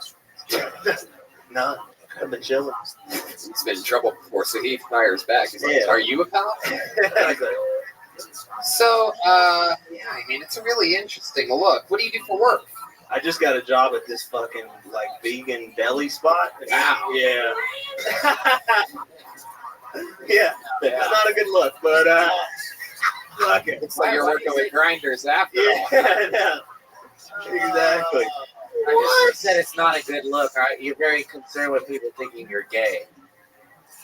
What? It's not a joke. I'm asking. Oh, Wow. Oh, it might be It took an alien to see through all of Oh, this. you are kind of worried about people. Yeah, it got too real for a second. Why do you worry so much about that? Oh, no. The aliens know us better than we know ourselves. When the alien Wow, genuinely wants to know something, he turns into an English-speaking Mexican boy. We have the ability to speak any dialect in any native tongue. Do not question us, Tony Hinchcliffe. Aliens don't understand cock blocking. When you sucked that little ginger cock, did you like it? Oh my god. I mean, do you think of it to this day, like little middle school? Why do you have to call it a little ginger cock? Yeah. Why can't you just say penis? Why does that be- Because those are the keywords he has already searched for in his porn description. Sounds like a nice treat. A little ginger cut. It's like a ginger snap. Aaron, what do you miss most about Georgia? What's the most hillbilly type of thing that you don't do anymore that you used to do? I mean, I don't. No, man, we would. I mean, Did you ever used to run around in your bare feet and like jump over tree stumps and shit? No, I mean, I dated a girl who was like barefoot at Walmart all the time, but that's. But she was Jewish. I don't know. It was weird. But Did she? okay, Did this she is work there? Was that her job? What? You talking about this? Yeah. We talking about this shit. Would she leave her shoes outside of Walmart like it was Japanese? Yeah. Yeah. She thought it was Manihana. Yeah, I mean, we used to get fucked up in a barn. Meth on the table. So, I used to do math. That was pretty weird. Whoa! One time. In math? Yeah, Because I used to do it, and then it was just once. It was just once. That's tried it. Yeah, I tried it. So I would start by saying that I used to do math. Yeah, I tried it. What did you do after you smoked meth? That's when next day I went to jail for 3 months because I stayed up all night and tried to eat a bunch of Xanaxes to go to sleep. Wow. And it didn't work. Wow. So, Yeah, cops come in all the time. Hey, are you having trouble sleeping? You're under arrest. Oh, Jesus. We're the sleep police. The sleep We're coming to you. Sing it. Aaron, tell us something. Tell us a fun fact about you that we might be surprised to know about a little country boy that looks like a computer boy. I got 4 years sober. I don't know, but that's not really. No, I said a fun fact. A fun fact. I really Is like. that the jacket they gave you when you did indoor skydiving? Oh my. He collected $30 of funny money. Fun fact. Yeah, like what's something we'd be surprised to know about you? Like, He ain't gay. Yeah, that'd be a fun fact. deep his throat. You know, I really, I kind of, showed my hands too early with the jail thing. That's only like my special flex on like Tinder dates. So I don't really. What? Your special flex is that you what? Yeah, I went to jail. It's kind of like oh, he's a bad boy, but he's not. Yeah. I'm a young Mark Mary. I'll tell you a fun fact. My best friend's He's name a bad boy. He speaks at a kind of a loud volume in libraries. Yeah. My best friend Muffin's in prison right now. That's kind of a fun fact. Sweet Muffin. Let's find out what this guy did. What the fuck did Muffin do to get in the big My house? friend Muffin. Is he a muffin top or a muffin top? Hey. Just gonna say that. Admiral Nardward has landed. Shit. Why do you call him Muffin? Like what? Oh, he looked kind of like Winnie the Pooh, but he looked like Andy Milanakis disease. Like he looks like a baby and he's just fat. What'd he do? Why is Muffin in prison? He like wrestled his girlfriend and got caught with too much weed. And they wrestled his girl. By the way, you said, hang on a second. You said both of those things like all of us do. Those things all the time. Yeah, I mean, he did a couple of things. He fought her twice. So. Jeremiah? He wrestled his girlfriend, he fingered a pig. What's the problem? Wow. It's a Tuesday night. That's what we call it in Georgia. You know what I mean? You beat him up a little bit, just a little wrestling, man. All right. Well, it was nice to meet you. It was nice to meet you. Congratulations. Thank you, guys. Thank you. Good Aaron job, man. Patrick. Great job. Good start, brother. That was great.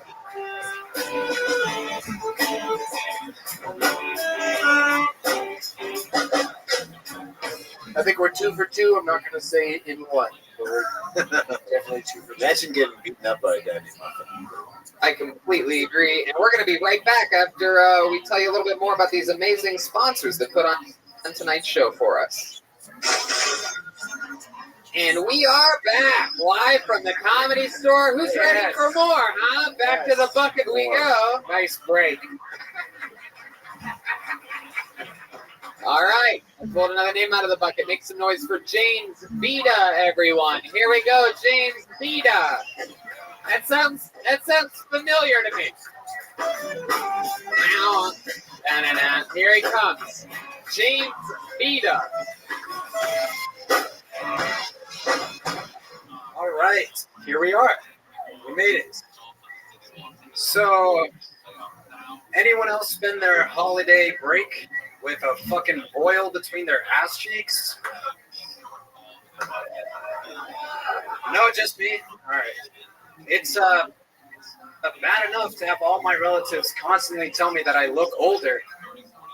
It's even worse when their reasoning is because I'm walking around like this. Don't touch me. I didn't know what to tell them other than I was trying to honor my almost on her deathbed grandmother. I know I was wishing I was on my deathbed when, for the first time since I was a baby, I had to show my sweet mother my gaping asshole. That was something. I had to get on all fours, stick my ass in the air, just to have my mom take one look and say, "Wow, you've gotten older." Thank you. James Vita. I saying that right? Vita, B-I-D-A? Yeah. Professor Admiral Nerdward. I thought he was going to come. Nerdknock? Nerdknock. Who's there? Hold on a second. I did that like an hour Insubordinates ago. will be death. Insubordinates will be death. All right, James. So first things first, you are the prettiest woman we've had on stage here tonight. It's the good news. Certainly the fittest. Admiral Admiral Nerdknock, what do you got over there? He looks like the prince of a race of people that did not survive in the galaxy. I thought he was going to come up and check all the microphone cords just for a quick second and be like, "You guys are good. You guys are good. Sibilance, you guys are good." He looks like his dream job is Guitar Center. That would be a good job. Yeah. You know how to play guitar? Yes. You really, really look like you do. I was in a band since I was like 12. What was the name of the band? Stay on top. Stay on top. So positive message, squashing the violence. I love it. Are you on Spotify or anything like that? SoundCloud. Christian rock? No, but I have been in a Christian rock band. What was the Christian rock band's name? My Wake. Okay. You should be talking about this shit on stage. This is hilarious. Christian rock is a joke, and the fact that you are in it and actually. What's the difference between that and gaping ass material? Well, they're very similar. You can tie them both together. What was first? A little of each, a little sprinkle of gaping ass. What was okay? Pond of What was worse, your mom having to look in your open ass at the boil, or her having to listen to your Christian rock band? No, she loved the Christian rock. Yeah, so she's got her judgment. Okay. Yeah, she loves Christianity. So what was the name of your Stay on Top's biggest song on SoundCloud? It's been a while. I don't really remember. But we can tell. Let's just say you're not exactly staying on top of the billboards. In that band, I only played the bass. It wasn't really my friend's band. Okay, look at how he's. I'm sorry, I can't hear you because of all the backpedaling that's going on stage right now. So you were just. Great job. We played like. I'd love to see you say that to Roger Waters or. You're just all over there. Hey, look at you, you big dummy. Yeah. By the way, the only 311 cruise, we're gonna have a blast. Yeah, I'm excited. Doug keeps doing the Seinfeld bit. Is my sister's name. I would say probably throwing punches. Throwing punches. Oh, you finally answered. So the question. Who was the lead singer, Muffin? Well, he was always on top. He was the top singer. Do you only play bass, or you play regular guitar? No, yeah, I started with the bass, but I've been playing the guitar since like 2012. Oh shit! Is this you? Here, stay on top. Is this you? Here we go. Stay on top. Oh man, we're about to get fucking. Oh yeah. Yeah, dude. You gonna sing us a little verse, bro? He doesn't sing. You're singing tonight, bitch. No. How's it go? Do you know the words? This is the Looney Tunes theme song. No. He's always on. Looney Tunes reggae. Well, James. Yeah, it was like Kind of ska, rock, kind of, yeah. Reggae, hardcore, rock, It was, ska. our main thing was like playing like basement shows. Basement shows. Let me ask you this, James. Where do you think it all went wrong? Did you have arguments with the? Yeah, at one point, the leader of the band was like, "I'm staying on top," and everyone was like, "All right, well, stay on top then." All right, that's good. And then what did they all go on to do? What did the rest of the band go on to do? Did any of them join a big band? Like, are they in fucking Greta Van Fleet or anything like that? Our drummer, he had his own band called Fort the Band, but they broke up too. Now he lives out in LA. I went back home and stayed with my parents for a bit. Where's home? Boston, which is where we started. That's where we went. Okay. Yeah. Jungle. A lot of great bands started in Boston. Not yours, but a lot of great bands. So what do you do for fun now? How do you fill that void of missing out on rock and roll? Do you OD in an alley after a matinee performance of Jesus Christ Superstar? Good question. I didn't. It's too We gentle. didn't hear it. So James, what do you do for fun now? Well, I just bought an RV like 2 months ago. I've been fixing that up. I just quit my job from Dunkin' Donuts. Whoa! I think you're required. So they give you a pretty sweet severance. That's right, man. Get some of that. Here's some RV money, RV pal. money. It's like, give me my fritters, bitch. I'm running out of funds. Wow. What was the worst part? So you're gonna live in it? I am living. That's awesome. Okay. What was the worst part of working at Dunkin' Donuts? Being like all my coworkers were kids just out of high school. They didn't understand your passion for music. I get it. It's just like I got. My boss was very childish. Like I didn't even tell him I was quitting until my last day. Just like fuck it. That's for Because he sure. was gonna cut That's my how quitting works. Also, how long have you been stealing clothes from Darlene, from Roseanne? Wow, I didn't know that in your alien world. That's it. Roseanne I made am it out new to there. the English language. Okay. My whole wardrobe is still clothes my parents. So you're living on the bare necessities, huh? Hey, that's a Jungle Book reference. Nice. There you go. The Phil Harris version of the Bare Necessities. All right, man. What? It's because he looks like the kid from the Jungle Book, everybody. Mowgli. Oh, Mowgli. Mowgli. There's Baloo. Yes. Okay. So, When they canceled that show about the seeing kids, I was like, Mowgli. anyway, so James, did you get a lot of chicks in your rock and roll days? Were you, During that time, I was really involved with my guitarist's girlfriend. What? Whoa. That Awesome.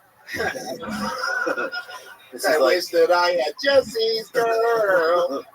it's a Fleetwood Mac situation. I was really in love with this girl for a long time. And Where's she? What ended up happening with that? And she ghosted me. She's gone. I don't know. But you hooked up with her Many times. many times. The guitarist ever find out about it? Not that I know. You want to call him right now and tell him? Let's Confess tell to him, him? yeah. Yeah, I think you should, dude. I think this episode needs a little fucking shot of adrenaline. Who thinks that James will be a legend on this show forever? Oh my God! Call him up. I don't know Hold if on. I still have his phone number though. Oh no, Okay, you still have his number. phone number. Don't you fucking lie Just to at me. the boy. end of the phone call, just be like, "Now who's always on top?" Admiral Nerd Knob. Here we go. I used to sleep with your girlfriend, and now I live in an RV. Take that.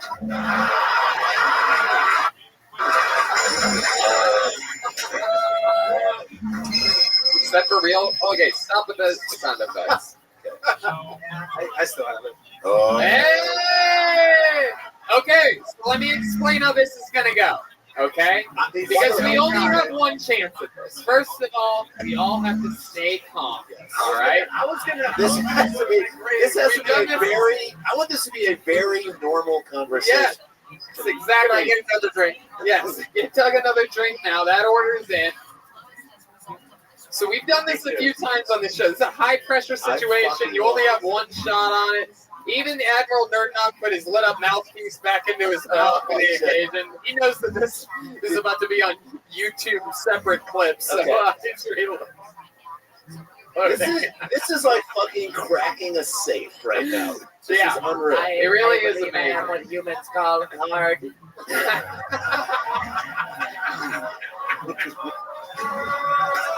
Hey, Joelberg's into 2019. All right. His nerve is not. So here's how this is going to go. Now, there's a few different ways to do this.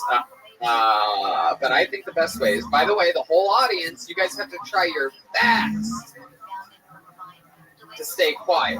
You can go fucking ballistic afterwards, or if he finds out, like, you know, he's on the show or whatever, but for the most part, we have to keep it straight, or else he's going to be on the other end of the phone on to us, right? Because a room full of hundreds of people laughing sounds like a room full of hundreds of people laughing. Oh, so you don't want me to tell him I'm on a show? No. You're going to fucking tell him. But after. Oh, okay. Yeah. Well, gotta talk some shit first, and then the way to do this is to, you know, maybe just, you know, soften them up a little bit. Be like, hey, you know, shut the fuck up, fucking idiot. So the way to do this, James, is you'll soften them up a little bit. You'll be like, hey, it's James, man, from fucking Stay on Top. And then you're gonna go, look, man, things are good for me, dude. I'm just, you know, I'm fucking being an artist out in LA. How about you? What are you up to? And ask him what he's up to, right? And then you say something like, hey, there's been something that's been on my chest for a long time, and I got it. just say you're in AA. It's one of your things, right? I never wanted to tell you this, but some guy forced me to tell you. If my RV goes up, I'll never forgive myself. we've got a 30 space. But here's what's important. You have to do it on speakerphone, okay? You have to make sure that the bottom of, don't do it yet, but you have to make sure that the bottom of the phone is pressed up against the top of the microphone, okay? Whatever you do, don't pull it away, and if it goes to the answering machine, pull it away so that the number doesn't go into the live stream, okay? And the only other thing that we have to cover in this have thousands of Death Squad listeners. Hey man, your girlfriend got straight raw dog back in the day. What could go wrong? So then you tell them, I just wanted to let you know, and you know, you tell them the truth. Like that whole time, what's the girl's name? Dory. What is it? Dory, like Doris. Just say I found it. Yeah. It was interesting watching you while you were finding Dory. Yeah. Sounds like a 3 at best. Yeah, I've never. I mean, you type in Dory, that's going to come up pretty quick. How many Dorys does anybody know? Especially ones you remember after 3 seconds. What's behind Dory number 3? It's James. Okay. Was she like the fish in the movie? Was she forgetful? Oh my God, Doug, are you sorry? Are you listening to the show that you're on at all? We're talking about Dory. Very good. Yeah. That's in a separate universe. So James, are you ready to fucking do this? Who thinks James is going to be a Kill Tony legend after this? I think so too. It's a big deal. For those of you just catching up, let me basically reset this for the YouTube clip. James is about to call his old guitarist from the band that he. How long were you in a band with this guy? 2 years. And how long were you were fucking this girl the whole time? No, for like 7 months. Oh God! Oh, this is amazing. Oh, okay, that's cool. Perfect. That's cool. For some That's reason, fine. that makes. Guys, it's for cool. some reason, that's It's like. only 7 months. It's fine.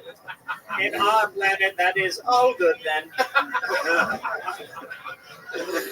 So try to remember everything I told you, what to do, what not to do, and here we go. James is about to call the guitar player, and Tony is fucking his girl for 7 months. You have reached That was quick. Oh my God!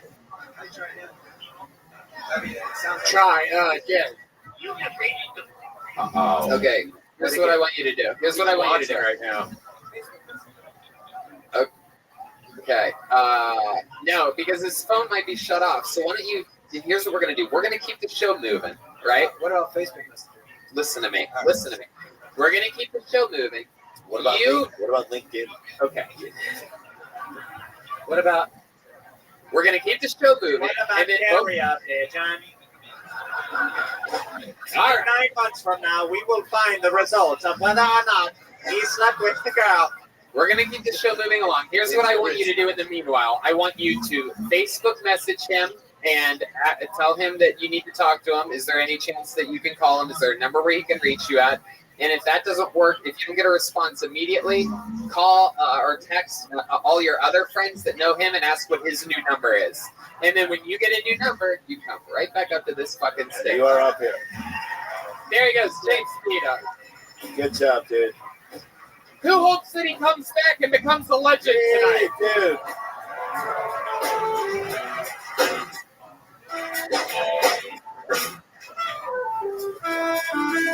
All right. Well, who knows? James could be back any minute. Okay. I believe this young man's been on the show before. Let's watch a new 60 seconds from the stylings of Tatenda. Everybody, Tatenda.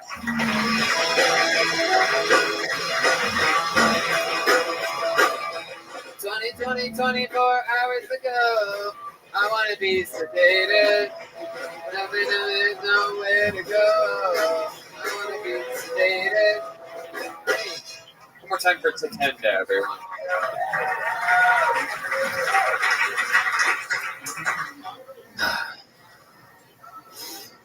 So, I'm originally from South Los Angeles. And I speak this way because it's easier to get around. To all my black friends out there, I highly recommend you adopt an English accent. When the officer asks you for your wallet and your driver's license, you simply say to him, "Oh yes, of course, sir. Let me show you my medieval couch." But be careful how you use it. One time I went too far, I had a bit of a sore throat, and I kind of sounded like Idris Elba, and I was like, "Yes, officer, I was driving drunk. I'm sorry. She left me." And then I was made to the police. So if anyone knows who killed Cindy, let me know. I was hey. Hell yeah. Tatenda.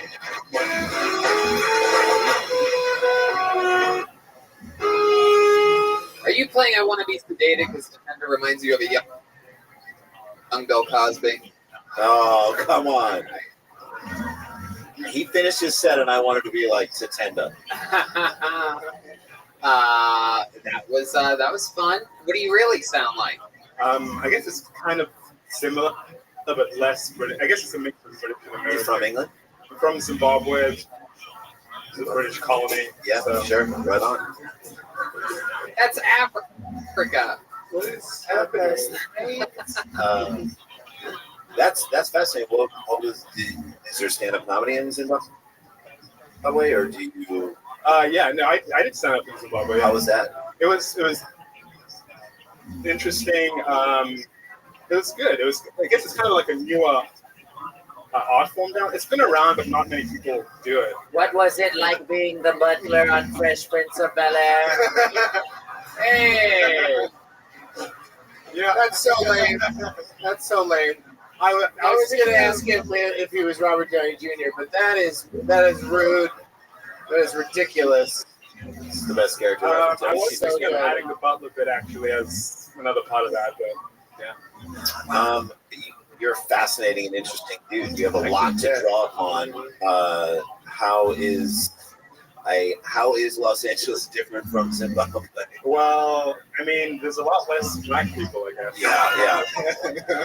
I thought you were going to say it's a lot more violent. I think actually geographically it's kind of similar. Like it's no, it's not. LA feels like LA feels like that. Okay. There's a lot less zebras. Come on. Is that what you call them by your friend? LA feels like one big suburb, and Zimbabwe's kind of like everything's kind of spread out. So it's kind of similar, but Wait, say that one more time. Zimbabwe, LA's like one big suburb. It's just very spread out, and Zimbabwe's kind of similar. Right. Yeah. Craziest animal you've ever seen? Well, one time I was at a game count, and this elephant. A what? A game? Oh, you were counting the game. Basically, okay. So you go. There's this game count thing they do where like people go out and just count the numbers of wildlife out there. And I was with my German friends. I call that looking for chicks. Oh, come on. Anyway, Wait, you were looking for a game with your German friends? Yeah, because it's kind of like a white thing to do, but I was just like, I'll try something new. Yeah. And so what they do is they go out and they count all the animals, and there's a camp, and you're not supposed to bring fruit. Wait, Germans near a camp? I don't like that. Dawson's School? I feel like I know what kind of animals they were hunting. No, they were not hunting that. God damn it, there's not a single Jew out here. I don't know why my German sounds like that. Sounds very. That sounds like the other guy. Germantown, Tennessee. Do the animals try to hide? No, okay. I saw the elephant like right behind me, and it like reached into my gin and tonic. What? And had a sip. Yeah. The elephant reached in your gin and tonic and had a sip. Because they're like so big that the Thank God you roofied it. Thank God you roofied it. That's why you always do it, guys. An elephant will remember if you don't roofie it. You don't. Wow, okay. One in the trunk, two in the drunk. That's what we always say when we're roofing elephants. But anyway, you're not supposed to bring fruit into the camp because the elephant's notorious for just coming into the camp and like taking fruit. They're fucking dicks. Oh, yeah. And they'll pack your germ. But yeah, LA is cool. It's very different. I mean, it's America, I guess. Yes. Yeah. Yes. What are some of your favorite things to do for fun around here? I'll go to Universal. I went to the Hogwarts thing at Universal Studios. Yeah. That was pretty fun. Phenomenal. And you were the black kid they gave the scholarship to. For Hogwarts, you? Hell yeah, Wingardium Leviosa, bitch. Hell yeah. Were you? What did they make you? Hufflepuff Daddy? Come on. Well, actually, bitch be Slytherin. They make you you were the prisoner of Azkaban. I'm sorry, Azkaban. Oh, come on. No, actually, I was just another serious black. Just kind of. Wow. Very good. Very good. Very good. That was very impressive. Very good. Very good. Very good. Very impressive, Tachenda. That's everybody's dream. That's what you want to do on this. Why did I become the all-Negro wave? What happened right there?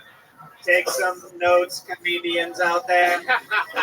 That was a great joke. That's it. You can always. You're a fascinating dude. Rupert Grayson Barrett. You're a fascinating dude who has like stories and things in your past that nobody here has. So I would like dig into all of those things. Yeah, like being a black man. I went to Harry Potter World. Yes, it's the rarest thing in the world. Are you due back soon on the holodeck? Star Trek kind of outfit for anybody. I know you're talking about. Could have just said Star Trek. I guess. Hey, Star Trek. Well, technically, I am like a non-resident alien, so I feel you. Yeah. Yeah. You have to go back to Zimbabwe? I just applied for a work visa, so I'm waiting for the results. Well, I'm sure that's not going to take a long time right now. We hope. Every agency seems to be clicking along as we speak. So you're not working? At the moment, I'm just doing this. Yeah. Dude, you have a great personality. You have a great fucking presence. Thank You're you. a good-looking dude, and you are an interesting story. I think you could be a great comic if you really just write a bunch of great jokes. Is that all you have to do? That'll be it. No, but I mean, like, write about yourself. Write some great No, dude, write about yourself because you have great stories to tell. I would be fascinated to hear all the shit that fucking. How many people come up and had an elephant? How many people roofied an elephant? That's my question. Is what I want to know. Not many. Okay, so And I'm going to take a second to acknowledge something that I don't normally do, but you've been on this show a few times, right? And we've had some really rough goes. You've taken some real chances up here. I remember one of the times things went horribly wrong. You were like this character that had like a mask or something crazy, like a doctor's mask, and it went. Long story short, it went horrible. And then you came here tonight, you got a standing O from the entire panel at one point, and you stayed in the pocket with the interview, and it went smoothly for an entire 8.5 minutes on top of your 60 seconds. So there you go. That just goes to show. Keep coming back, get better. You can have a fucking breakthrough set. How about one more time for Tatendo, ladies and gentlemen? Let's keep it moving along. TA10DO, TA10DA. Oh, Ta number 10, DA. I mean, you should think about changing it to Sirius Black. James Bida is James R. Bida, B-I-D-A on Instagram. Where's James at? Can we get a James Bida update? Where's this motherfucking... Still trying to. He may have found out that you were fucking his girl and killed himself. I'm interested to get an update. Not like tonight, but years ago. So he didn't need James there to find out. I mean, Dory could have told him. Dory. Just want to let you know, it was fucking James Bida for 7 months. Just... What? The fucking bass player did?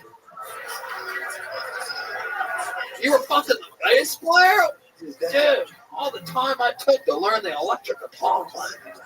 That dude was the boil on the ass of this band. Yeah. Exactly. It's like stay on mama, dude. Pull another name out of the bucket. Let's keep this fun train moving along with the comedy stylings of Erica Dawson. Here we go. Here we go.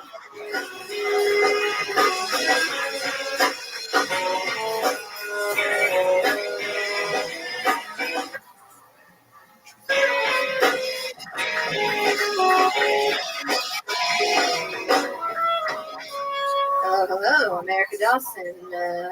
Quick, I just like to kind of gauge the room. Who else in here has pissed on someone before, huh? All right, cool. Yeah, good to know. Yeah, good to know.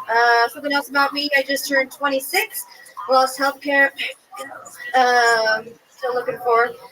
So I'm trying to take, better care of myself. So I'm kind of tapping into that, third eye, kind of higher vibrational shit. So I'm meditating, with green juice, bouncing on my own shanty, own fingies, I'm doing the hot yogurt in the studio, like namaste, music play, piper ray, kickball change, keeping it fun. What else? I'm getting kombucha. You guys have a kombucha in here? Yeah, I'm getting kombucha. I'm putting it up my butt. It's a butt chug plant. That's what you do with kombucha, right? So yeah, I'm keeping it fun, keeping it frisky.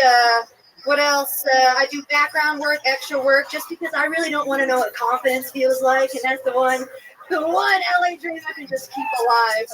And this is Shakira at Starbucks. Venti, no ice, please don't forget. Thank you. Wow.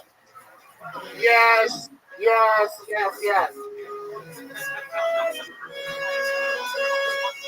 I've never heard anybody do anything that great after the meow. Yeah, it's true. Yeah, best after the meow shit ever. Your post meow game is so tight. Even I gave the hard look to the left at the end to see how close Redman was to hitting the bear on that. I hit the bear fast, but you fucking stopped him. Yeah. You stopped that bear dead in his tracks. It appears that the student has become the teacher and the teacher has become the student, which also explains why you're dressed like that, Erica Dawson. I think she's cute. No, yeah, I mean she has like a cute face, but she's dressed like a haggard human. Yeah. I would pee on her. She's dressed like she warms up next to a barrel fire. Yeah. Yes, Brian, we did it. She has been tirelessly leading the rebellion. She says she peed on someone. She could have peed on herself. You don't know that with that coat. that is what we're going to talk about first. The first thing you said is, anybody else ever pissed on someone? Anyway, moving on. That was your first joke and your first segue. Let's talk a little bit more about that, shall we? Planet Kiltron, that is also how we greet our mother. Wow. Wasn't on my mom, but yeah, it was sexual. It was sexual. Yeah, it was. Hey, right back. Look out. Wasn't R. Kelly. Not his Real talk. Let's for real talk, dude. They're close and devote the Mark Zuckerberg version of Lex Luthor. So was that a one-time thing? Yeah. No, I was in a relationship with someone who wanted me to piss on them often. How did you feel about it? I was open to it. I'm like, as long as I'm not being hurt, I'm pretty open. That's a tough. I mean, you just got to be really hydrated in that relationship. You really do. You have to be it's a lot of water and beer mixing. Yeah, It's kind of doing it fast. I have a Costco subscription. Membership. Wow, okay. What can I say that will work? I guess nothing. What the hell? Anyway, so that was a regular thing that you would do? Now, is that like he would lay down in the bathtub? No, it was in the shower. It was like a standing shower situation. I used to I had a girl that always wanted me to pee inside of her.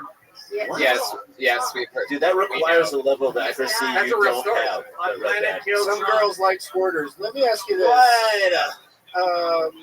I forgot. Oh shit. Honey, By the way, this is fascinating. That so that relationship is done.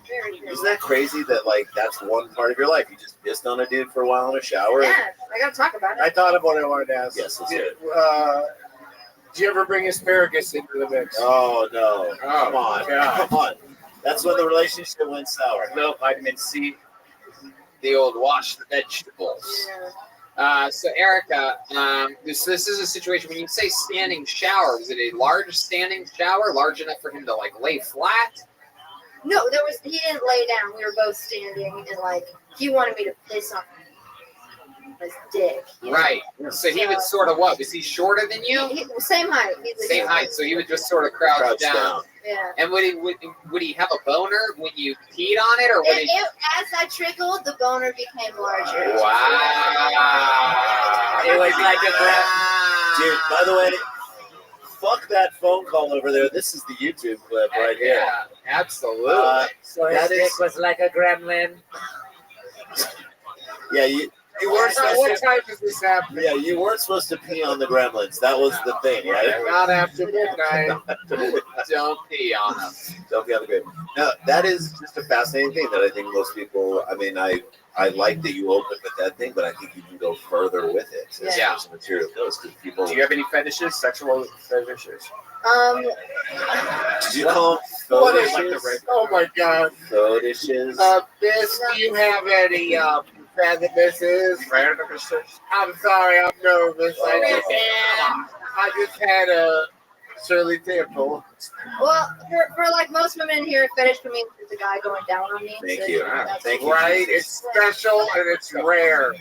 That is very obtainable on my planet. Okay, good. Good to know. But I will say, I'm a chronic belcher, which is Never mind. But dudes are really into it. I have a following on Instagram. It was just kind of an accident. I found out belch fetishes were really big. That's gotta be real. Can you give us a little example of Give me a little taste of what's in China, it's polite to belch when you go. In Singapore you could get It's better if I got studs. I'm a natural gal and I'm force it right now, so. I would like to challenge her to a purple. Whoa! There we go. Nerd neck. Every once in a while, Admiral Nerdknock will challenge people to random things. We've seen him with some of his specialties are kicking high in the air. Yep. On his planet, that's how he greets his mother. We've seen him out rap a guy that said he was a professional rapper. Yep. Yeah. I mean, this band does not fuck around. He is getting super intense. So here we go. First off, in the belt shop, a woman with an extra Instagram following based on her belching. Ladies and gentlemen, here it is, Erica Dawson. It's good. Yeah, it's good. It's wet. Wow, It's wet. wow, that was it. All right, her opponent. Her opponent here. Oh, Jesus. For the audio listeners, she's sucking in his stomach. Wait a minute. It's good to see Christian Bale preparing for another role. That's just Here he is. Ladies and gentlemen, Admiral Nerdknob. Okay. Yeah. I think she That won. sounded like you made a pre-belch.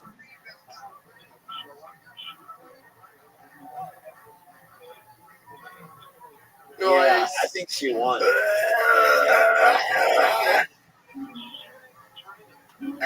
Anybody can do that part. You did more pre-belching than she did material after the meow. Oh, listen to that one. Wow, it's like I'm about to watch an MGM movie.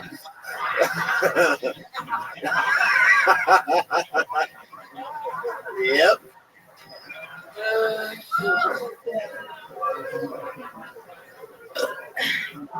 Whoa, she just fired back with another one.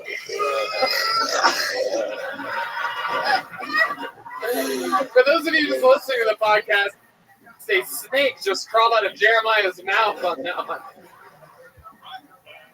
And there are like dudes jerking off to this. They're all. You're gonna get a bigger following than I you. know. It's gonna throw up again.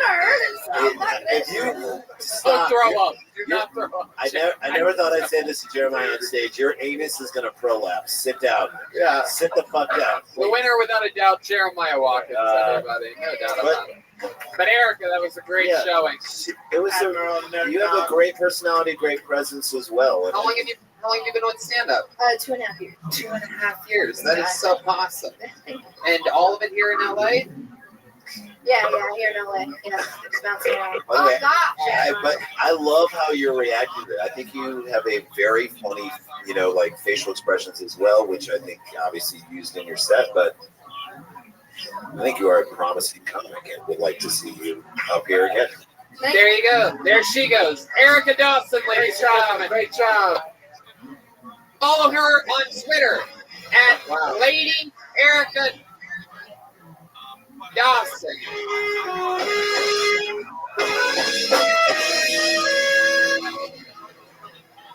All right, let's have some fun, shall we? At the end of guys, burping on this fucking thing's not a thing, Brian. I don't know how you got excited. You realize everybody in the world can belch, right?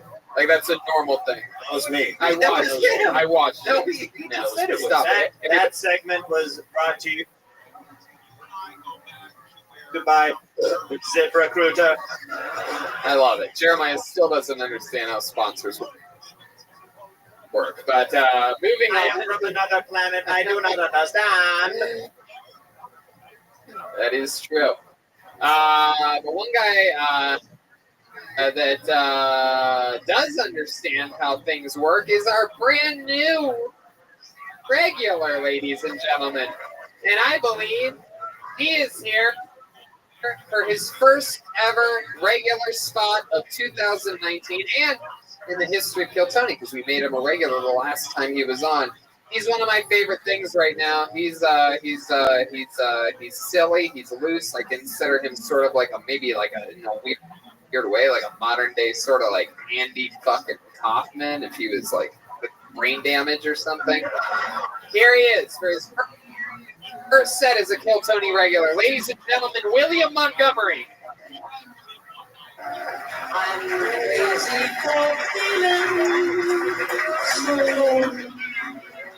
So I've been playing a bunch of Monopoly recently.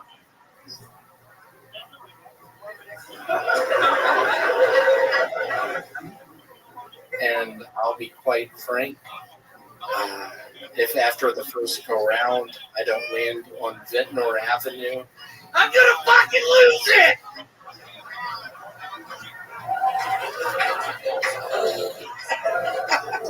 if someone ever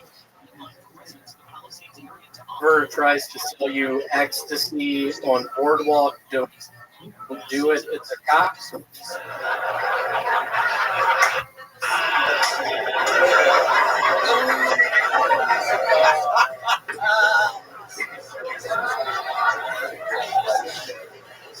You want to take it, Bob?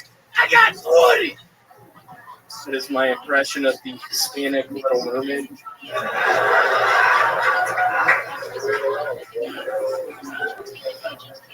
Originally, that was black. I didn't know if I should say black.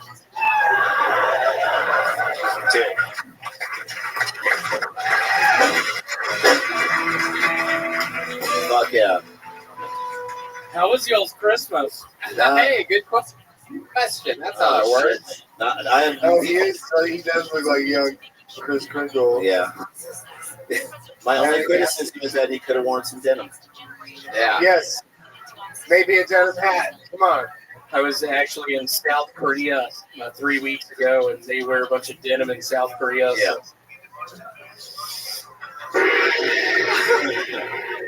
William Montgomery. How about one more time for our friend William here? Here we go. We're off and running. Very funny set. First one to sort of like scare us and really perform, really shock the crowd, I think, there for a second. I don't think anyone saw that lose your mind at Ventnor Avenue joke that you did coming. I forgot that. But it is a really good piece of property. That's in the yellow, I do believe, right? It is. Yep, so yellow's good. I'm obsessed with Monopoly. I pride myself on being undefeated lifetime. What? Monopoly. Are you serious? Back for you, yeah. That's how long it takes to play one game. Yeah. No, that's the kid that can stay up all night because he's jittery. It's true. I'll put a hotel on that joke. That was a good one. So, William, that part, what was the part that you almost said black instead of Hispanic? What was that part again? You want thingamabobs? I got 20 from the Little Mermaid song. I think there's something gold in there. I think that. Wait a second. Are you sure? It's 20? I thought she had plenty. It's 20. I think it's fucking plenty, dude, and I think we should go to the tape. Let's go to the tape. Yeah, let's hear it. I think it's like.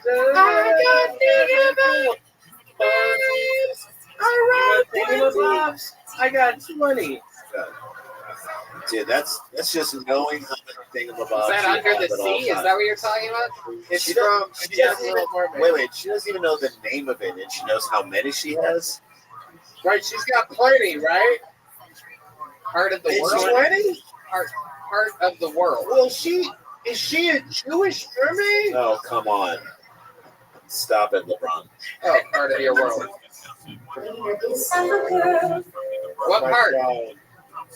It's in the middle of this goddamn song. God damn it, thingamabobs. What part is this going to happen? There's no way we're going to get kicked off of YouTube because of this part of the show. Nope. Not going to let it happen. William Montgomery. No way. Thingamabobs. I got my eyes on the prize. Lots of them. 20. At least 20. William, what do you do for the holiday season, my friend? You're such an interesting character. I feel like there's never a dull moment with you. So how does a guy like you spend the holidays? Went back to Memphis. I'll be quite frank. On the plane ride home, ate some edibles. Yep. After our podcast, we done. That's right. He was on Jeremiah Wonders. What happened after you ate the Took edibles? a third of a Xanax bar. Let's give it up for Mark Harmon back in Memphis, Tennessee. Oh, hey Tony, we got the lyrics right here. It's actually 20. It is true. William was right. It's absolutely 20. Basically,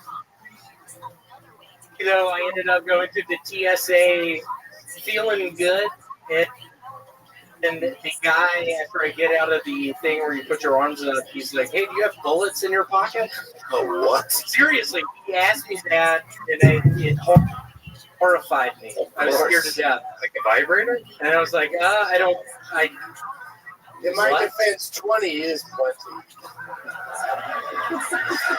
So he asks you if you have bullets, and then what happens? You I did? said I didn't, and then you said I see your guns. Talking about my arms. My arms are big. And I laughed, but I was like, you need to be careful. Don't be saying that. Yeah. You don't know how Scared much people to pot death. I mean. It scared me. Yeah, I thought it was because you looked like a Revolutionary War soldier. Reenactor. Y'all come to the roast battle on the 16th. I'm playing a Confederate war soldier. Really excited. You're talking about historical roast, not Historical roast. It's a totally different show than what you just plugged. Regular roast. I am a soldier with the white army. What? You're So William, so you went through that, and then what happened? Ended up in Memphis. My mother Frances saw me the first evening. I had that beard going. She looked at me, sort of did her head to and fro. The next day, I go with Mary and my father to a sports club. Clips. Great clip. A haircut place. Oh, that's right. Haircut place. Lady cuts my hair. Cuts a little too much mustache. I can see it is a little bit. It's an homage vibe. I don't like it. She sports clipped you. Yeah. You get a scalp massage? I did. Yeah, you did. Scalp massages. Is your parents harsh on you? Did you have like a very strict childhood growing up? I did. I was the oldest of 3 boys. Some dude stuck your dick in middle school. What the? What? Oh God! No, I get it. Unbelievable. I get where he was going with it. Who are we calling? Unbelievable. Did he suck your dick in middle school? A nice guy, Travis Anderson. Wow. All right. Got real quick. Just got real specific up there. This went from 0 to dick sucked real quick. Yeah, Now, were they strict though?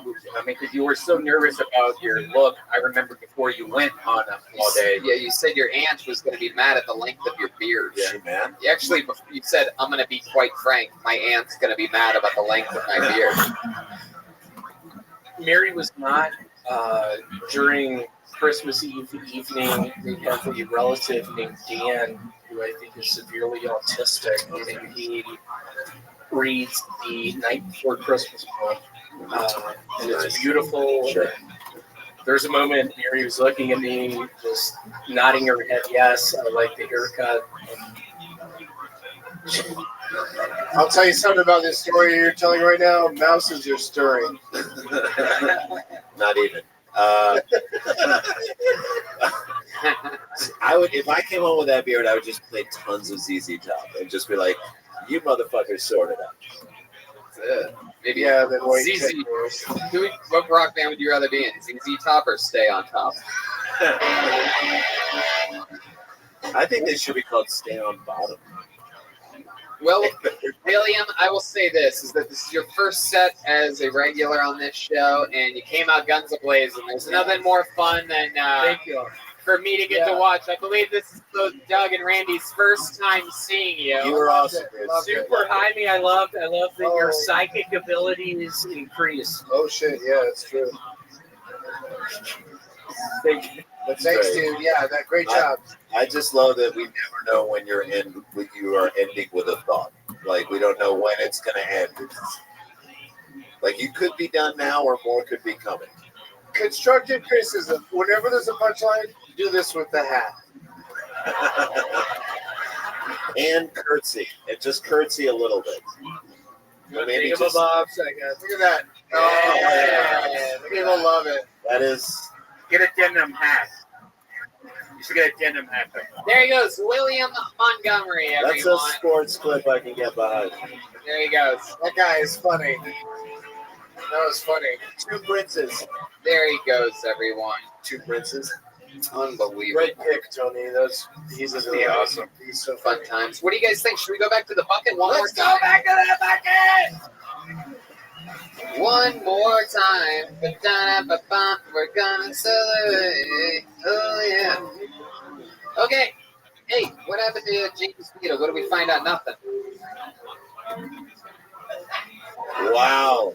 He talked to his brother my trying to get a God. hold of him. We're doing everything we can to ruin this guy's night.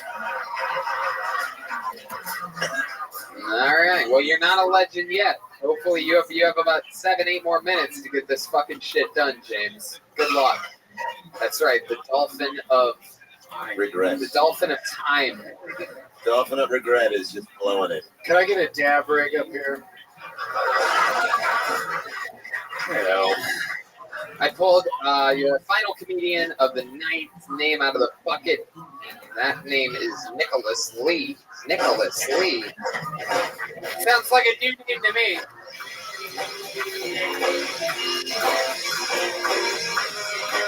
Is that him? This Whoa. guy. He's Gotta coming take a all shit. the way around. Look at this.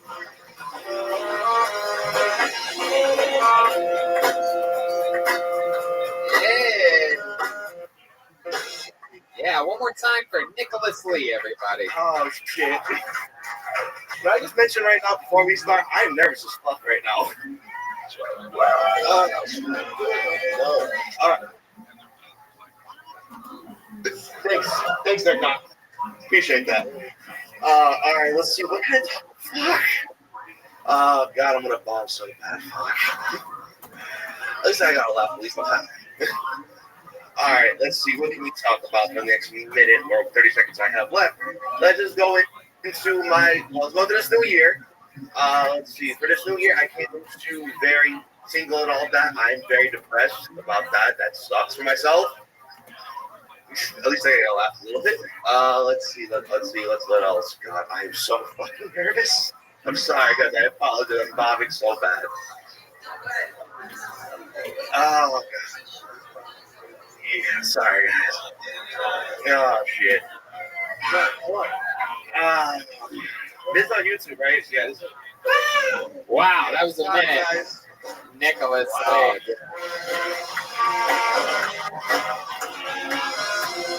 I feel like the band's playing Nirvana because they knew you were going to want to kill yourself after tonight's Yeah, set. pretty much on this one. Jesus, that's as Jesus, bad that as was- it gets, dude. That was a fucking DMV. You might minute. turn it around in the Jesus. discussion portion, Hopefully I but can. in the bathing suit segment, I don't think you're gonna Wow. do very well. There wasn't one joke in there. At all, right? No, not at all. No, it's just it's just a breakdown. I'm going to ask you a very serious question. Go ahead. So you did write your name down. You did put it in the book. Yeah.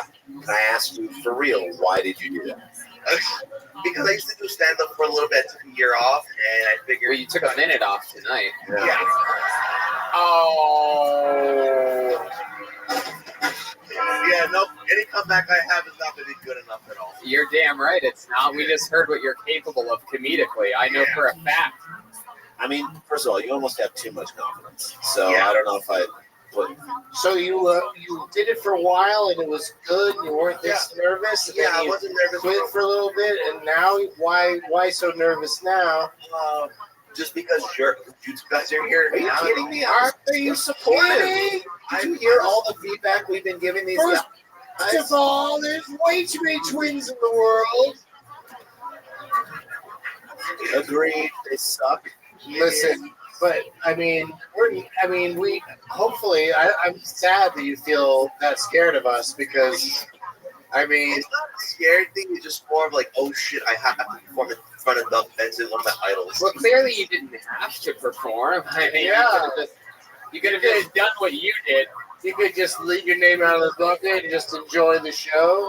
Nicholas, Maybe pretend to put your name in the bucket so you can watch it for free. It's only a bummer because there are other people out here who put their name in the bucket and they really wanted to come up, and then you pull that out. That's the only reason I say it's a bummer, because those people are sitting there going, "Man, I wish I would have come." And I read how all long the stuff. how long did you do stand-up comedy for? Before I took my year break, I did. It was a light year break. Oh, stop. How before you took your year break? I think you should start calling it a sabbatical. Yeah, I did it for about 2 years. About 2 years. Where was this at? A bunch of open mics around the valley.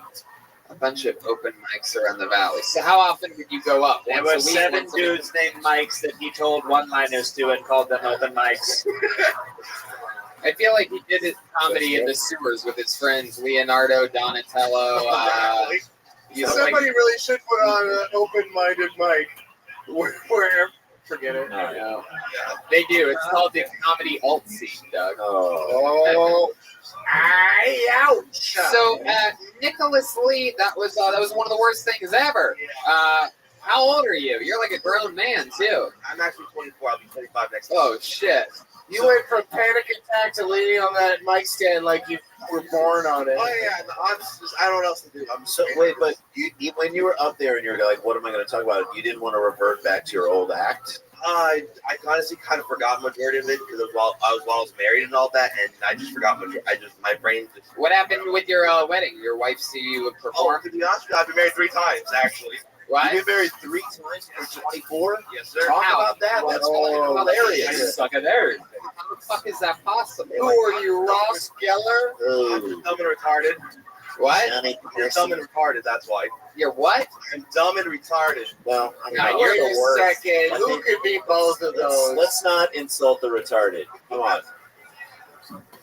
Wait. Nicholas, you're horrible. We're getting you out of here. There he goes. Nicholas Lee. Nicholas the horrible. All right. What's my James Vita update over there? Where's James Vita? Where's James Vita? We have an update, James? Oh. Should we go to this bucket one more time? Go to that bucket one more time.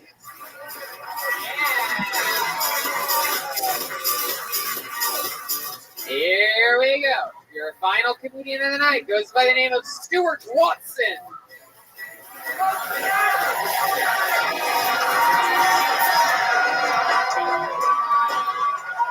What is up? What the fuck is up, everybody? How is it going, everybody? So, where's my sneakerheads? How many sneakerheads we got in the house? Oh man, I've been a sneakerhead my whole life. I mean, ever since I was like a baby, I've loved sneakers. My first words were poo poo shoo shoo. Now, let me tell you about my favorite sneaker. That doesn't deserve that much laugh. Stop. Now, let me tell you about my favorite sneakers. They're the Jordan 11 Concords. And fun fact about the Jordan 11 Concords is Tinker Hatfield designed them to be both a basketball shoe and a dress shoe. And so whenever I do finally give hair, I can actually respond to my relatives' wedding invitations. Now, I actually found a pair about a month ago for the first time that was actually in my size on the Facebook classifieds, but they were $200. And I didn't have $200 at the time. No, don't you fucking put that roar on. I really want to hear the end of this. So, I didn't have $200 at the time to spend on a pair of shoes, but I got that sneaker. Okay, roar it, yeah, roar it. Fun guy said it. Thank you. Go ahead. He looks so defeated. He looks like Who the do you last think you are, Peter Pirelli? Here he goes. He's finishing. Let him finish. Don't play on the finish. Okay, so I had the sneaker fever, but I didn't have $200. So I drove to the mall and found these Jordan 1 lows on the clearance rack for $59, and then got a $150 speeding ticket on the way home. Yeah. All you had to do was that part just there in the fucking original setup. Yeah. You have like 40 extra seconds of stuff there. I wanted to spend. I didn't account for the laughs whenever I was doing this in my hotel. Roaring applause. I mean, you're never in a hurry when you're on your way to your job at a Scandinavian library gas station. His t-shirt says Ford Tour. His hair says Lilith Fair. It is incredible. You look like you love 311 and weigh 311. Stop it! That shirt is to tie-dye for. By the way, your set should be tighter than your braids. Admiral? Listen, you guys. Be nice to him. He's got PTSD from being attacked by moth in the meat moth. Aww. Admiral Nerdknock. He looks like he knows a lot about stocks, and he was also at Woodstock. Well, you can't. That's what I was gonna say. There. On my planet, that was hilarious. You do have this amazing look about you. You remind me of like when I moved out here like 13 or 14 years ago. There was this like there was only a few of them, but there was these like weird like weed lawyers that there were. You remind me of all those old California weed lawyers. Like you're wearing a crystal around. You've got a hemp briefcase. Call 1-800-WEED-LAW. Guys, give it up for Willie Snelson. Oh. Hey, thank you for not saying Post Malone. No, Well, he's good at I would call you Pre Malone. So, what's your story, Stuart? You ever did stand up before? I did it for about like 6 months back in 2015, and then kind of got distracted. Yeah, you don't look like the kind of guy that gets distracted at all. Did you say distracted or extracted from the conversation? Distracted. Did you wash the colors in the wrong temperature? When you say you got distracted from stand-up, what do you mean? How'd you get distracted? What happened to you? How big is the bong? How big's the bong you're right with? I actually don't smoke. What? Oh, one of those. Yeah. Very curious. Why would you dress that way? You get drug tested at Wendy's. I just like to get arrested for no reason. Why do you dress like that? I'm going to let this question stand all the way. Go ahead. That's my favorite shirt. It's your favorite shirt? What about the pigtails? Oh, it's just for functionality at a job I used to have. Like, what You kind got of a job job you used to You have? work in a prison kitchen? What the fuck? What's the job? Were you in a pigtail public farm? What's the job that you used to have? I worked in the freezer at a Walmart distribution center. There you go. Okay. And on every break, I would pull my mask up, and it would tangle up my hair. Okay. So I braided it so every time. So I would. How long's it been since you worked there? Walmart? Yep. 5 months. 5 Oh, months. okay. Is it one here in Los Angeles? No, man, Arkansas. Is that where you live? Tulsa, Oklahoma. Yeah. You still live there. What are you doing in LA? Just visiting. How long have you been here? I've been here since Friday, and I'll be here till Friday. Yes. Friday to Friday, a little trip. Yeah. And this was one of the stops on your trip, huh? Yeah, one of my bucket lists. I love that. Yeah. So you do stand up in Tulsa, Oklahoma. I haven't done it in a while. But that's where you did it, in Tulsa. Yes, in Tulsa. I did a little bit whenever I lived in Arkansas, too. Tulsa's got a good comedy festival there. It's good to see. Blue Well Comedy Festival. Very good. That's where I saw you for the first time. And I've been watching your show since then, 2016. Fuck yes, dude. Fuck yeah, you're exactly what all my fans look like. I'm kidding. Hey, Tony, maybe he'll let you sign his boobs. Hey, I like that. Aw, Stuart, jeez. Okay, man. Somehow that was sadder than Nicholas Lee's set, what you just did out here. Yeah. Come on, man. You gotta laugh it up. Stuart, what else do you have planned for your trip here in LA? You gonna go do anything fun? You gonna go to Universal City and look for the mysterious black man at the Harry Potter exhibit? Maybe. Maybe.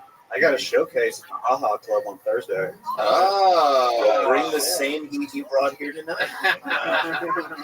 Fucking Don't be discouraged if the audience doesn't say ha ha. Sometimes people laugh differently. Tony, I saw this guy's 1 hour special was called "I'm Tie-Dyeing Up Here." That was good. I liked it. Stuart, you're from Arkansas. What's your least favorite race? I'd like to give a shout out. The Apollo 13 is here tonight, ladies and gentlemen. There they are. It's live in the flesh. So it's any of them that involve running. White people. White people. Yeah, why is that? Why is white people your least favorite race? Your parents, you look like the kind of guy that would have smart parents. Is that true? Your dad a professor of some kind or something like that? He was a baker. He was a baker. Oh, that's way off. Does he allow gay people to order cakes at his bakery? Yes, he did. Okay, just checking, guys. He wasn't cool with gay people when I was a teenager, but he came around. He came around? Oh, yeah. Once the son started dressing like that, you have to. Taught you how to make candles. Okay. How about your mom? What's your mom do? She owns an upholstery shop. Hell yeah. Hell yeah. Well, with a son that dresses like that, That's where I sort learned of to sew. What about your uncle? Stuart, any other Stop. fun facts about you? Anything interesting we'd be surprised to know? You ever set any records, you think, or anything like that? Any interesting fun facts about you? You have any special skills or talents? I'm a photographer. Also, I can sew. How many sack? I can sew is I fine. can kick myself. in Oh, the if head. you can sew, you should work on the knee area on both of your I'm pant legs. afraid. They're really mods. Your set was pretty so tonight. Hey-o. Wing, wing, wing, wing, wing. Honest question. But I get a. Did you do the braids yourself, or did you hire someone to do the braids for you? I actually did these myself without all my proper equipment. I'm surprised that's the look. I'm surprised that's the look that you went for. You seem like the kind of guy that would have like cream cornrows. How many? Candy cornrows? Do you know how to braid your hair and any other designs? No, just this one. All right. I will teach you. What? Wait, this guy has the power to make all of us more boring. What the fuck is happening right now? He's like, we're in a fucking tractor beam right now, and all of us are giving a TED talk that no one wants to hear. Stop making us boring. Stop it. Stop it. I hate being boring. I hate it. I hate being boring. Quit it. He's amazing. I don't think he's boring at all. I think he's amazing. He's a fascinating dude. What was your Randy boring. What? What? What was the question? It went from braids to AIDS in here very quickly. Yes, it did. It did real quick. All right, Stuart. Well, I want you to go have fun. Go have fun. There's an entire game of Fortnite going on without you right now, so we gotta keep going. There you go, Stuart Watson, everyone. Come on. Yes. Yes. Nothing. James Vita. Maybe next week, huh? Randy has to go. How many of you are going to come back next week to see James Vita call the guitarist and tell him he's been sleeping with his girlfriend? Look at that drawing from Ryan J. Evo. We're all in outer space with the aliens. Doug Benson, Randy Sklar. Anything you guys want to plug? Doug has to run out of here. No, but we're going to be at the San Francisco Sketch Comedy Fest this weekend, and we're doing our podcast live on Friday night, 10:30, Cobb's Comedy Club. Come on out if you're in San Francisco. We'd love to see you. Paul Scheer is our guest, and maybe a special surprise guest as well. Make sure you check out everything Sklar Brothers, skarbrothers.com. Yeah, it's supersquatters.com. You can see all of our dates and all that stuff. Scarl Bothers. Scarl Bothers. Doug Benson has a bunch of podcasts. And DouglasMovies.com is where all my stuff is at. Thank you guys. Thank you all the comics Thank too you, that come guys. every week. How about one more time for Randy Sklar and Doug Benson, everyone? Thank you. How about one more time for the great and powerful Jeremiah Watkins, huh? Wow, Jeremiah, anything you want to plug? Listen to the new episode of Jeremiah One News with Jake Weissman out right now. And also I will be headlining in Kansas City at the Kansas City Comedy Club in March 14th through 16th. And I'll be bringing my boy Patty Reagan to feature for me. Shout out to the people that think they're so important they have to beat traffic on the way out of here. You have no lives at all. You just spent 3 hours laughing with us on a Monday night. But so how about one more time for Chroma Chris, everyone? Chroma, what do you think about tonight's episode? Out of this world, Tony. Follow him, Chroma Chris. Goldberg, Joel Jimenez was here. I love you guys. Happy New Year. Hell yeah. Follow him at Mostly Sorry on social media. Remember, Kill Tony is on the road. Raleigh, North Carolina, Phoenix, Arizona, Dublin, Ireland, Manchester, England, London, England, and Philly.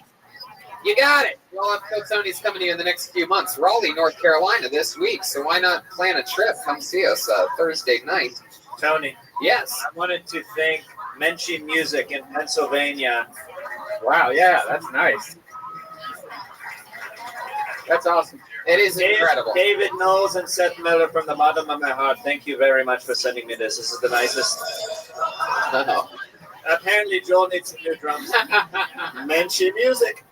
Yes. Thank you so much to those guys for Jeremiah's new saxophone sponsorship, and I think that's pretty much it. Stuart Watson is Dr._T Watson on Twitter, and hey, check out. Make sure you subscribe, rate, and review Kill Tony. For those of you that have been listening forever, maybe you haven't done it because we have a lot more listeners than we have reviews. So somebody fucked up along the line somewhere. Get back up there so that we can, look like we're doing as good as we're actually doing. Thanks, guys.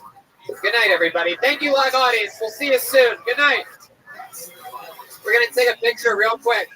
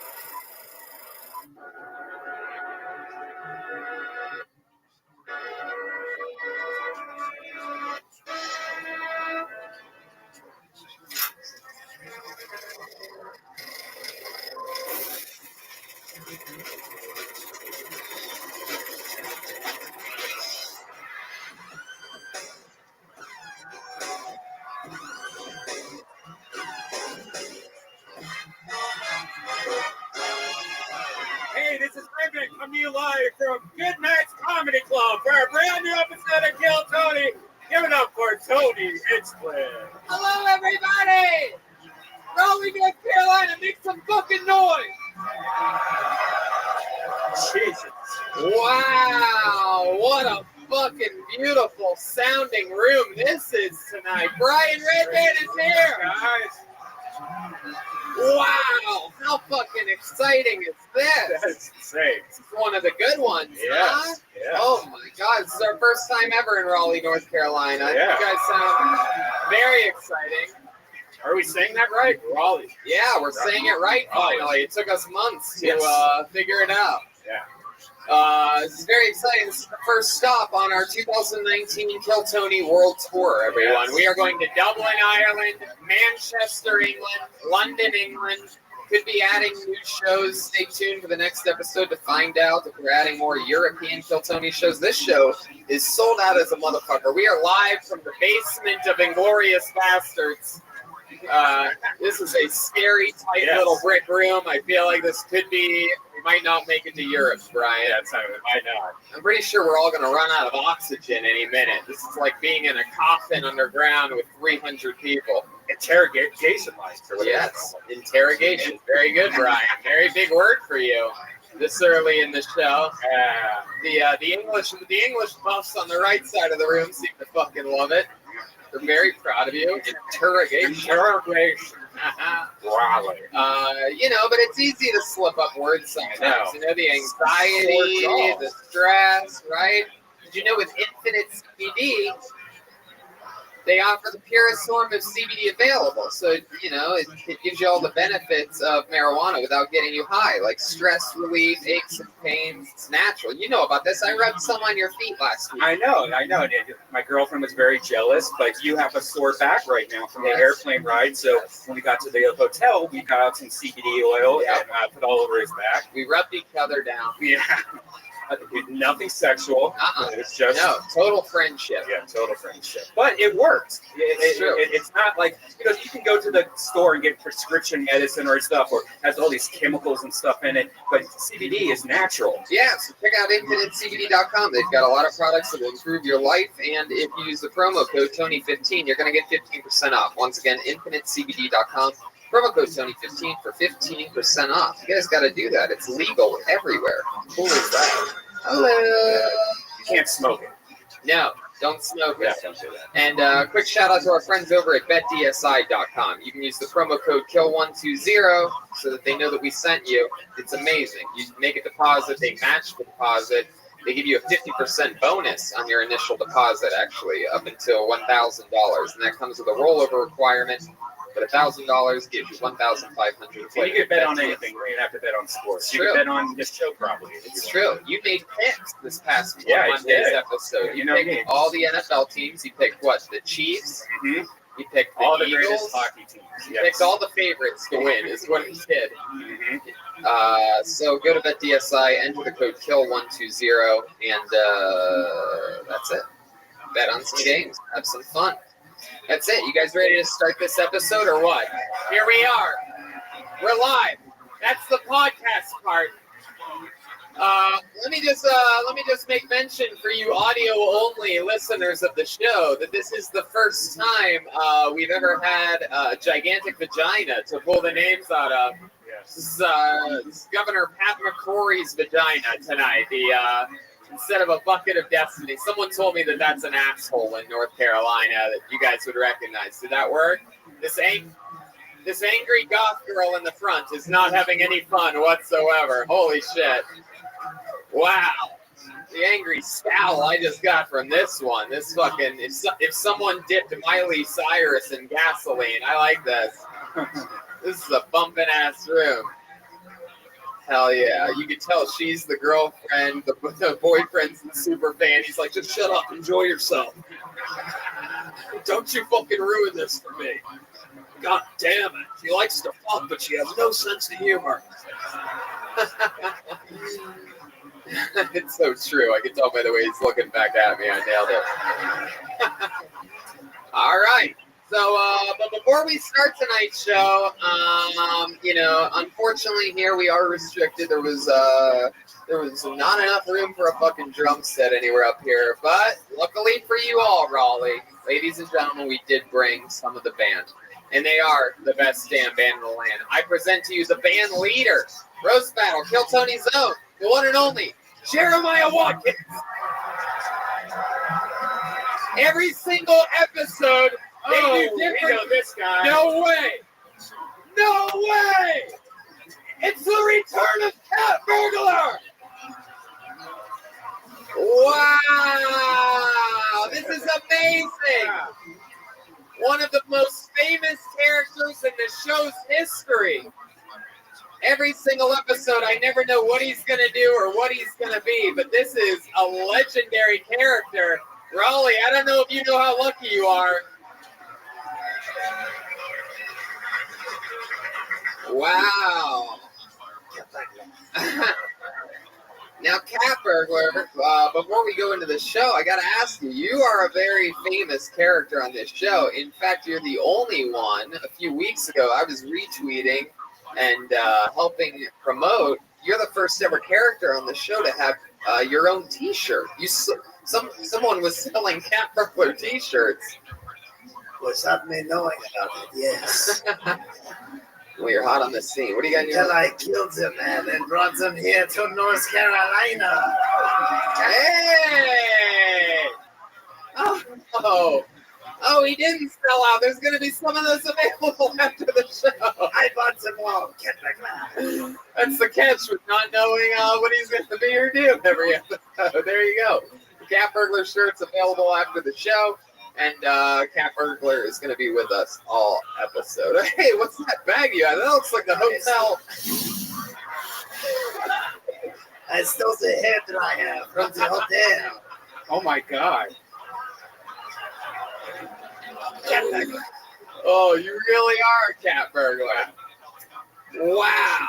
So, a Cat Burglar is going to be on stage with us the whole goddamn time. This is very exciting. I have a giant vagina filled with names of people that signed up for the opportunity to get 60 seconds on this stage and then go through a little bit of an interview with me and Red Band and the Cat Burglar here. So anything can happen. I love these road shows because it's usually more organic, sometimes wilder, more intriguing characters that you don't normally get with people that have escaped to Los Angeles. So I'm really, really excited to see who we meet here tonight. Who knows? Perhaps okay, I'm not even.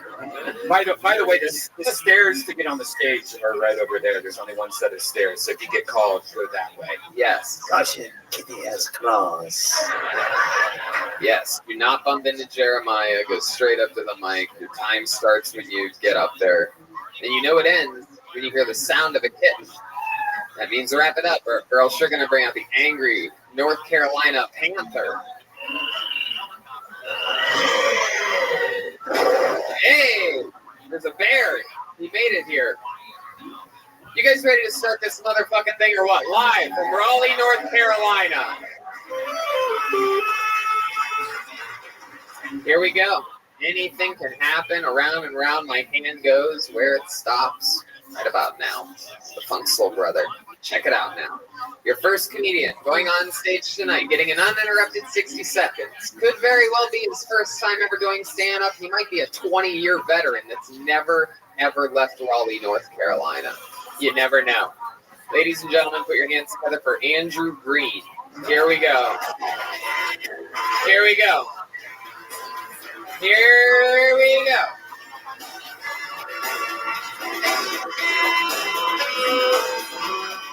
Andrew Green.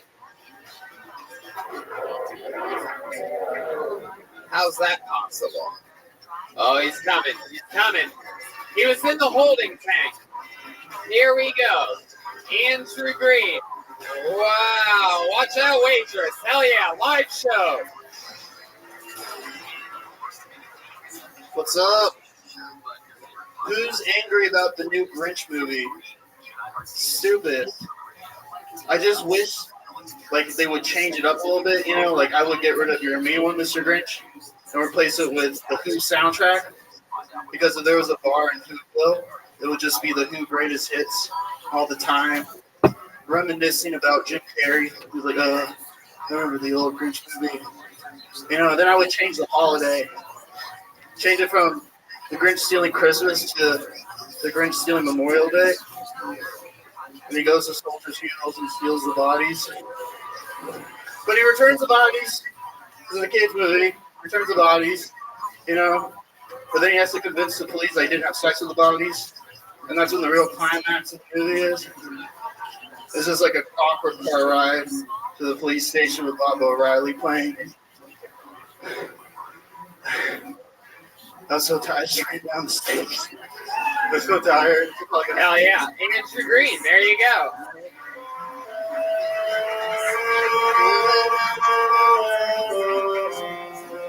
Yeah. Okay. Andrew Green.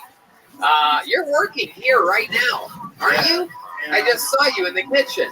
Yeah. You're the one that said the words Pat McCrory when I came in the kitchen and goes, hey, who's an asshole who I could say this is their vagina? And you said Governor Patrick McCrory. And then I said McCrory, and you go Google it. Do you remember that? So you're the first one pulled out of the bucket. If you're working here right now and you signed up, how could it possibly have taken you that long to get to the stage? I was upstairs cleaning. Where were you cleaning upstairs? I was cleaning like where the bar. There's a bar upstairs? Yeah, I was wiping down the bar. And then I heard Brandy. Andrew! Wow, yeah. Brandy's the manager. Make some noise for Brandy, everybody. She just hid behind the curtain when I said make some noise. Andrew, how long have you been on stand-up? About a year. Wow. Okay. How old are you? 25. 25. Wow, you don't look a day over Jack White with leukemia.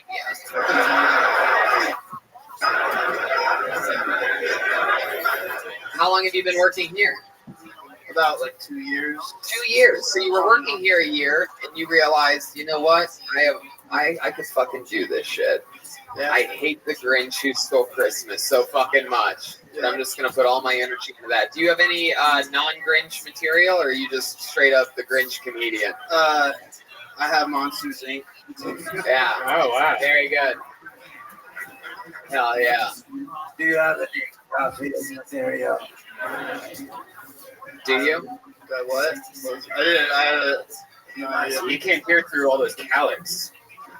Never mind. It's a hair joke. Cat burglar? Do you have a question? It's here, the cat burglar. So Andrew, what do you do for fun out here in Raleigh? What is there? This is where you're born and raised? Yeah. Yeah. I just go to bars, I guess, when I'm not working. Yeah. Not much. Yeah. You drink a lot?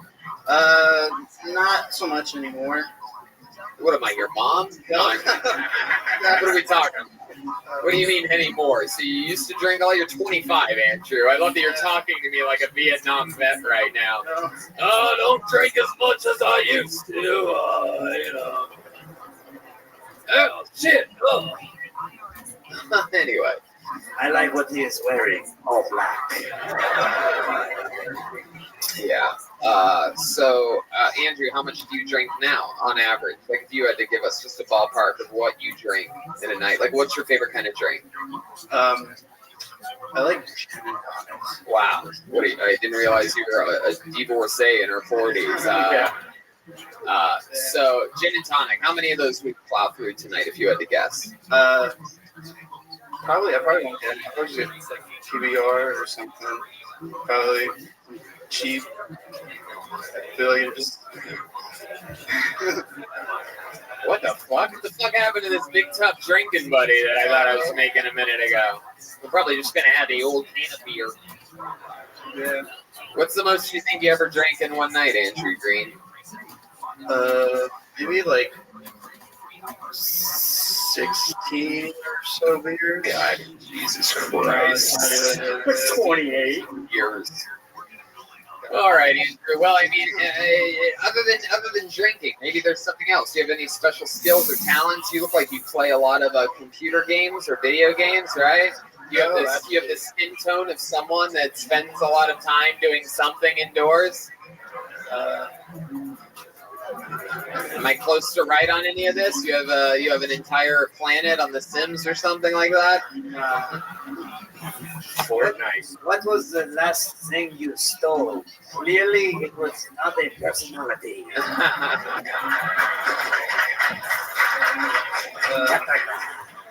I got enough. Come on, give us another hobby, Andrew. There's got to be something more to you. Just watch. That's all boring. I look boring. I work all the time. I work here. I work in the morning. Dude, I got news for you, Jeff Bezos. But I got news for you. But you're not really working all the time. Like he needs to pick up a third job, and that is working on himself. There's got to be something more to it. Like, I mean, what do you do when you're at home? Yes. I hang out with my roommates. How many roommates do you have? I have 4. How do you have 4 roommates if you're 25 and you were born and raised in Raleigh? 4 roommates. Hey, there she is. A mansion? No. An apartment? No. What's up, Audie? How much is your? Girl? What's wrong? Okay, you ready to judge some stand-up comedy? All right, here we go. I pay like $300 a month. Oh my gosh. What? Yeah. So Why do I feel like we are interrogating Brendan Dassey from Making a Murderer? I believe we are. Yeah. I believe we are. He's a lot like Brendan Dassey because neither one of them killed. And they're, well, all right. And they both hate the French for some reason. All right, Andrew. Well, you got the party started for us. I'm pretty sure that it's time for you to go finish wiping off that bar upstairs. There he goes, Andrew Green, everybody. And that's how it works.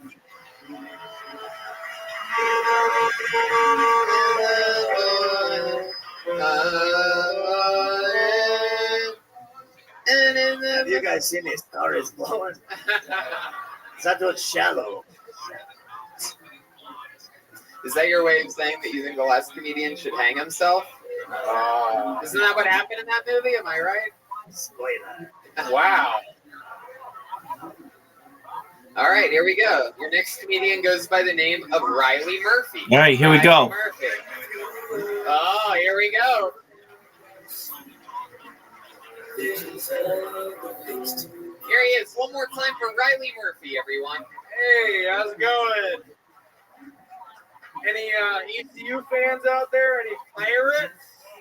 Purple! Yeah, ECU, man. That's a great place. If you made it out there with a degree, it's a miracle. It's the home of penny liquor and penny draft night, which is, pretty crazy. It's the only place where it makes more financial sense for the students to go to the bar rather than stay at home and drink. So, yeah.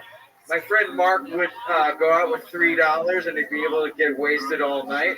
Kind of like one of those stories that your grandpa would tell you where, back in my day, we'd go out with $3 silver to the saloon and be able to get wasted all night and then go out for a steak dinner afterwards.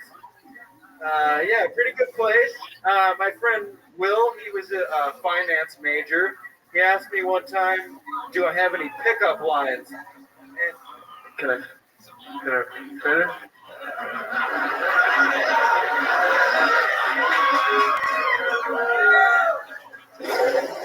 right. That's how that works. All right, what are your thoughts?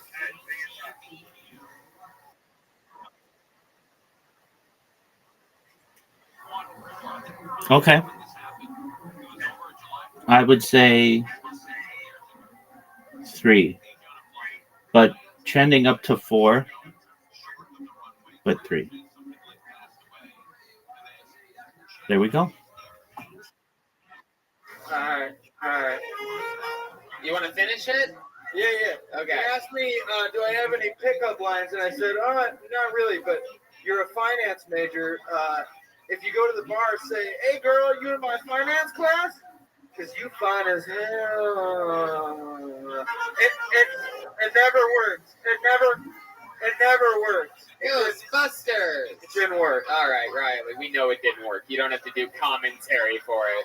Nobody does commentary for their own fights. Like, oh, I'm taking damage right now. We know it didn't work. Cat burglar? Yes. Why does he look like Freddy Krueger with Back to the Future? Yes. He looks like a lot of things. He also, Cat Burglar somehow looks like both bad guys from Home Alone. He also looks like retarded Ed Sheeran. He looks like whatever grows from the carpeting of a green room that Louis C.K. jerks off into. Oh, no. He looks like he only eats Cheez-Its. That's true. That's the $2 bag, the flaming hot. He cheers a lot for ECU, but he looks like the Notre Dame mascot. Fair. Again, you're still doing commentary on. We don't need it. Fair, nailed it. I do look like that. It's too late. It's too late to apologize, Riley Murphy. As the great Timbaland once said. So let's talk about it. Did you go to ECU? I graduated from ECU in 2012. Why do you do this thing? Like, or are you a Beastie Boy where you have to put your hand over the? Oh, 1, 2, here we fucking go! My one mistake was not. I didn't take this and put it there. Well, you're also talking so close to the microphone. It's sorry. It sounds like you're doing stand-up at a fast food restaurant. Yo, who wants ECU? I'll take a number 7 with the 2 sides of fries. You guys ever notice with the fries take too long to cook?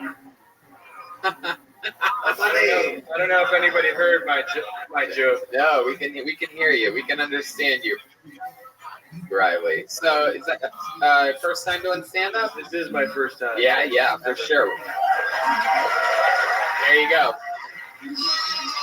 There's the goat. The goat of the first time of stand-up.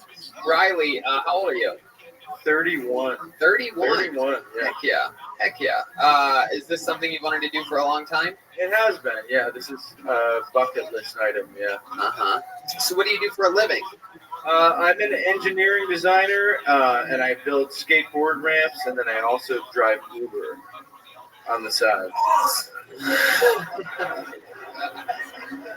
A real Renaissance man. Yeah. Got a lot going on.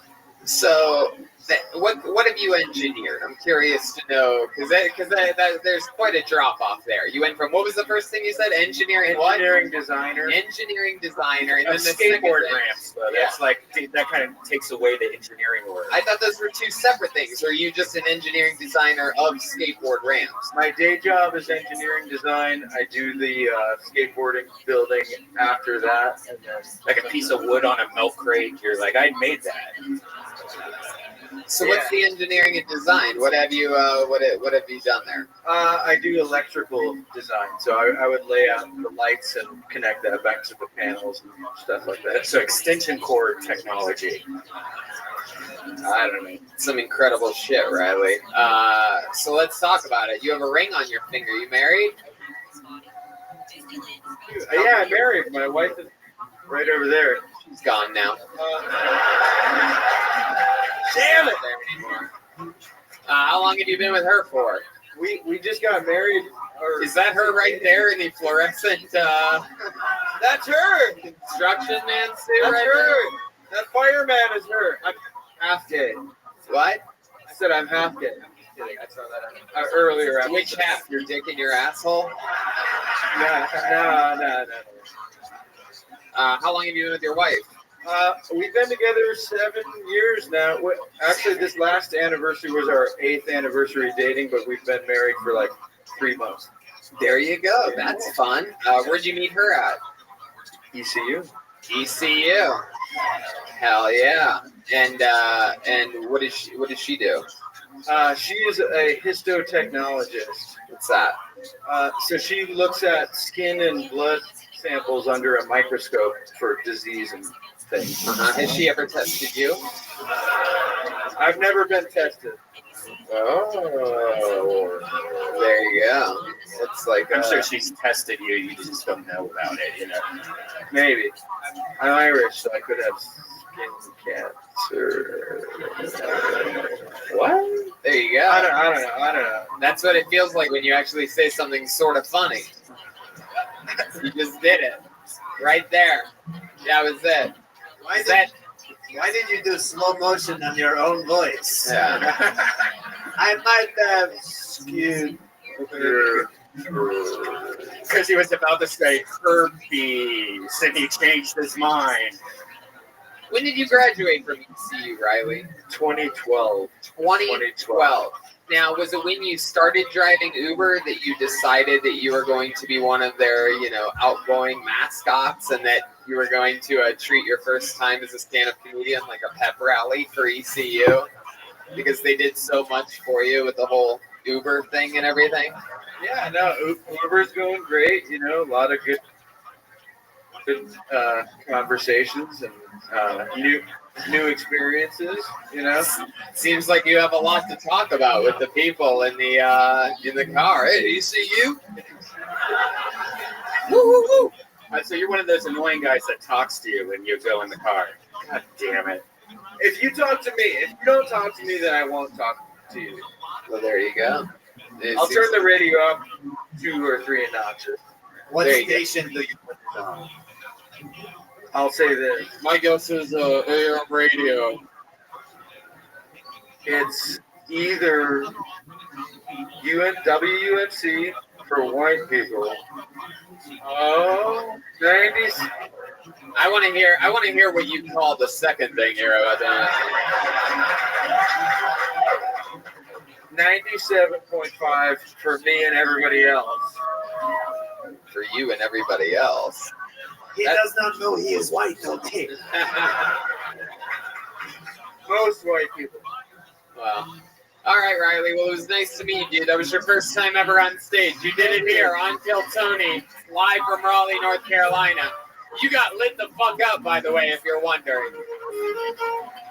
There you go. Sure. Nothing I love more than having fucking some untested skin disease dude's hand on my fucking. Love knowing that he goes and he rubs down his wife who tests people's fucking blood all day, and he has to shake my goddamn hand. That's not part of the thing, by the way. Everybody else that gets pulled out, I don't fucking shake your goddamn cold, sweaty, fucking demented, dirty. Feels like an Uber steering wheel. Gross. I'm excited about this. This guy's got a fucking nickname in the middle with quotation marks. Always a personality on these people. Make some noise for Noe Gonzo Gonzalez. Here we go, girl. Here we go. Here, stop. Okay. Here he comes. Oh my goodness. Here we go. Everybody stop clapping. Here he is. Noe Gonzo Gonzalez.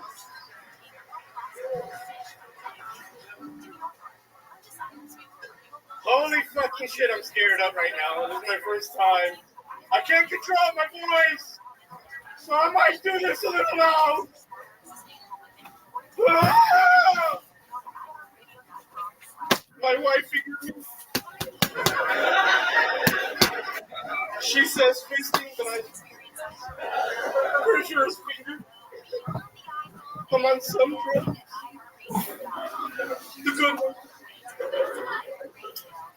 Oh, I'm Mexican. I have 5 kids. These are not jokes. These are more, what do you call those things? You know, confessions of a lot of repressed anger, homosexuality.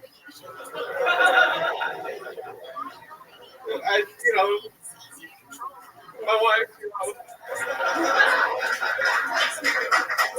I'm a truck driver, so, I don't have a lot of social, I don't have things like that. There you go. Noe. All right, what are your thoughts?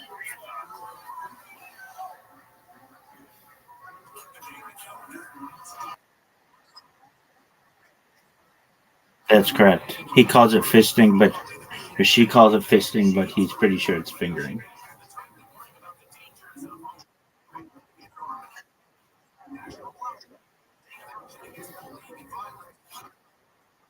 Oh, way too high. A 5? All right, girl. I know what you're into. That was a 3 at best. 2, maybe.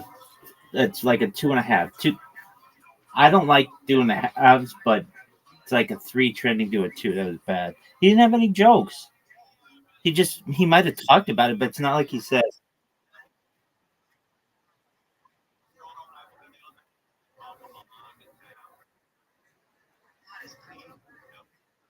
All right, there you go. Noe, am I saying that right? Noe Gonzo Gonzalez. You said during that it is your first time. The first time that I'm shaking. It's real. You're shaking. Yeah. Wow. Well, wait, why does your voice not sound like Mexican Ray Romano now? Like it.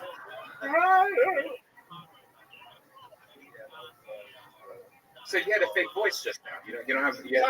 It was. I just felt. He's nervous. Yeah, very nervous. Yeah, but you're still nervous, right?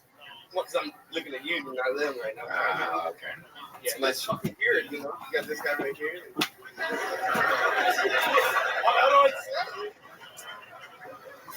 What do you mean, this guy right there?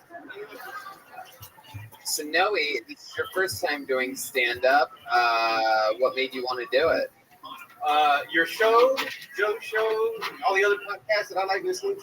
Mm-hmm. I've been following it for probably about a good 2 years now. I'll be right back and get some water. I say funny shit at parties, laugh, Like what? What do you say at the parties? I really don't say shit. I'm too fucking drunk. Really, is all it is. You're a Yeah, heavy, there you go. you're a heavy drinker. Me? Yeah. He's not a light drinker.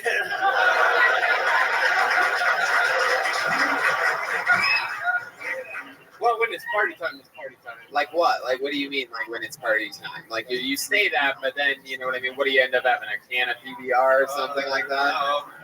What do you mean by party time? How do you get turned up? My liver's fucking shriveled up. No, it's not. No, it's not. It's expanded. It's large. You don't have a shriveled up liver. What's your drink of choice, Gonzo? Anything with alcohol, I'll be honest. Okay. Yeah. What's your food of choice? What is the thing? What's the thing that has you shaped like that? Salad. You look like the wall that they want to build between Mexico and the United States. Veganism. If you just went and stood there, Trump would be like, "So reopen the government. This is good enough." You know, people don't climb walls anymore. They build tunnels these days. That's what he doesn't know. Right. Did you come through a tunnel? No, I'd have got stuck. I was born here. Sure. Ah. He looks like a sad Mexican or a happy Hawaiian. Did your girl really stick a finger in you? Wow. Knuckle?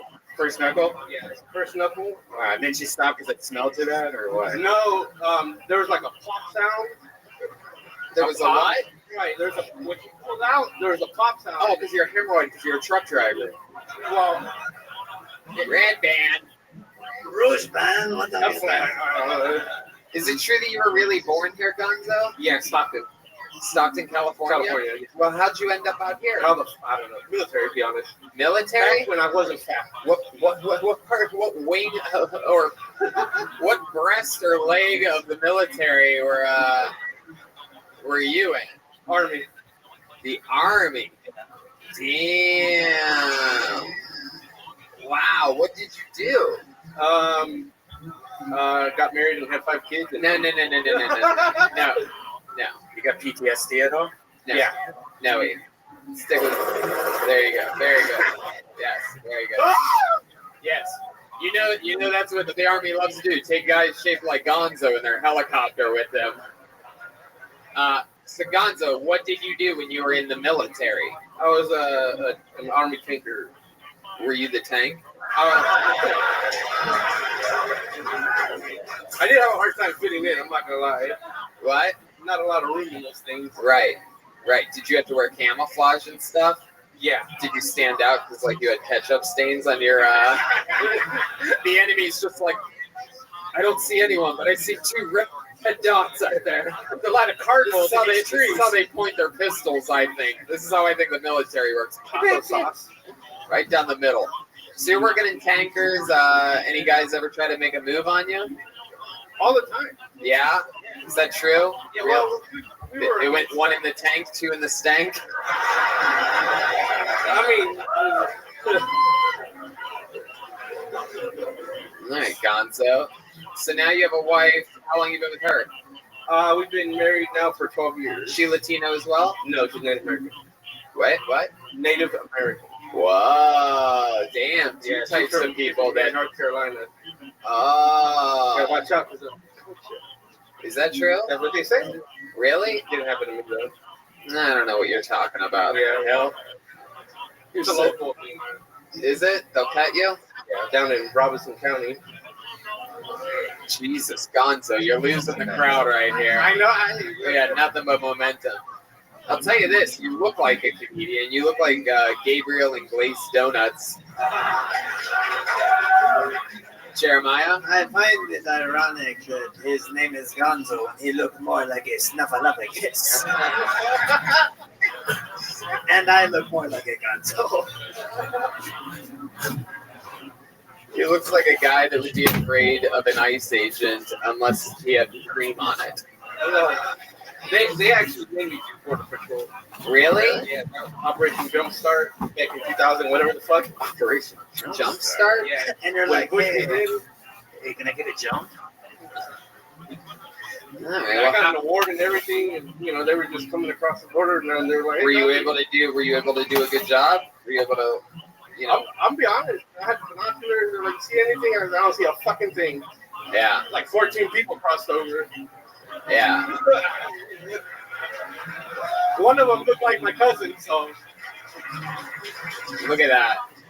Look at all these Americans clapping at their tax dollars being flushed down the toilet. It makes you feel good, and it makes you feel good on the inside. Oh, people just going wherever they want. Yay. You've really convinced yourselves, huh? You guys really watch that much fucking CNN out here. That it's just about being a good person. It's all, we were all immigrants at one point, you fucking idiots. Really? Anyway, doesn't matter. I don't like to get political. There's some jobs that need a student. I don't know what that means either. Does anyone have a translator for Gonzo? Gonzo, congratulations on your very first time ever on stage. You look like a comedian. You seem like you like having fun. You seem like you're getting a rush up here. When I see somebody that shakes, it's for their first time. It's an indicator to me that they take it very seriously, and it's a very big deal. So if this is something that you want to do, I liked you on stage. I thought you were very likable, and I would like to see more of you in the future, man. That's great. It's better than getting shot at. There you go. There he goes. Noe Gonzo Gonzalez, everybody. All right, next person, Audie. Hell yeah. Back to the tiki he goes, everyone, with his Indian wife. Like the finger in his asshole. Yeah. Native American or like Indian? Like Native American, right? Wow. Fuck yeah. When you lay on top of her, she becomes extinct. Wait, they didn't go extinct. That's not the word. I talk about the animal. This is an especially conservative episode of Kill Tony. Brought to you by Fox News and Long Plane Rides. Pulled another name out of the bucket. Makes the noise for Drew Robertson, everyone. Here we go.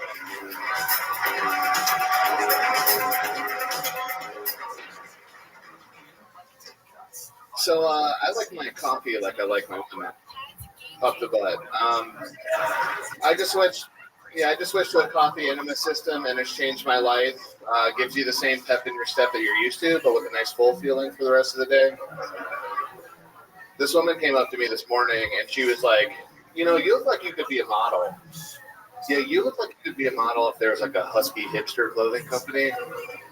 It'd be called like Hard to Fit In or like Too Big for Your Britches.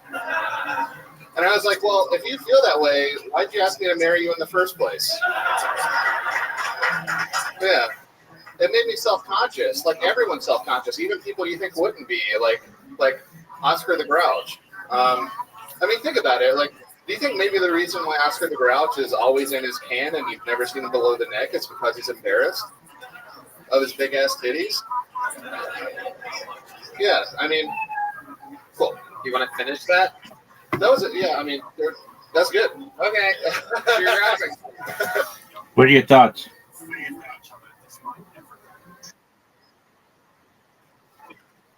I agree. Fuck yeah. So you're a comedian? Yes. You've been doing this a while? Yeah, I've been doing this for a little while.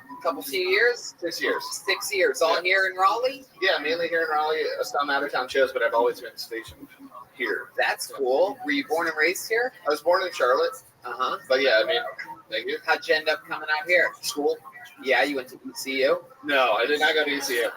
I went to NC State down the street. Wow. Look at that. It appears to be some type of makeup school or something like that. By the women in the audience. I went there for the women. Wow. Fuck yeah. You must have gotten all the almost pussy. Yeah. Let's just say all 5 fingers. Oh, yeah. I love it. For those of you listening to the podcast, Drew Robertson looks like if Brian Posehn and Gonzo made a baby.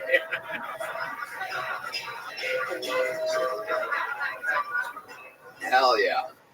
So, Drew, so fun. So, you came out here for school. What'd you study? Art. Art? Yep. What's that like? I have 2 art degrees. It's great. Art? You have 2 art degrees, $0. What do you do with that? What do you do with I work at Chipotle. No, I don't. Just kidding. Chipotle. No, I work at UNC, which is a different college in the area. Yeah. I corrupt young minds and teach them how to make 3D printed shit. Wow. 3D nice. Yeah. Interesting. I'm into that 3D printing shit. I like it. It's pretty cool. I can make like 8 different dildos. I can make but no, I do. I teach students how to design and print and make all sorts of crazy shit. Do you really like putting coffee in your butt? Have you ever done it? I've actually never done it because you should use a certain kind of coffee because real coffee will make your heart explode. Wow. I always so use much decaf. caffeine. Well, but you're not going to get the feeling if it's decaf. Yeah, you just don't grind it. Yeah, you just put the beans Put the up there. beans. You go beans up. You shove beans up your fucking ass. Yeah. Where do you go to do something like that? Is there like a special place, like Starbucks or something? Starbucks, yeah. But no, yeah, I think you have to go to a special coffee enema joint to do it. Right. The best part of waking up is coffee in your butt. Boom. Cat burglar. Cat burglar. Fuck yeah. So, Drew, what else is going on in life? You live by yourself? Married? I'm married, yeah. How long have you been married for? 2 months. 2 months. Last guy was 3 months. This is incredible. Everyone gets married out here, huh? He is Jay Leno's boyfriend. Nah, we've been together for 9 years and got married 2 months ago. Wow. What's her story? She's a librarian at a college. Whoa, nerd alert. Are you? Audie, would you like to play Scrabble?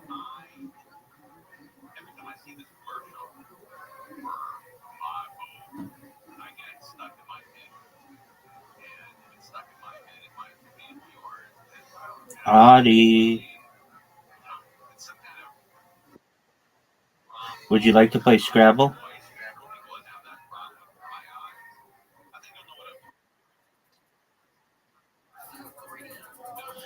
Okay, we'll play Scrabble while we do this.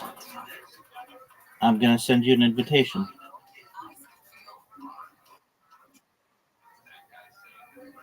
Audie Dusky. Okay, you've got one.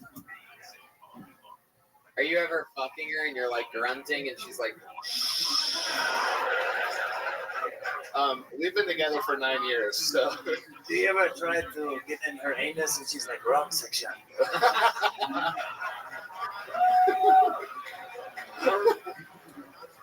That dot is the Dewey Decimal, though.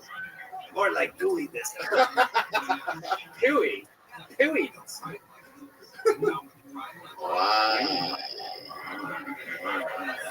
So you don't have sex much anymore. Right, exactly. That was what I was trying to say by saying we've been together for 9 Have you had years. sex in 2019 yet? Yes. yeah, what was that like? What's sex like? After being with the same girl for 9 years, what are you guys doing now? Where'd it go down? In the bed? No, I prefer chairs now. Oh, Yeah. You're sitting in the chair? I'm sitting in the chair. Oh, hell yeah. Yeah. And my legs are on the armrest, but I'm still sitting in the chair. Cat burglar? What? Hold on, wait. Did I just miss something? What'd you say? I said my legs are over the armrest, but I'm still sitting in the chair. Are you making a joke? Are you pulling a gonzo on us right now? Be honest. In all honesty, I have one leg over an armrest usually. So what, you spread your legs and you throw one over an armrest? Hey, we got the goth girl's attention for the first time. Back to looking straight ahead. Oh, she just turned her back on us. Uh-oh. Oh, shit, she's going to teach us a lesson. Someone used fresh Kool-Aid for that hairdo today.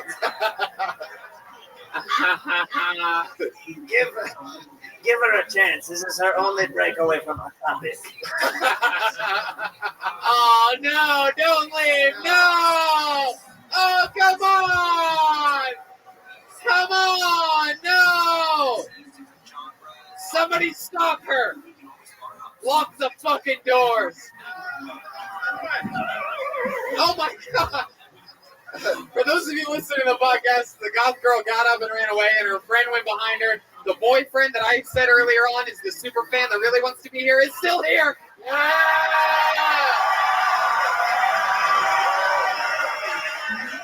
Motherfucking nailed it!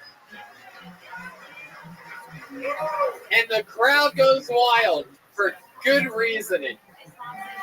Hey, we need to buy that guy a shot. Hell yeah, definitely, buddy. You want to hit my vape pen, pal?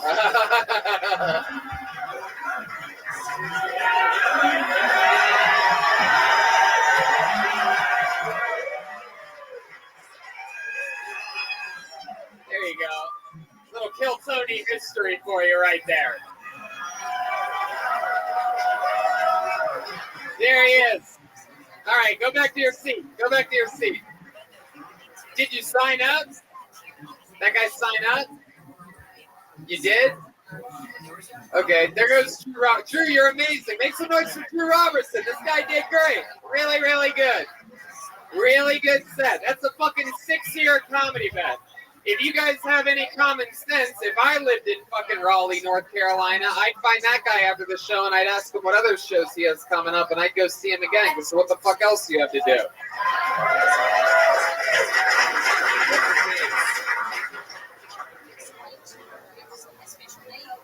Everett Sandusky. Well, ladies and gentlemen, you know what? Every once in a while, destiny makes something great happen.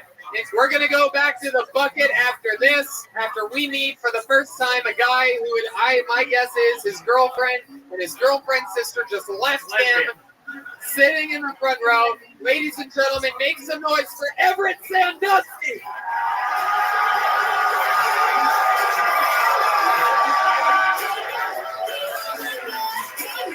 Oh, good one. Hey guys, Everett Sandusky. You guys can just call me by the nickname that she calls me when we're sleeping together, Coach.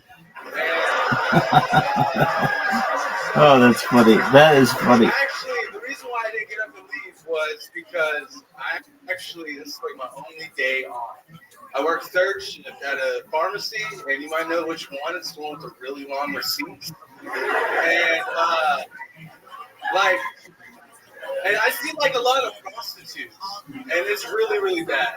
Like I saw this one chick come in, and I didn't really see her at first because I have my headphones in and I'm looking straight at my phone. It's third shift. It's like at Walmart. It's universal all the way through. And I'm standing there, and I don't see her, but I just smell it. And it's like, fucking fish out of water. It's the first thing that pops in my head. Did someone leave those Gordon fish sticks on the counter again? Like, these are the things that I'm going through. And I'm so naive when I'm looking at her. I'm just like, hey, are you drinking milk? And she's like, motherfucker, I don't drink no milk. And that's the first time I ever saw someone happy that they got a cum mustache. Like, she looked. Wow. All right, where do you rank him?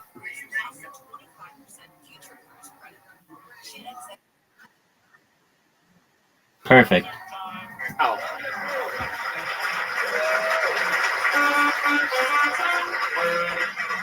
Wow, that was a good one. Everett Sandusky. So let's talk about it. Let's jump right into it. Let's start with the questions that everybody. First of all, how long have you been doing stand-up?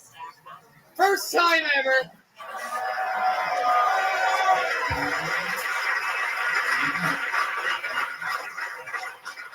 So, first of all, really good set for your first time. Really great. You're doing a joke that only you can do. Your last name's really Sandusky. Are you any relation to that family? Oh my God. Everett, you got to talk. Everybody here, this is like an episode, when it comes to distance from microphones and mouths, this is the closest thing to an episode of Goldilocks we've ever had before. Everybody's either like this or like this. There's no casual in between here. So Everett, let's talk about it. Was that your girlfriend that walked out first? Yeah, they're actually both my girlfriends. Oh!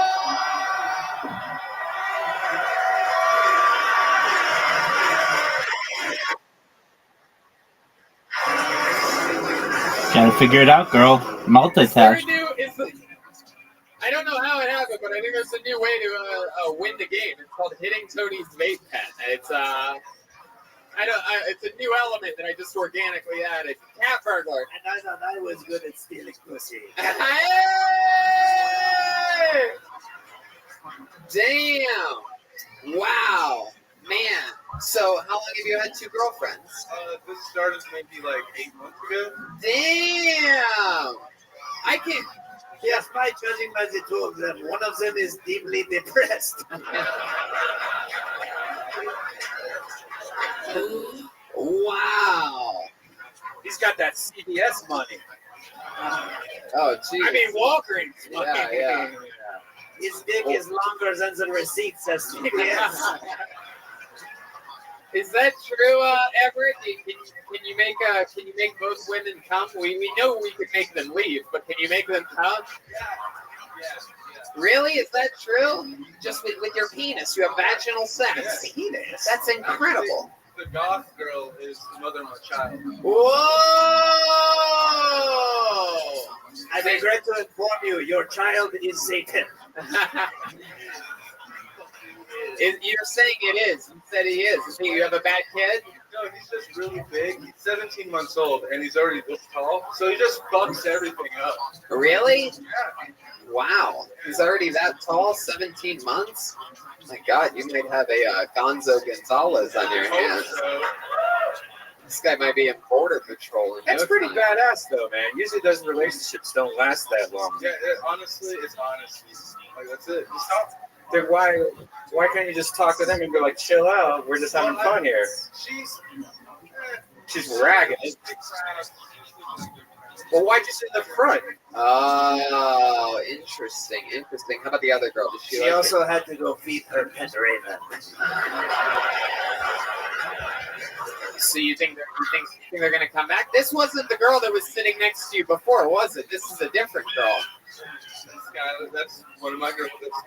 That's the second one. That's the one that followed her out. Oh, hell yeah. She looks different now. Yeah, she does look different.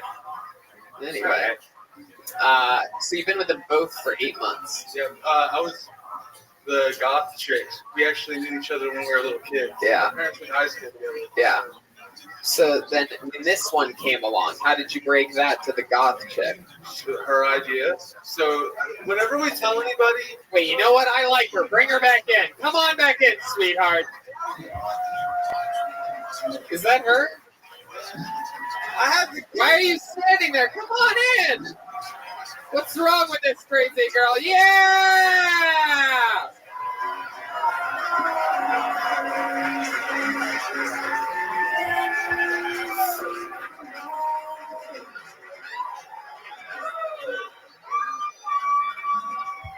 This is my favorite episode of Kill Tony and Jerry Springer we've ever had at the same time.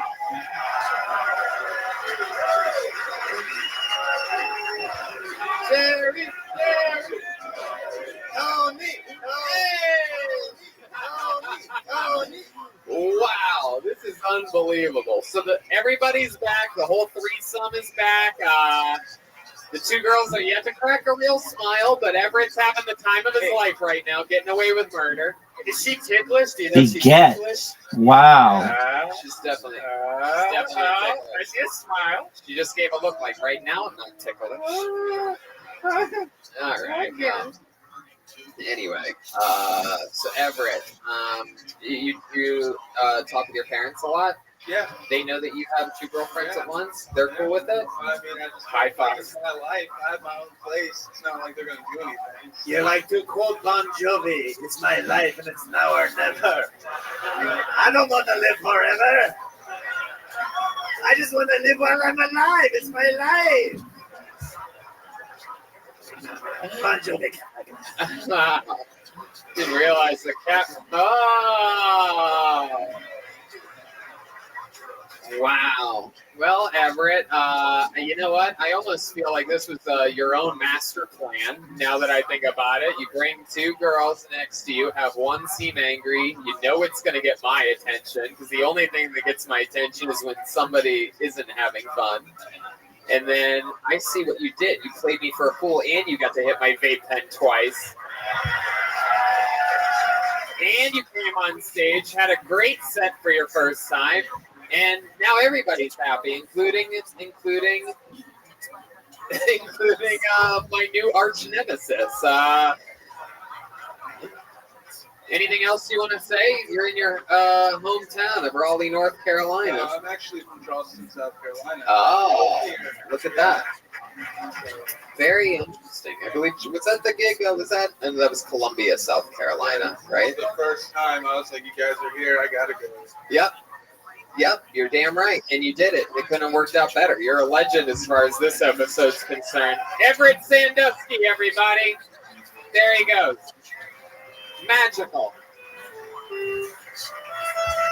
Goddamn magical moment right there. Everybody's back. And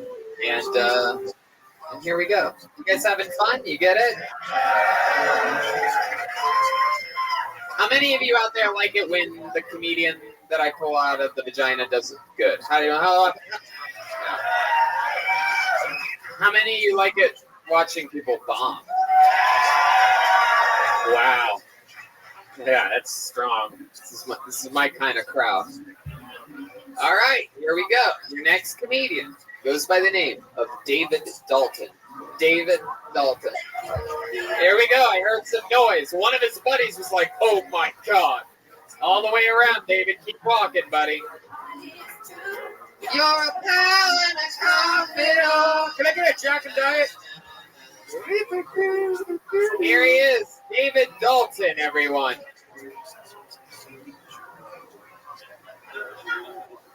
Damn, y'all. So I just found out I was short. Oh, here's a new one. It took me 15 years. So I was trying to hook up with this girl. She's a little bit taller than me. Yeah, I know I have a southern accent. God damn it, I'm from Virginia. And that's northern. Of North Carolina, that's kind of bad. Anyway, we'll talk about that later. So I was trying to get with this girl, and she's a little bit taller than me. And she bends over. I'm trying to get with her. I'm going to show you. Hold on. Check it with her. I got to get on my tippy toes. Get on my tippy toes. Can't reach it. And I don't know what to do. She starts moving. She said, come on, you gonna get it? I'm trying. I sprained my ankle in the middle of it. So I'm going, ah! She looked. Go ahead. I want to hear this. Yeah, you definitely want to hear this. That's my mom out there, goddamn. Well, she better shut up or she's coming on stage next. So, when I sprained my ankle, I look at her roll. She turns around. She's chewing bubble gum. She said, "We gonna do this?" I had to walk away. No. We made it this fucking far. There's got to be something coming, right? That's not. I don't think so. I think that's it. I never came.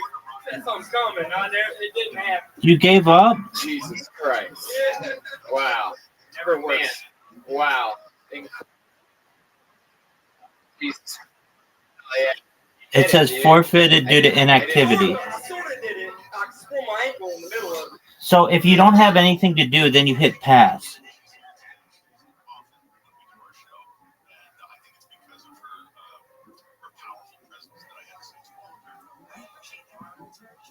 That's okay. It's all right. I forgive you. And if you don't have letters that are good, you can press the swap button and switch out letters. I didn't know that until recently.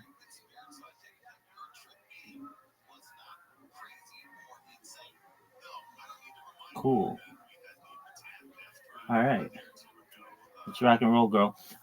This guy was terrible. He didn't have any jokes, too. What did you think he was?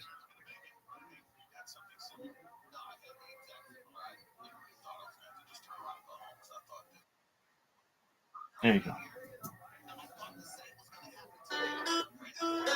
What we call Hey, we playing my anthem or what?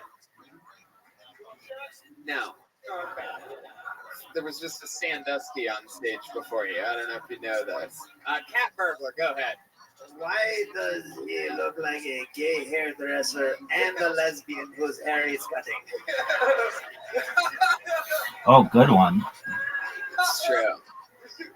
Yeah, you don't sound like how you're dressing. I mean, you have like the tight pants on that rolled up, like the. See, if I don't wear tight pants, it looks like I don't got no damn knees. You look like No George. knees? I look like I ain't got no knees. And when I ain't got no knees, He ain't got no knees. I ain't got no knees. He ain't got no knees. He ain't got no knees. He ain't got no knees. What do you mean? What do you mean? I used to wear loose knees. And yeah, no, you can't tell anyone has knees. What the fuck is? Are you getting closer to me? Are you edging closer to me? What's going on? Oh, what is that? Christ. Oh man, I should have gotten that. Wow, yeah, just taking Good shots one. at the throne. Just taking shots at the throne. Very good. David. He kind of looks like the guy that would have You have. Wow, there you go. That means well, you're getting roasted by George Costanza's abortion right Whatever. now. Incredible. Bloated Christian Slater right here. Yeah. Bloated Christian Slater. Fuck yeah. Yeah. So he ain't got no knees. No knees. Hey, no knees. So let's talk about it, David. What the fuck was that? All of it. First time ever doing stand-up? Yeah, first time. Right. Why is your mom here? There's the go to the person. She lives down here, and my parents split up. She lives down here, and I was like, I'm gonna go to a comedy show. So I lived down here. I was like, I'm gonna probably still not your place. I'm drunk. Your mom sounded like a real, your mom sounds like a real country woman over there. Oh yeah, she's a country bumpkin. I didn't get to see her. Does she smokes cigarettes? Yes. Oh, she used to. Yeah, Pall Malls. Close. No. Benson and Hedges 120. Parliament. Virginia Hey, Slim. there you go. We're NASCAR. Yeah. Virginia Slim, she's a classy woman. Yes. She smoked Virginia Slims. You have the comedic timing of a 9/11 bomber. Do you know that, David? Anytime one of us starts to say something funny, you cut us off with your dirt dog bullshit. Which a 9/11 bomber also ain't got no knees. Ain't got no knees, man. Hey, he's got the knees. I love it. I just think it's interesting that your mom used to smoke Virginia Slim. Welcome, Zoot. How are you? A Virginia not so slim. I'm a Virginia premium. You motherfucker.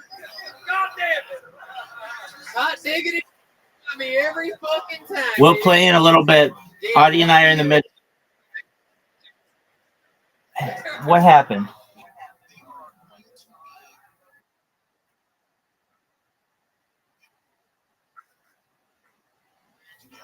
Wait, what'd you say, dude?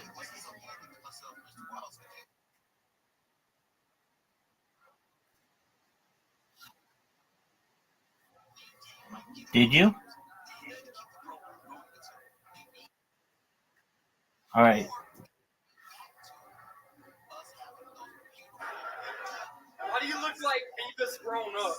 Oh, you son of a bitch. I don't know if you know how this works, but this does not end well for you. Cat Burglar, go ahead. Why does he look like the hills have thighs?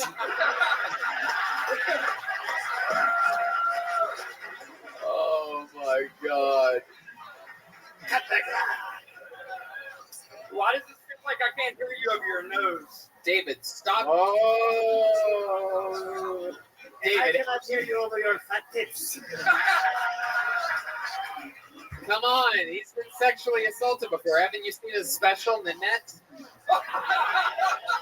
Oh, I got you. I fucking got you, dude. David, what do you do for work? You look like you're actually a professional. You have skinny jeans, even though you're shaped like an ice cream cone.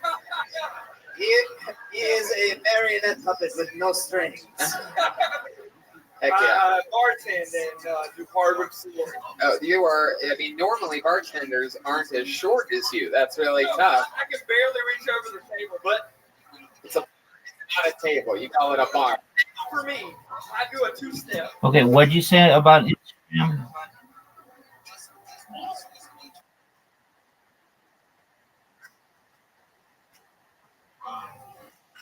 Yeah, because they know I'm there and they know I'm a pimp.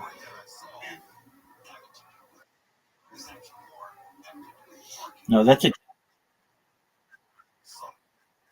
because of Rabbi, dog.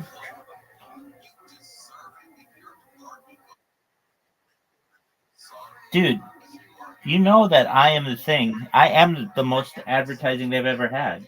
They've banned like 13 of my accounts, more than that.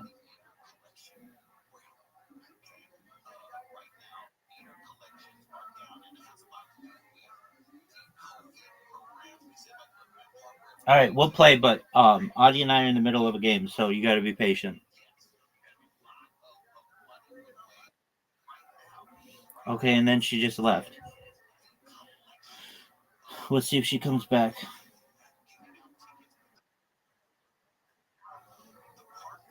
I think so.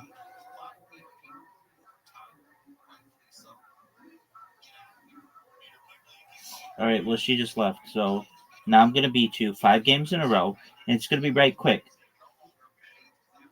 You're not even going to know what happened to you. Zoot, are you ready to lose 5 games in a row? You have an invitation. I don't know what you're doing. You're just wasting everybody's time. And time is precious. What? Is that true? Zoot!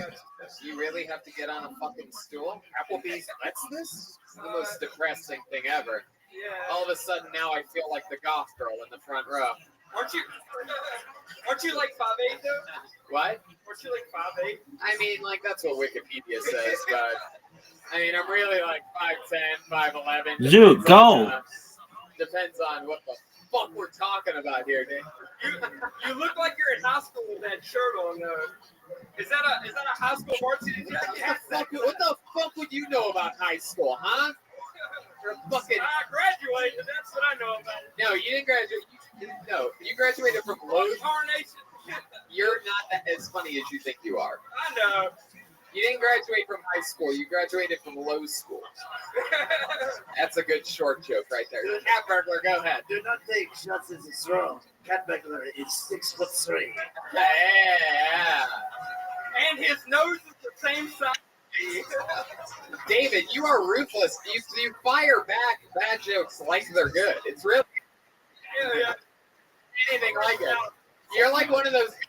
You're like everyone. I just want you to be a good You know, I mean, I obviously have mini golf player. No matter how much money you have, Zoot, it doesn't mean that you're going to be a good mini golf player. Be like, you know, on whatever, like Tony, faggot, right? And I'll click on their feed, and I'll click on their. Like everything in their feeds, just like total dog. Zoot, I just made this in 2 shots. I was so focused. It was just an amazing shot. And you, my friend, didn't make yours.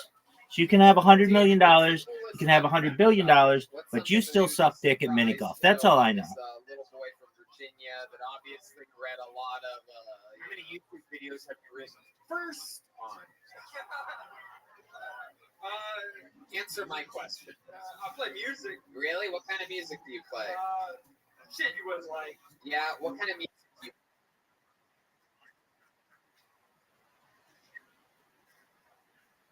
responses? Just answer.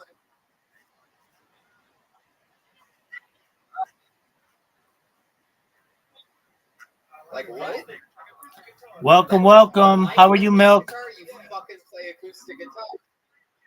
Yeah, I play acoustic. Milk, how'd you find out about me?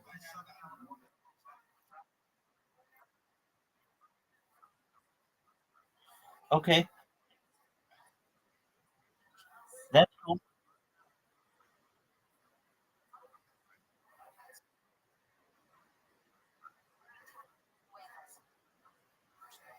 Okay. Zoot, do you see where my ball is? Zoot, do you see where my ball is? I've never seen a ball like that. Okay, so you were in some creepy Discord, Milk, and you found out about.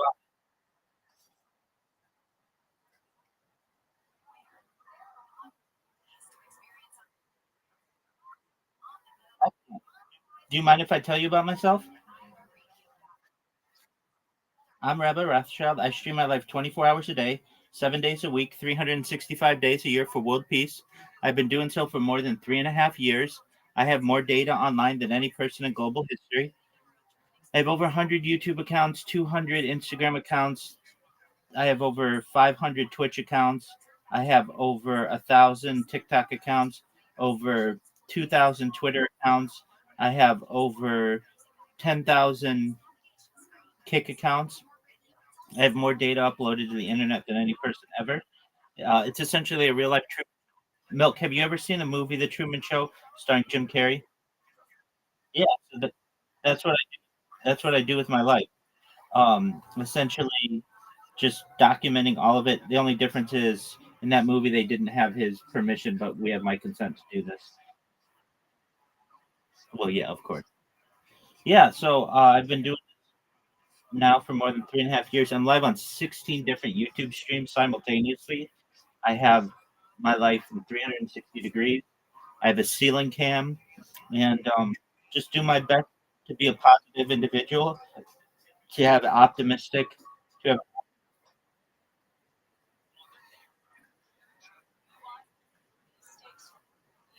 Yeah, I mean, I think that people will be able to learn from this, particularly in the future when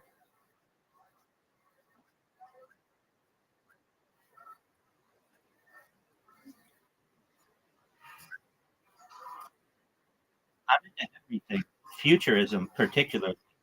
So, I've essentially created the world's largest time capsule. I at any given moment am live streaming KFI, which is Los Angeles radio. So every news event of the past 3.5 years has been documented. We've watched three Super Bowls. We've watched three Olympic Games. We've watched, the World Series, the Stanley Cup, um, the World Cup, both men's and women's. We've seen the death of a queen, the birth of AI, the coronation of a king, and everything in between. So I'm basically documenting like every major historical event that occurs.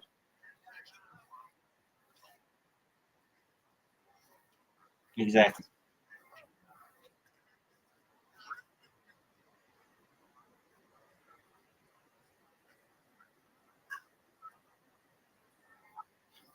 Yeah, I mean, like I take out the trash, or I do laundry, but like I keep it going, so it's always going. There's always something going on in here. Do you know what Tony is? Do you know what Kill Tony is? That's okay. Do you know? Yeah. So okay, so it's the number one live podcast in the world, and I'm doing a marathon of it. So when these guys started out, that's what's on this other stream. And if you want to hear me better, mute the other stream. It's probably a little bit better for you. But essentially, I make my life available to the world 24 hours a day. And I talk about things that I feel are of benefit to the world, such as ending world hunger through the use of technology, such as agricultural drones, floating greenhouses, saltwater greenhouses, hydroponics, vertical farming, cloud seeding. I want to help end world thirst. I'm sponsored by a cryptocurrency. That's what this sleep mask is, and all my betting. That's all. It's called Harry Potter Obama Sonic 10 Inu.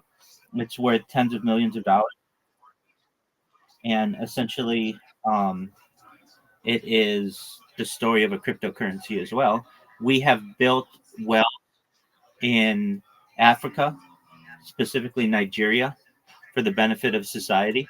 And I also am a major advocate of the Life Straw program, but most importantly, desalination technology, where we pump earth seawater onto land to make it drinkable. These are projects that I feel are underrepresented, and I would like to give them more promotion. And just, I mean, I just do what I would normally be doing with my life, but I just have it all on camera.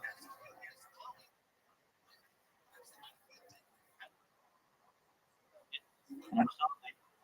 I am Jewish.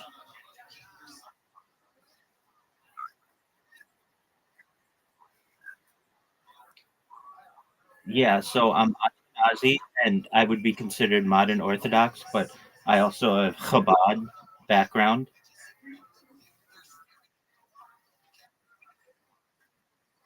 It's Chabad. It's essentially a type of Haredi or um, Hasidic Judaism.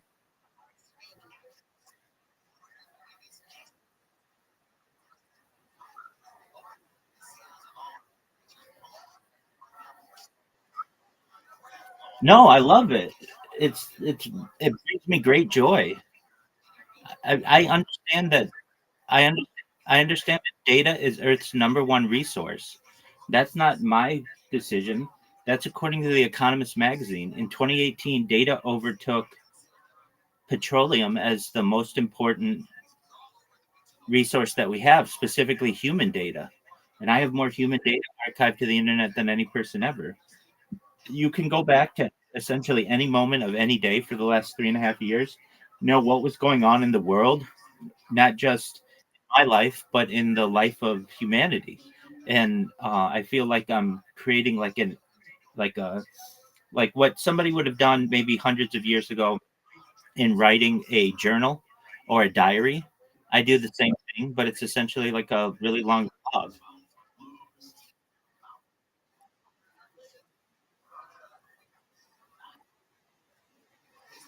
Oh yeah, I mean, I'm not. I've never been a big drinker, um, but yeah, I'm a major advocate for the decriminalization of drugs, though.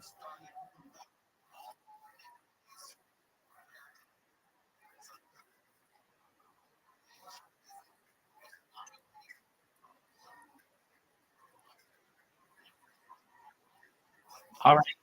Well, I'm for the decriminalization of.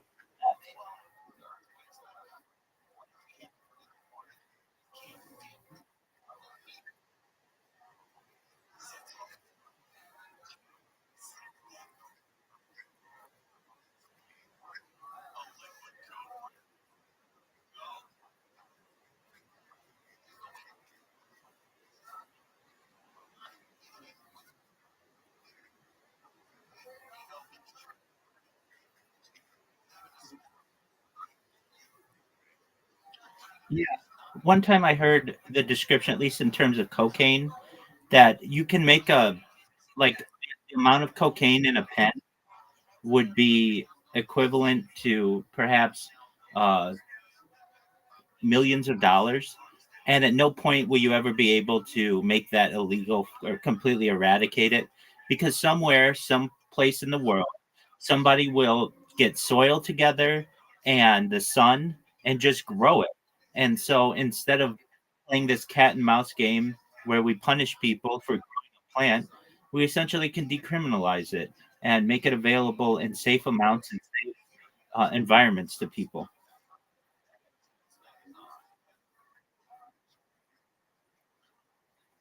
Available in safe amounts and safe environments for people.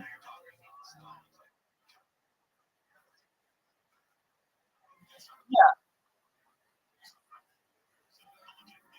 Well, I mean, if with people who are, let's say someone's got an addiction, a major addiction, and they need, let's just methamphetamine every single day. Okay. And they're getting to the point where they don't have any money left. And if they're totally taken off of it, it will cause them major issues. So then what we can do is have a program where, let's say, I don't know, you need 10 hits of meth every single day, or I don't know what kind of hits you need, but let's say you need 10 hits of every single day. There could be a clinic where if you enroll in a program, you can get 10 hits of meth for a week. Then the next week, it's 9 hits of meth. Then the next week, it's 8 hits of meth. The next week, it's 7, all the way down to when you just get 1 hit of meth per day per week. And then essentially wean ourselves off of it. It's a safer way to do it. The same with alcoholism, the same with heroin. Uh, I even think that you can do this with nicotine.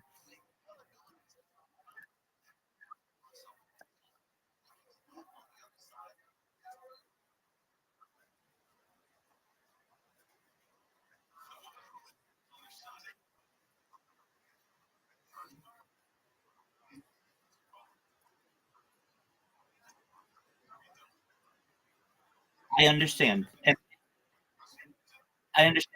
And there will be people out there who don't want to quit and never want to quit, and that's fine.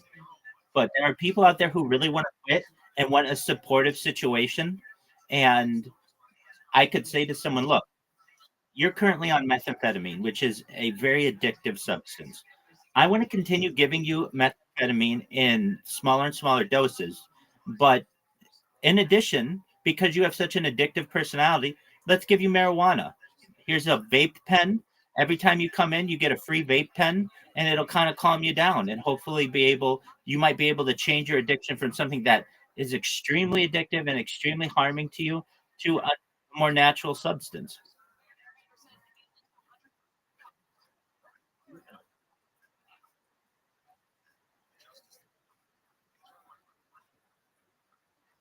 One one day of the war on drugs could fund this for a year globally. I mean, the war on drugs is just such a waste.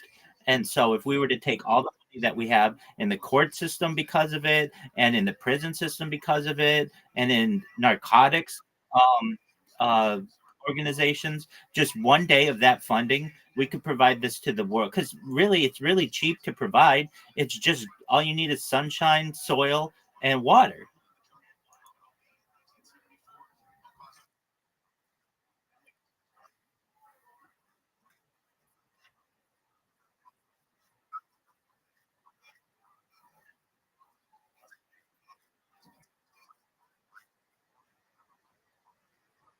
No, no, no, because people make mistakes. People make mistakes. Okay, then over and over. Wait, wait. There are people who it takes them to quit cigarettes. It might take them 20 times, 30 times, 100 times, but eventually they're able to do it. And I want to be able to provide opportunities for people.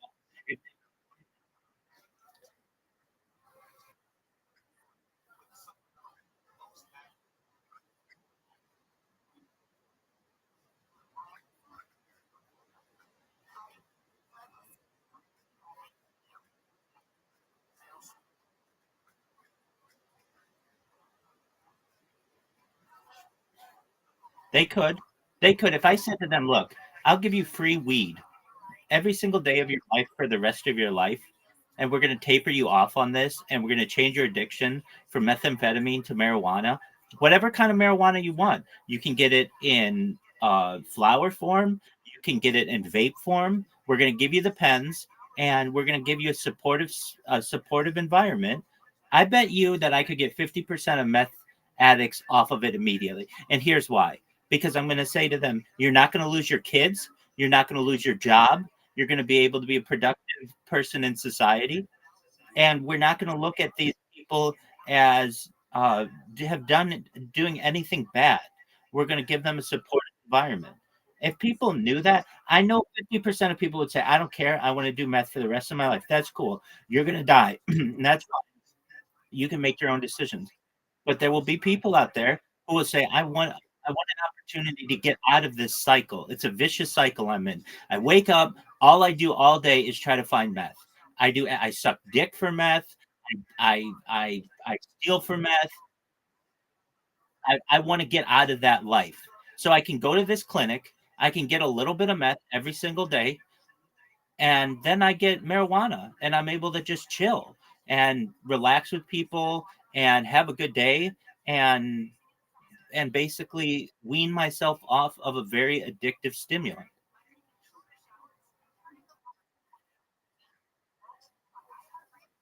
Now, let me also say that we could provide the same highs of methamphetamine in a synthetic way. So essentially generic. I mean, like Adderall or Ritalin is essentially pharmaceutical grade methamphetamine, and we could essentially sure. Adderall and Ritalin are essentially pharmaceutical methamphetamine, and so we could get people prescriptions so that they still get that high and that buzz, but they don't have to perhaps burn their house down or buy out an entire shelf of cough syrup. They could just essentially take a pill.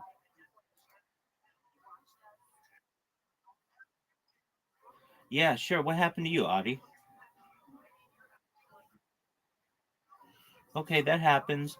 I'm here with someone who I just met, and we're talking about methamphetamine and perhaps ways to get people off of methamphetamine. So, um, I'm an advocate for being essentially setting up clinics for people to be able to get off addictive substances and decriminalization of narcotics. And I want you to know, Milk.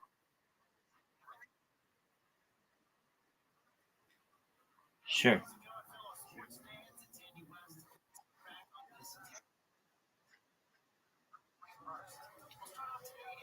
Okay. That happens.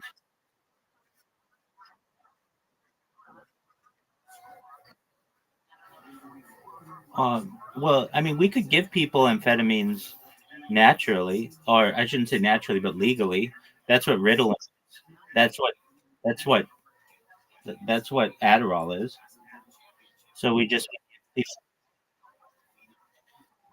so the reason why it's not done is the pharmaceutical industry doesn't want to do it. But essentially, we have generic pharmaceuticals that could be given to people to be able to help them get off of these terribly addictive substances.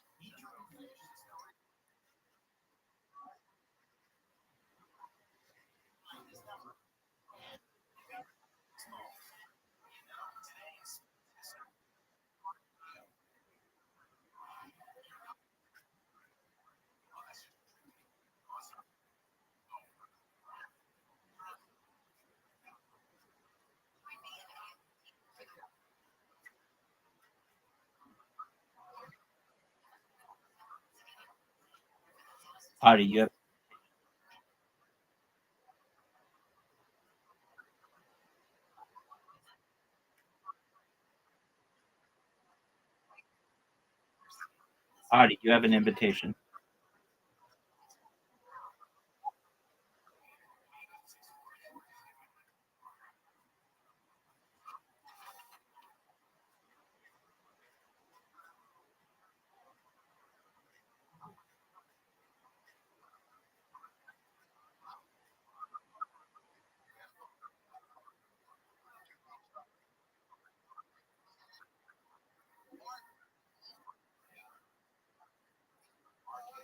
Audie, you have an invitation.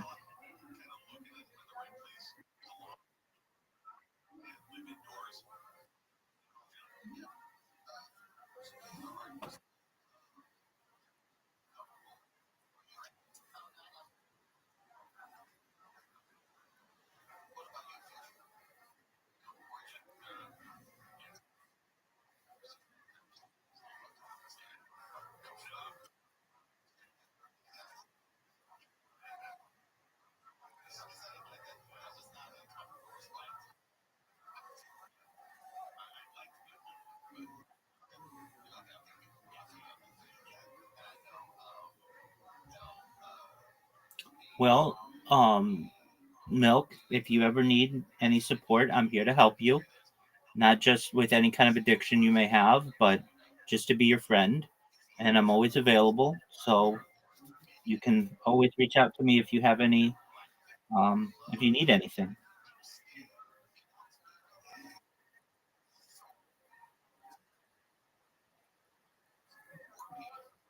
No, you can stay as long as you want. I'm just making you aware that I'm here to help you.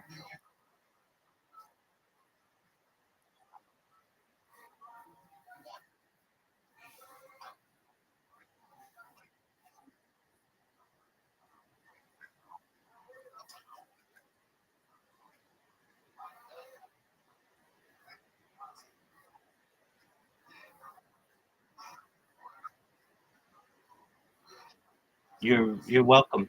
Feel free to, whatever you want. I want the best for you, and I want you to know long term, I want you to be able to kick this habit.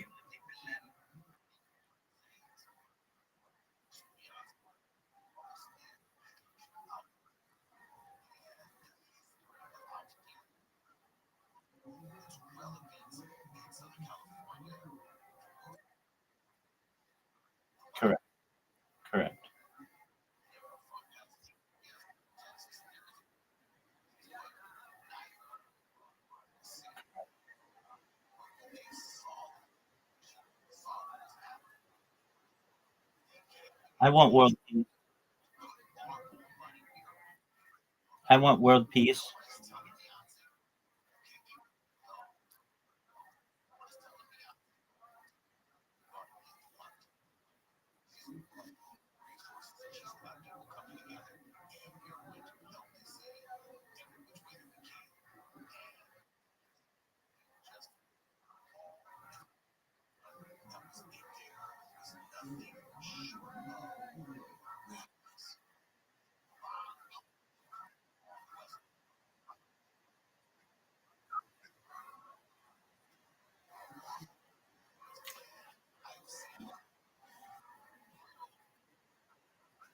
Sure.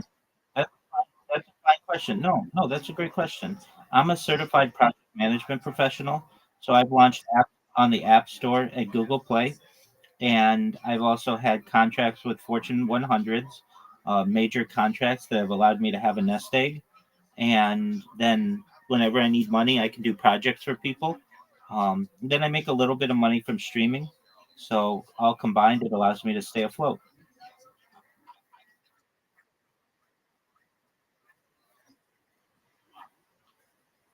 Yeah, so I've launched multiple apps on the App Store and Google Play.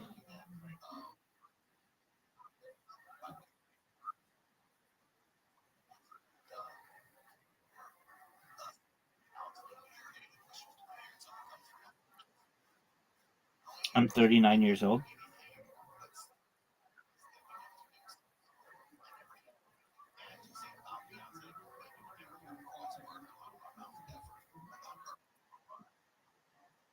No, no, that's by choice. I want to have children someday. I'd like to have a large family, but I know that perhaps when I go viral, I'll be able to provide for them much better than I would have with just a normal career.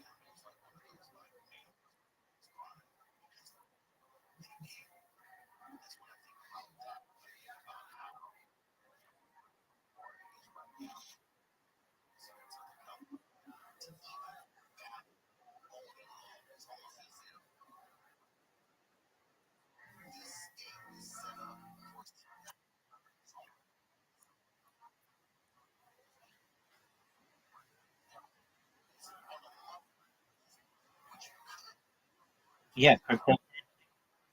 I'm into cryptocurrency. I'm into cryptocurrency, and I'm into um, I'm into sports a lot. I'm into all of them. So right now we've got March Madness going, but like we watch every single NFL game this year. We watch the Super Bowl. When I say we, what'd you say? No, I like them all. I like them all. I mean, I follow the LA teams, but they're not that good. I just like I'm really into fantasy football, so we did a fantasy football. I did fantasy football this year, which is a lot of fun. Um, and do you do fantasy football?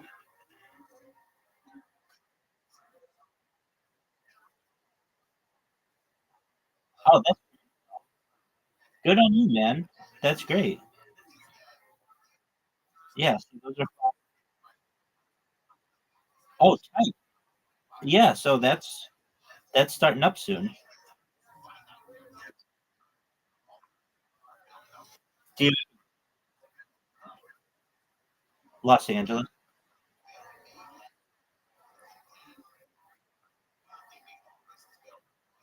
Do you have a good baseball team? No, I mean your fantasy team. I mean your fantasy team.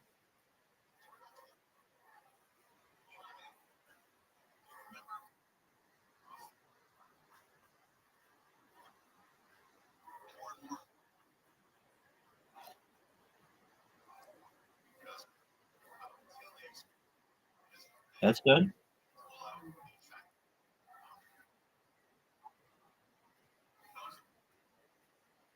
Yeah.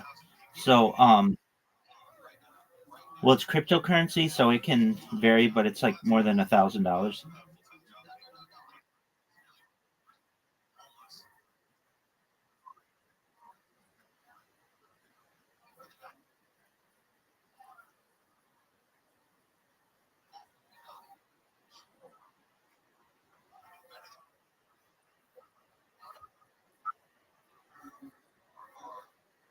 Yeah.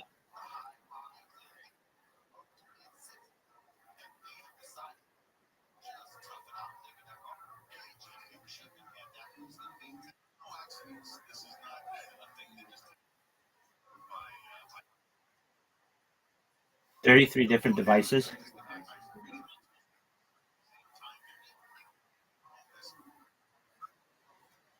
I was a certified project management professional. So I launched apps on the App Store and Google Play, and then also worked for Fortune 100 companies, completing projects for them internationally.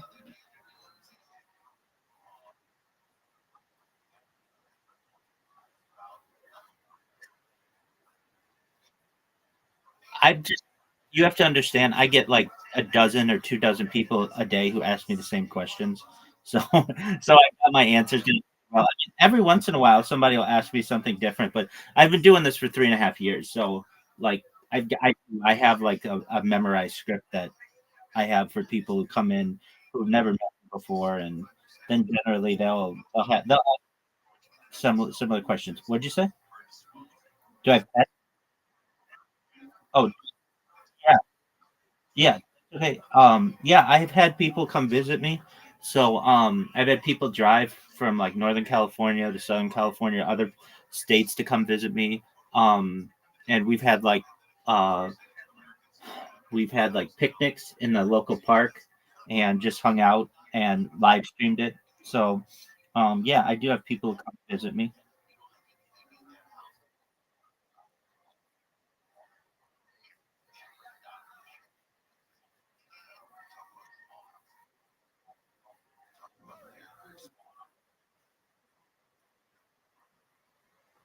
Oh yeah. Every single day somebody comes in.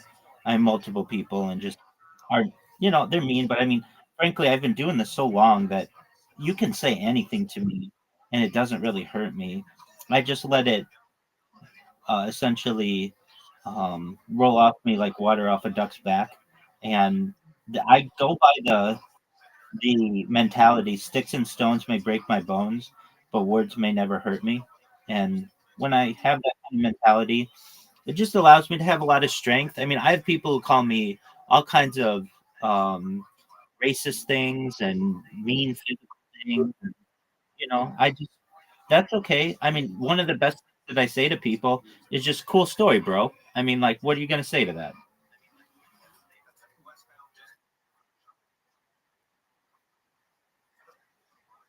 Exactly.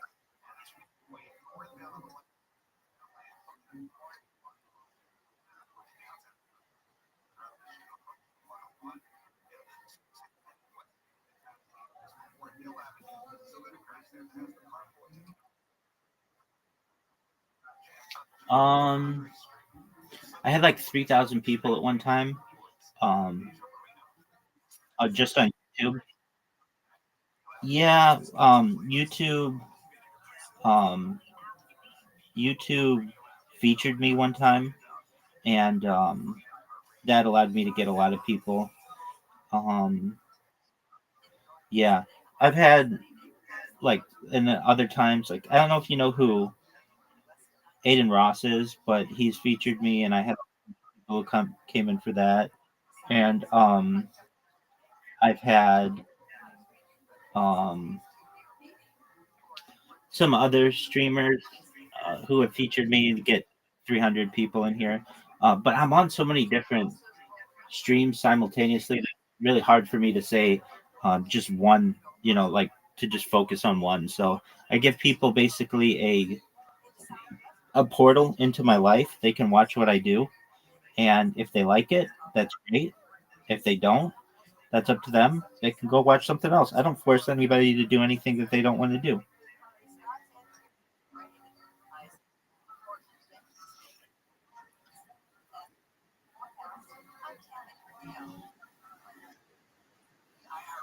I'm actually probably at my heart a libertarian socialist. So I think that everybody should be able to have what they need to be able to provide for themselves.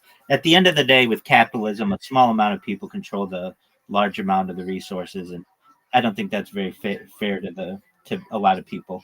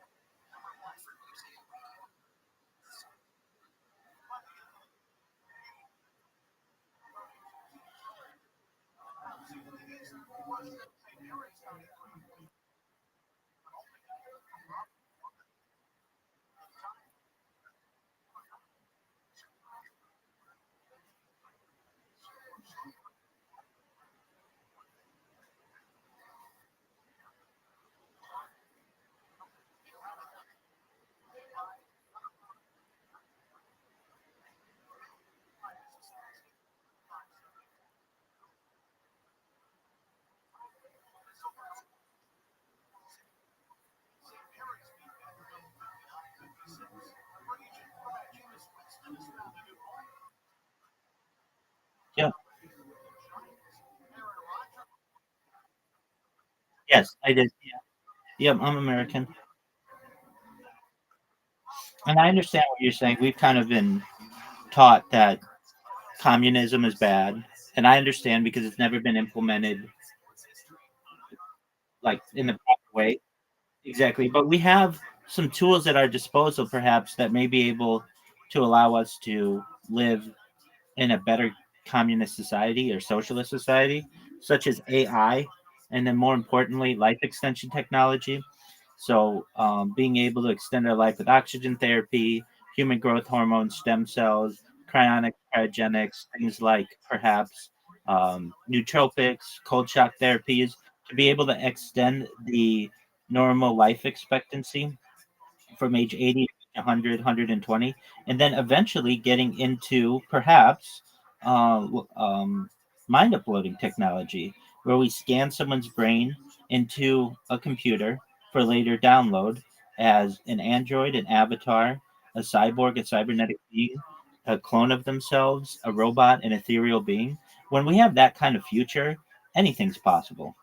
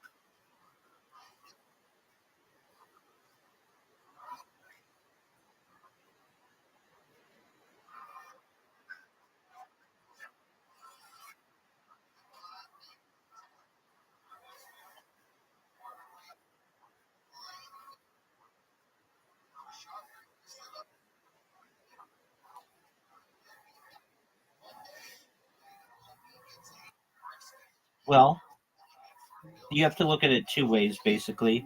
If given enough time, the within a capitalist society, you'll have a small group of people who control the majority, or within a socialist society, you're going to have a small group of people who control the majority. The benefit of the socialist society is that a um, there is a level of um, there's a oh, what's the word for it? Um, there's a like basically there are benefits that you can get when in capitalism they're not. Safety net is the word I was looking for. There are the phrase. So basically within communism there's a safety net that capitalism lacks. And for anyone who thinks like, oh well, we live in a capitalist society, no we don't. There are plenty of socialist implementations that we have.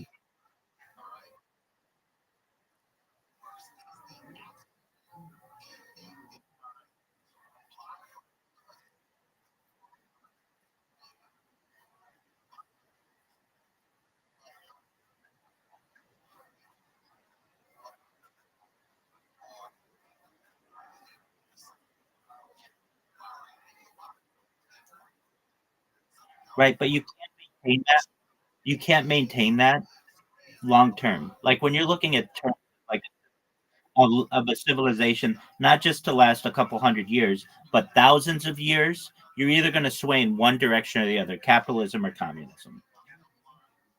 And it's important for people to have a a um a safety net.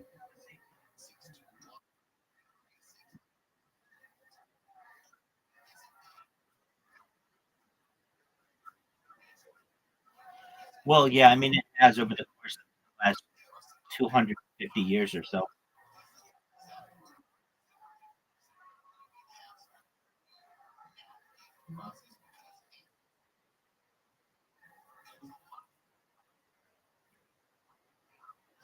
No, no. No. Uh, I really stay as neutral as possible, but I understand if it wasn't Trump, it would be some other right wing person. So I get how it works. Just like on the left, I'm not necessarily against Biden or AOC or Kamala. I understand that they're just basically actors playing a role.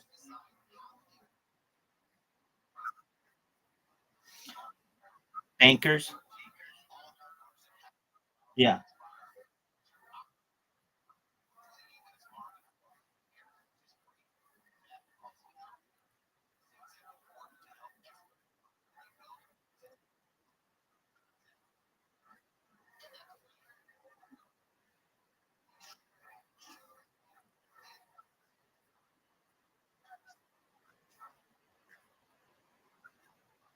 No, actually, I don't. I'll name for you the families that rule the world, and that doesn't necessarily mean that the people with these last names rule the world. I mean, I have one of these last names, and it doesn't mean that I rule the world. But they're Astor, which is not Jewish. They're Bundy, which is not Jewish. There's Carnegie, that's not Jewish. There's Collins, that's not Jewish. They are um, DuPont, that's not Jewish. They are um, Lee, that's not Jewish, that's Asian. They are the Merovingian bloodline. That's not Jewish. That's Roman Catholic generally.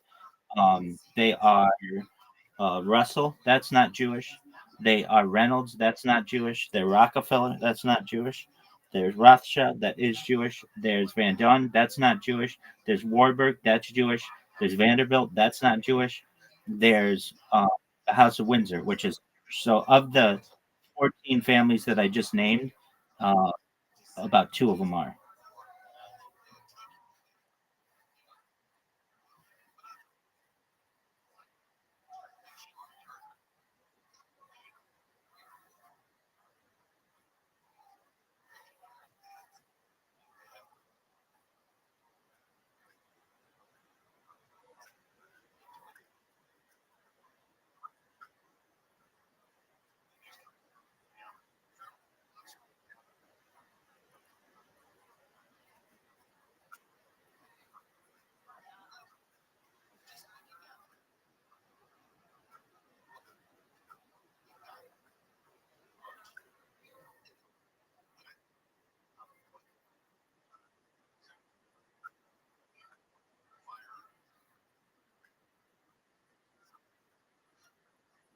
Yeah, but I mean, I can make the argument that within the petroleum industry, a disproportionate amount of Arabians are in that. Within the automotive industry, perhaps a disproportionate amount of Armenians are in it.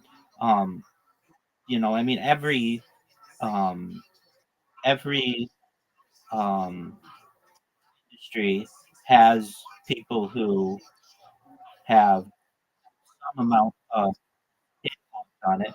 Now, again, the families that I just named, only two of 14 generally have Jewish backgrounds. Now, I can tell you that um, if you were to run the world as a simulation, meaning you run it 1,000 times, every single time, 100% of the times, a small amount of people will essentially be in control of a larger amount of people. So, so what we've seen essentially um, come to fruition is just something that is to be expected and shouldn't be a surprise to many people.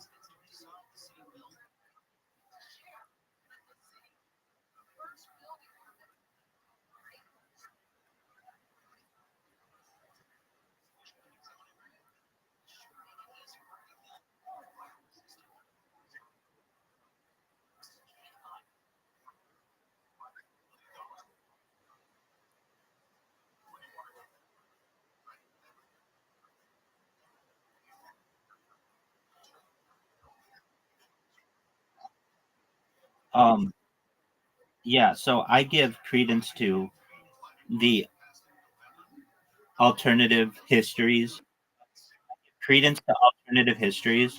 I think it's important that we have these debates. We don't label them as types of theories. That whenever we say with any event in history that it's closed and that it's been decided or that it's been debunked, then that is evidence of manipulation. And we should always be exploring. It's part of science for us to explore. So, all of the things that you named, I think that there's more to them than perhaps have has been disclosed.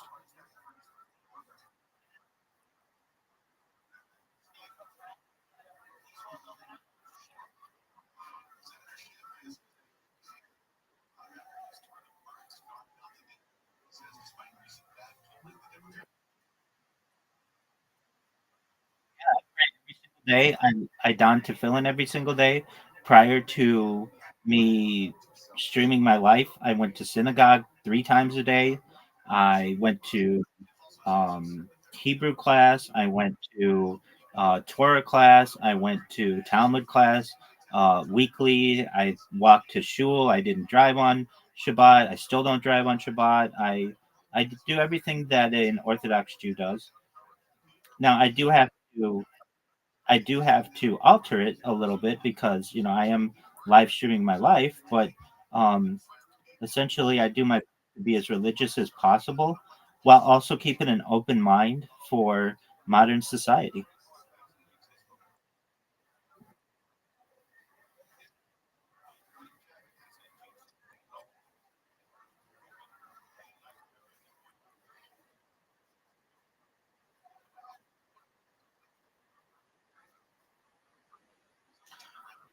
I mean, it comes with a lot of baggage. People immediately think that I rule the world, and I don't. People immediately think that I may be out to get them, and I'm not. I put a humanistic face on the family, and I think that's a positive thing that I can do. Um, I want world peace. It's very important to me. It's something that I strive for every single day, and because of that, it's important, I feel, that people see that there are people within our family and just in the world who want global peace. They don't want war anymore.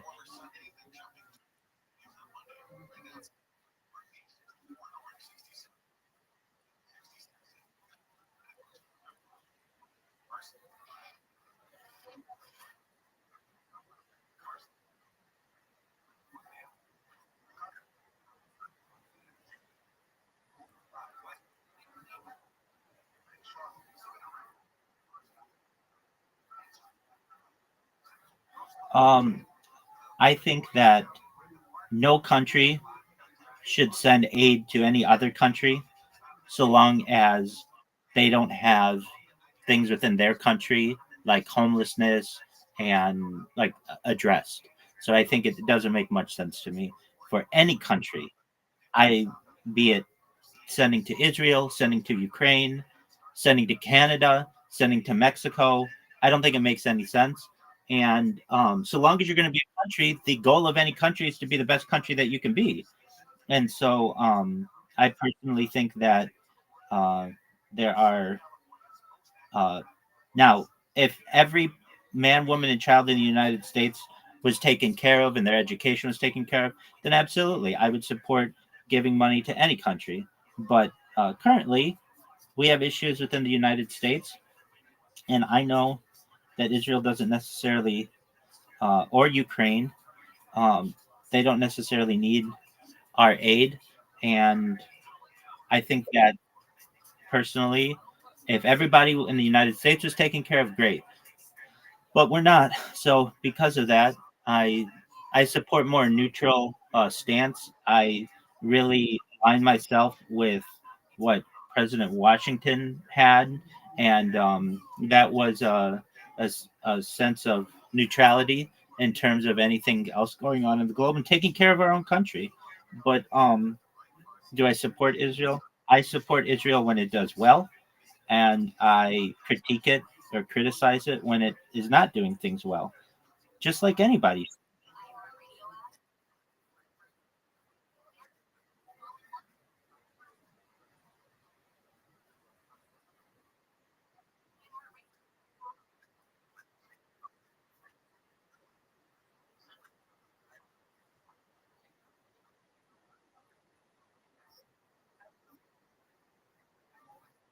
lobbying,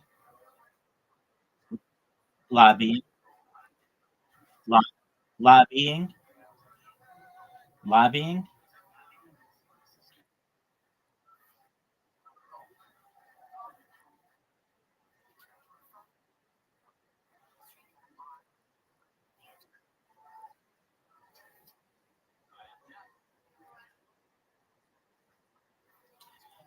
Generally, the military-industrial complex.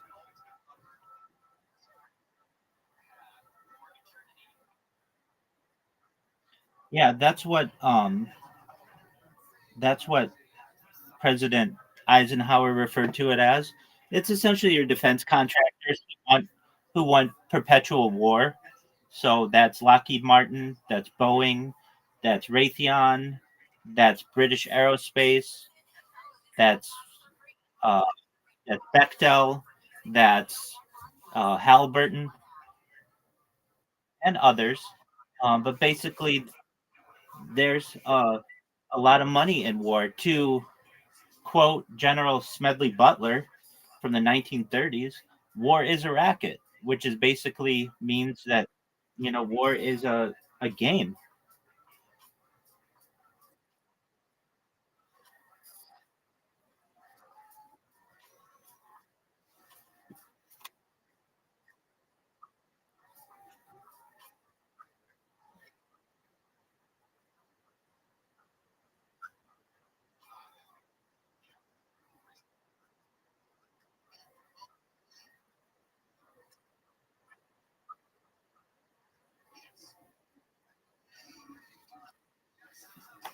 Entitled to that opinion. You're entitled to that opinion. No, no, no, no. You're entitled to that opinion. I mean, um, I personally think that any country, I don't even have to name it, but I'll give it just random examples. Canada shouldn't give any money to Russia if every Canadian isn't taken care of. Um, new, uh, Perhaps El Salvador shouldn't give any money to Colombia until everybody in El Salvador is taken care of. I mean, this is just a nationalist mentality. Now, if you want to get into a globalist mentality, well, then, frankly, what importance do borders even have? We should just have a global government.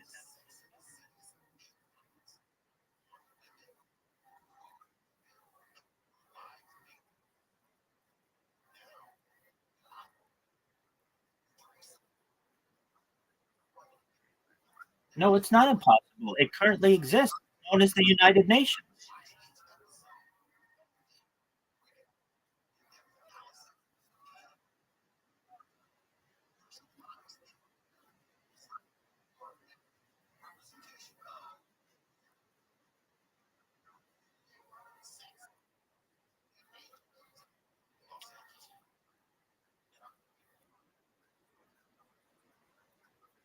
And it should be. And it should be. If we're going to go to a global government. If we're not, if we're going to be nationalists, then your nation should be the primary focus. If we're going to do this a little bit of both, that doesn't make sense to me. We're either going to be one world and be global citizens, or we are going to be individual countries. And if we're going to be one world and individual citizens, then that means that every company, no matter, and really every, I would say, even not for profits, every non governmental organization should give a little bit, maybe 5% or 10% every single year to one giant pool of money, and then be able to provide people with the necessary resources that they need to be able to have sustainable housing and food and all the other things that we should want as a people.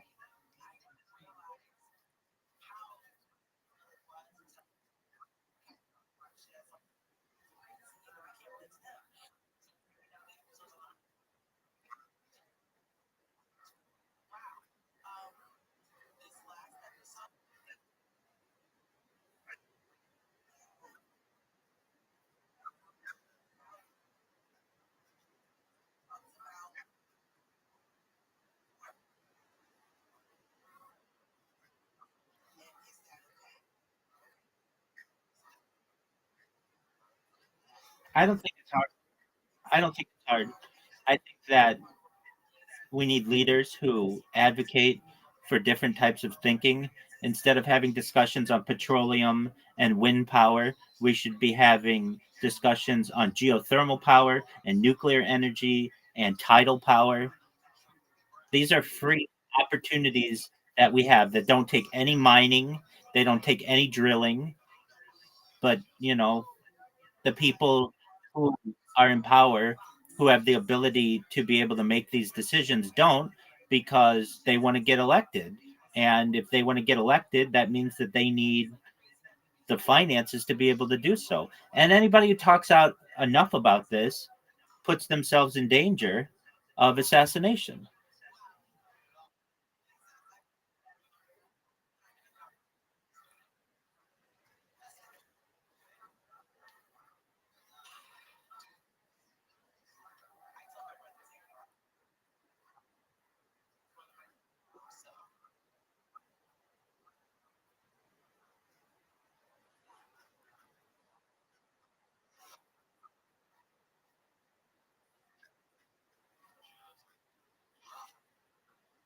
Yeah, so essentially I am an advocate for global citizenry. Now, that doesn't necessarily mean that I agree with what's going on right now. I feel that migrants in the United States are being taken advantage of, and I don't like it. So, for instance, in California, here we have migrant farm workers who cross the border every single day and pull and um, harvest produce for everyone in the world, essentially from the Central Valley, and then they're shipped back, or they travel back to the United States every single day, or back to Mexico every single day. That to me is slave labor because they don't have to pay them at what minimum wage is, and I feel we're taking advantage of those people. And then there's the argument to be made. Well, Americans won't do those jobs. Yes, they will. I disagree with that idea that if you make it so that people get breaks and they get water and you make it a fun, enjoyable environment, you play music with people, you'll get people who are aged 18 to 25 who don't have a current job. And if you pay people enough, they will do that job. It's just the farmers and people um, who control the agricultural industry recognize that they can pay people $2 or $3 and not have to pay people a living wage. And I think that's unfortunate. Additionally, I think that anybody who wants to be an American citizen should be able to be an American citizen, but they should just have to do it the proper way. And that means not crossing the border illegally or in the back of a trunk or something like that. There should be expanded immigration. So instead of allowing only 1 or 2 million people in legally a year, maybe it's 4 or 5 or 10 million people a year. But then people are paying into the tax system, and there's a way for people, a real way for people to become American citizens and to be able to help the economy and help America be a really great country. Currently, that's not in place. Currently, there are people who take advantage of these systems, particularly business owners. If you look at the really any industry, particularly in Southern California, but anywhere within border areas, there are people who are able to work illegally, and that's not right. I mean, really, and the business owners are able to take advantage of these loopholes. I don't think that's right, and I would make it so that more people could be citizens easier, but you have to do it in a legal form.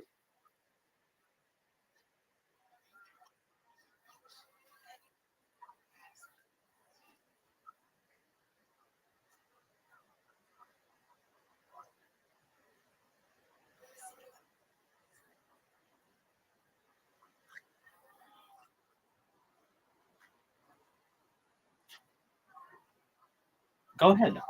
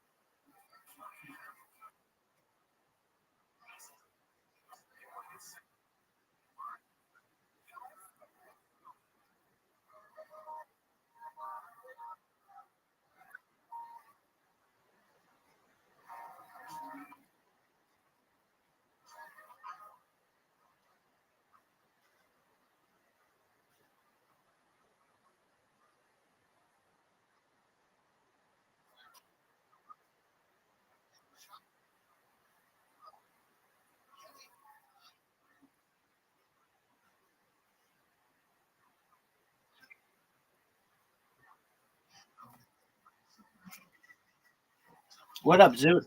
What happened to you?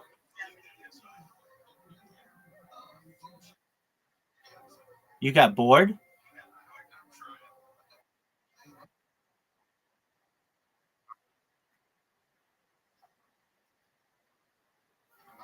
Okay, that all sounds like excuses for your poor mini golf play.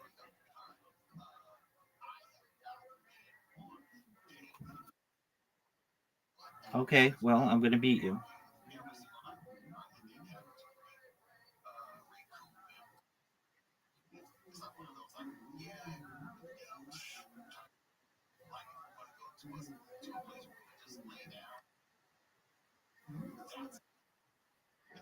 Yep. Um, I've had fish, hamsters, gerbil, or a hamster, gerbils, and dogs.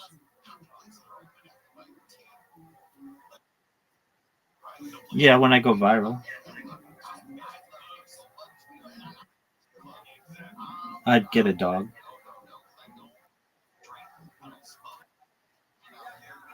Can you have them as pets?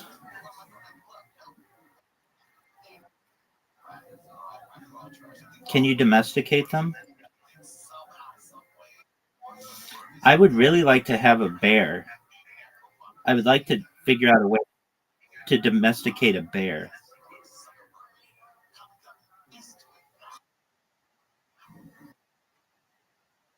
Absolutely.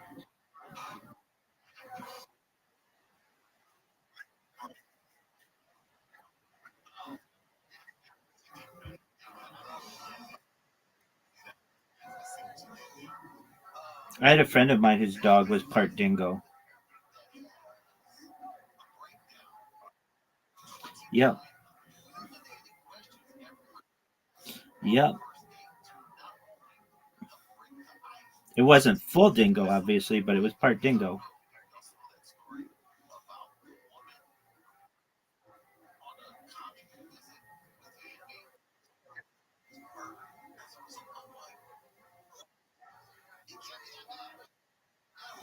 Yeah, he loved it a lot too. His dad was a doctor, and I think they got it. I don't know if they got it from Australia or how they got it from a breeder or something, but it's some kind of special dog, and it was very smart dog too. I don't. Um, well, he moved to where I was, so I don't know exactly where they got it, but I've heard of other people in California having like well, the big thing isn't necessarily dingo dogs, but wolf dogs. That's the more popular thing nowadays. And yeah, so yeah, they can be really dangerous, but they can also be similar to dogs. I knew some people, or I was aware of some people in San Diego who would just have their dog, their wolf dog, and just walk it downtown and scare people.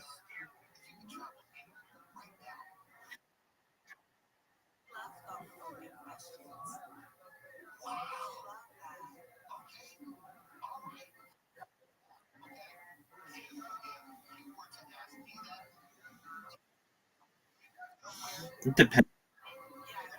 Um, Usually, I have people in here from like all over the world.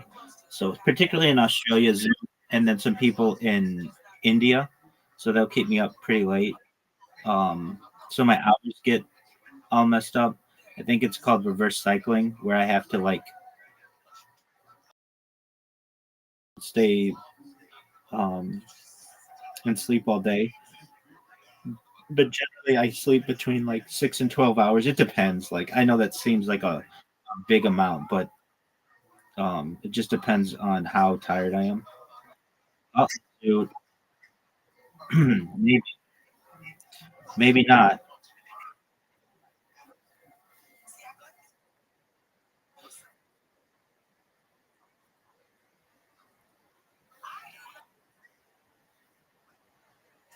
Maybe.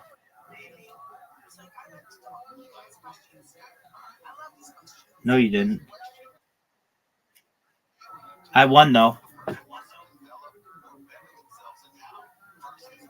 How'd you like that, Zoot?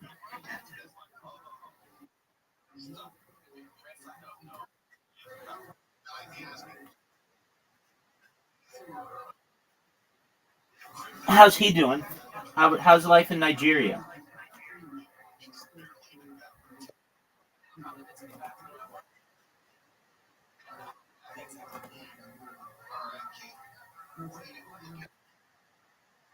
Well, what else is new, dog? He's in Nigeria.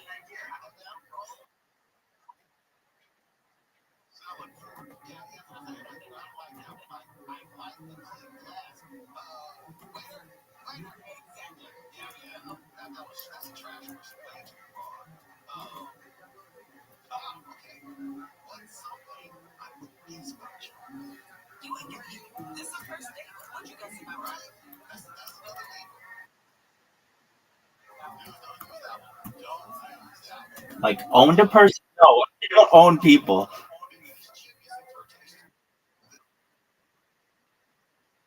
Dog, I get Nigerians or just people in Africa in general on a daily basis, not including Bitcoin Obama. I'm live on um I'm live on Twitter right now. So I get people all the time, especially from like Gambia, Nigeria, are big ones, Congo, all kinds of places. And I do my best to help them.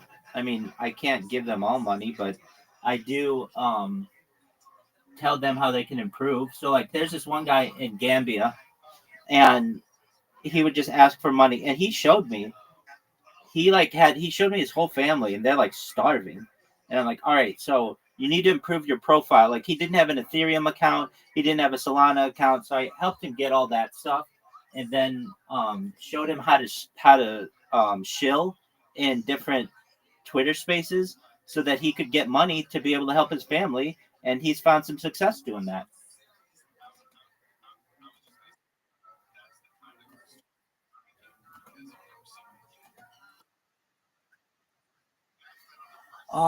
No, there are some questions that I feel are um uh they are they're loaded questions. So like for instance, if I were to ask you, Milk, yes or no, do you still beat your wife? Yes or no?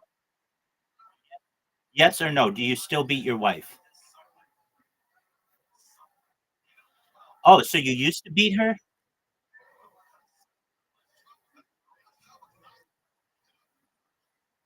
So like a lot of questions, if they're loaded like that, I'll just refuse to answer them because I've never been married, so it's not even a relevant question.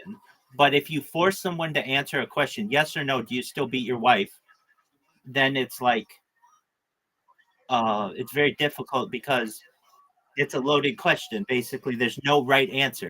If you say yes, I still beat my wife, well then you're a wife beater. And if you say no, I then you so you beat your wife.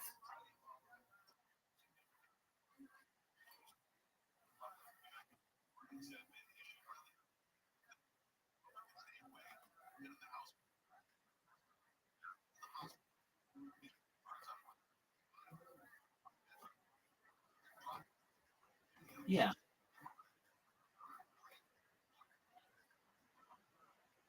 Yeah. I mean, I've given that stuff out in the past. My mom has a Hebrew name. How much money's in my bank account? Enough. I don't have to let everybody know every aspect of my life, but I've given my social security number out on stream many times.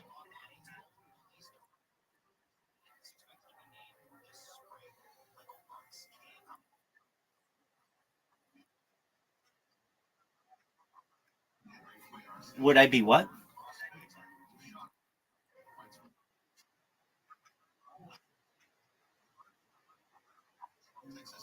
Yeah. So I don't think it's right to put my hands on someone without their consent. But if I had a wife and she really like had a kink fetish and wanted me to choke her um in a safe way or spank her in a safe way, I'd be okay with doing that with her consent. It's very important, consent over anything in that situation. So if I had a wife who just had a spanking fetish and liked when we had sex, if she wanted me to spank her, I would do that. And so that could be argued that, oh, that's beating your wife. Well, not necessarily. I had her consent and it was to increase her sexual arousal and she wanted me to do it. Is that really beating your wife? One person may say yes, another person, probably the majority of people, would say no.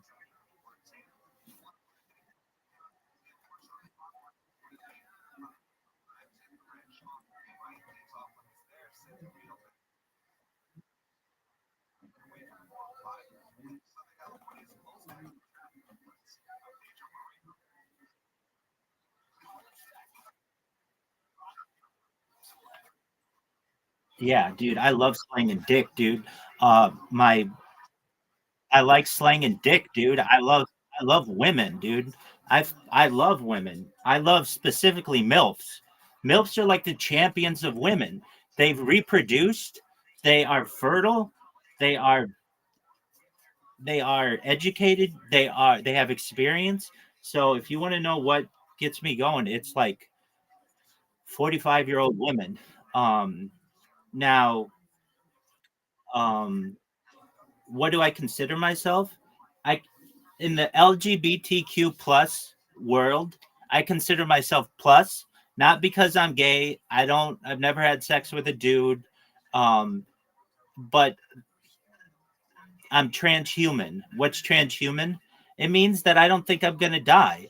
I think that there's an opportunity, perhaps, of mind uploading technology where I can scan my brain into a computer like a CAT scanner and an MRI, knowing where every atom is in my central nervous system and my peripheral nervous system, for later download as an android, an avatar, a cyborg, a cybernetic being, a clone of myself, a robot, an ethereal being, perhaps anything that I want to be, have a digital immortality. And if that happens, I might want to have sex with extraterrestrial beings and perhaps, huge amounts of women at once.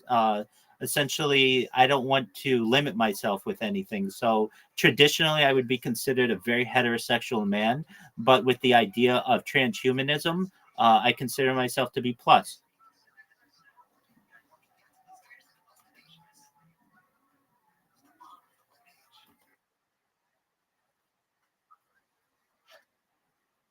Yeah, I recognize that. Just one moment. I'm gonna it's because I have to restart my computer. Oh, is that why? Yeah. I have to I have to, no wonder, because I can hear it. I'm lagging.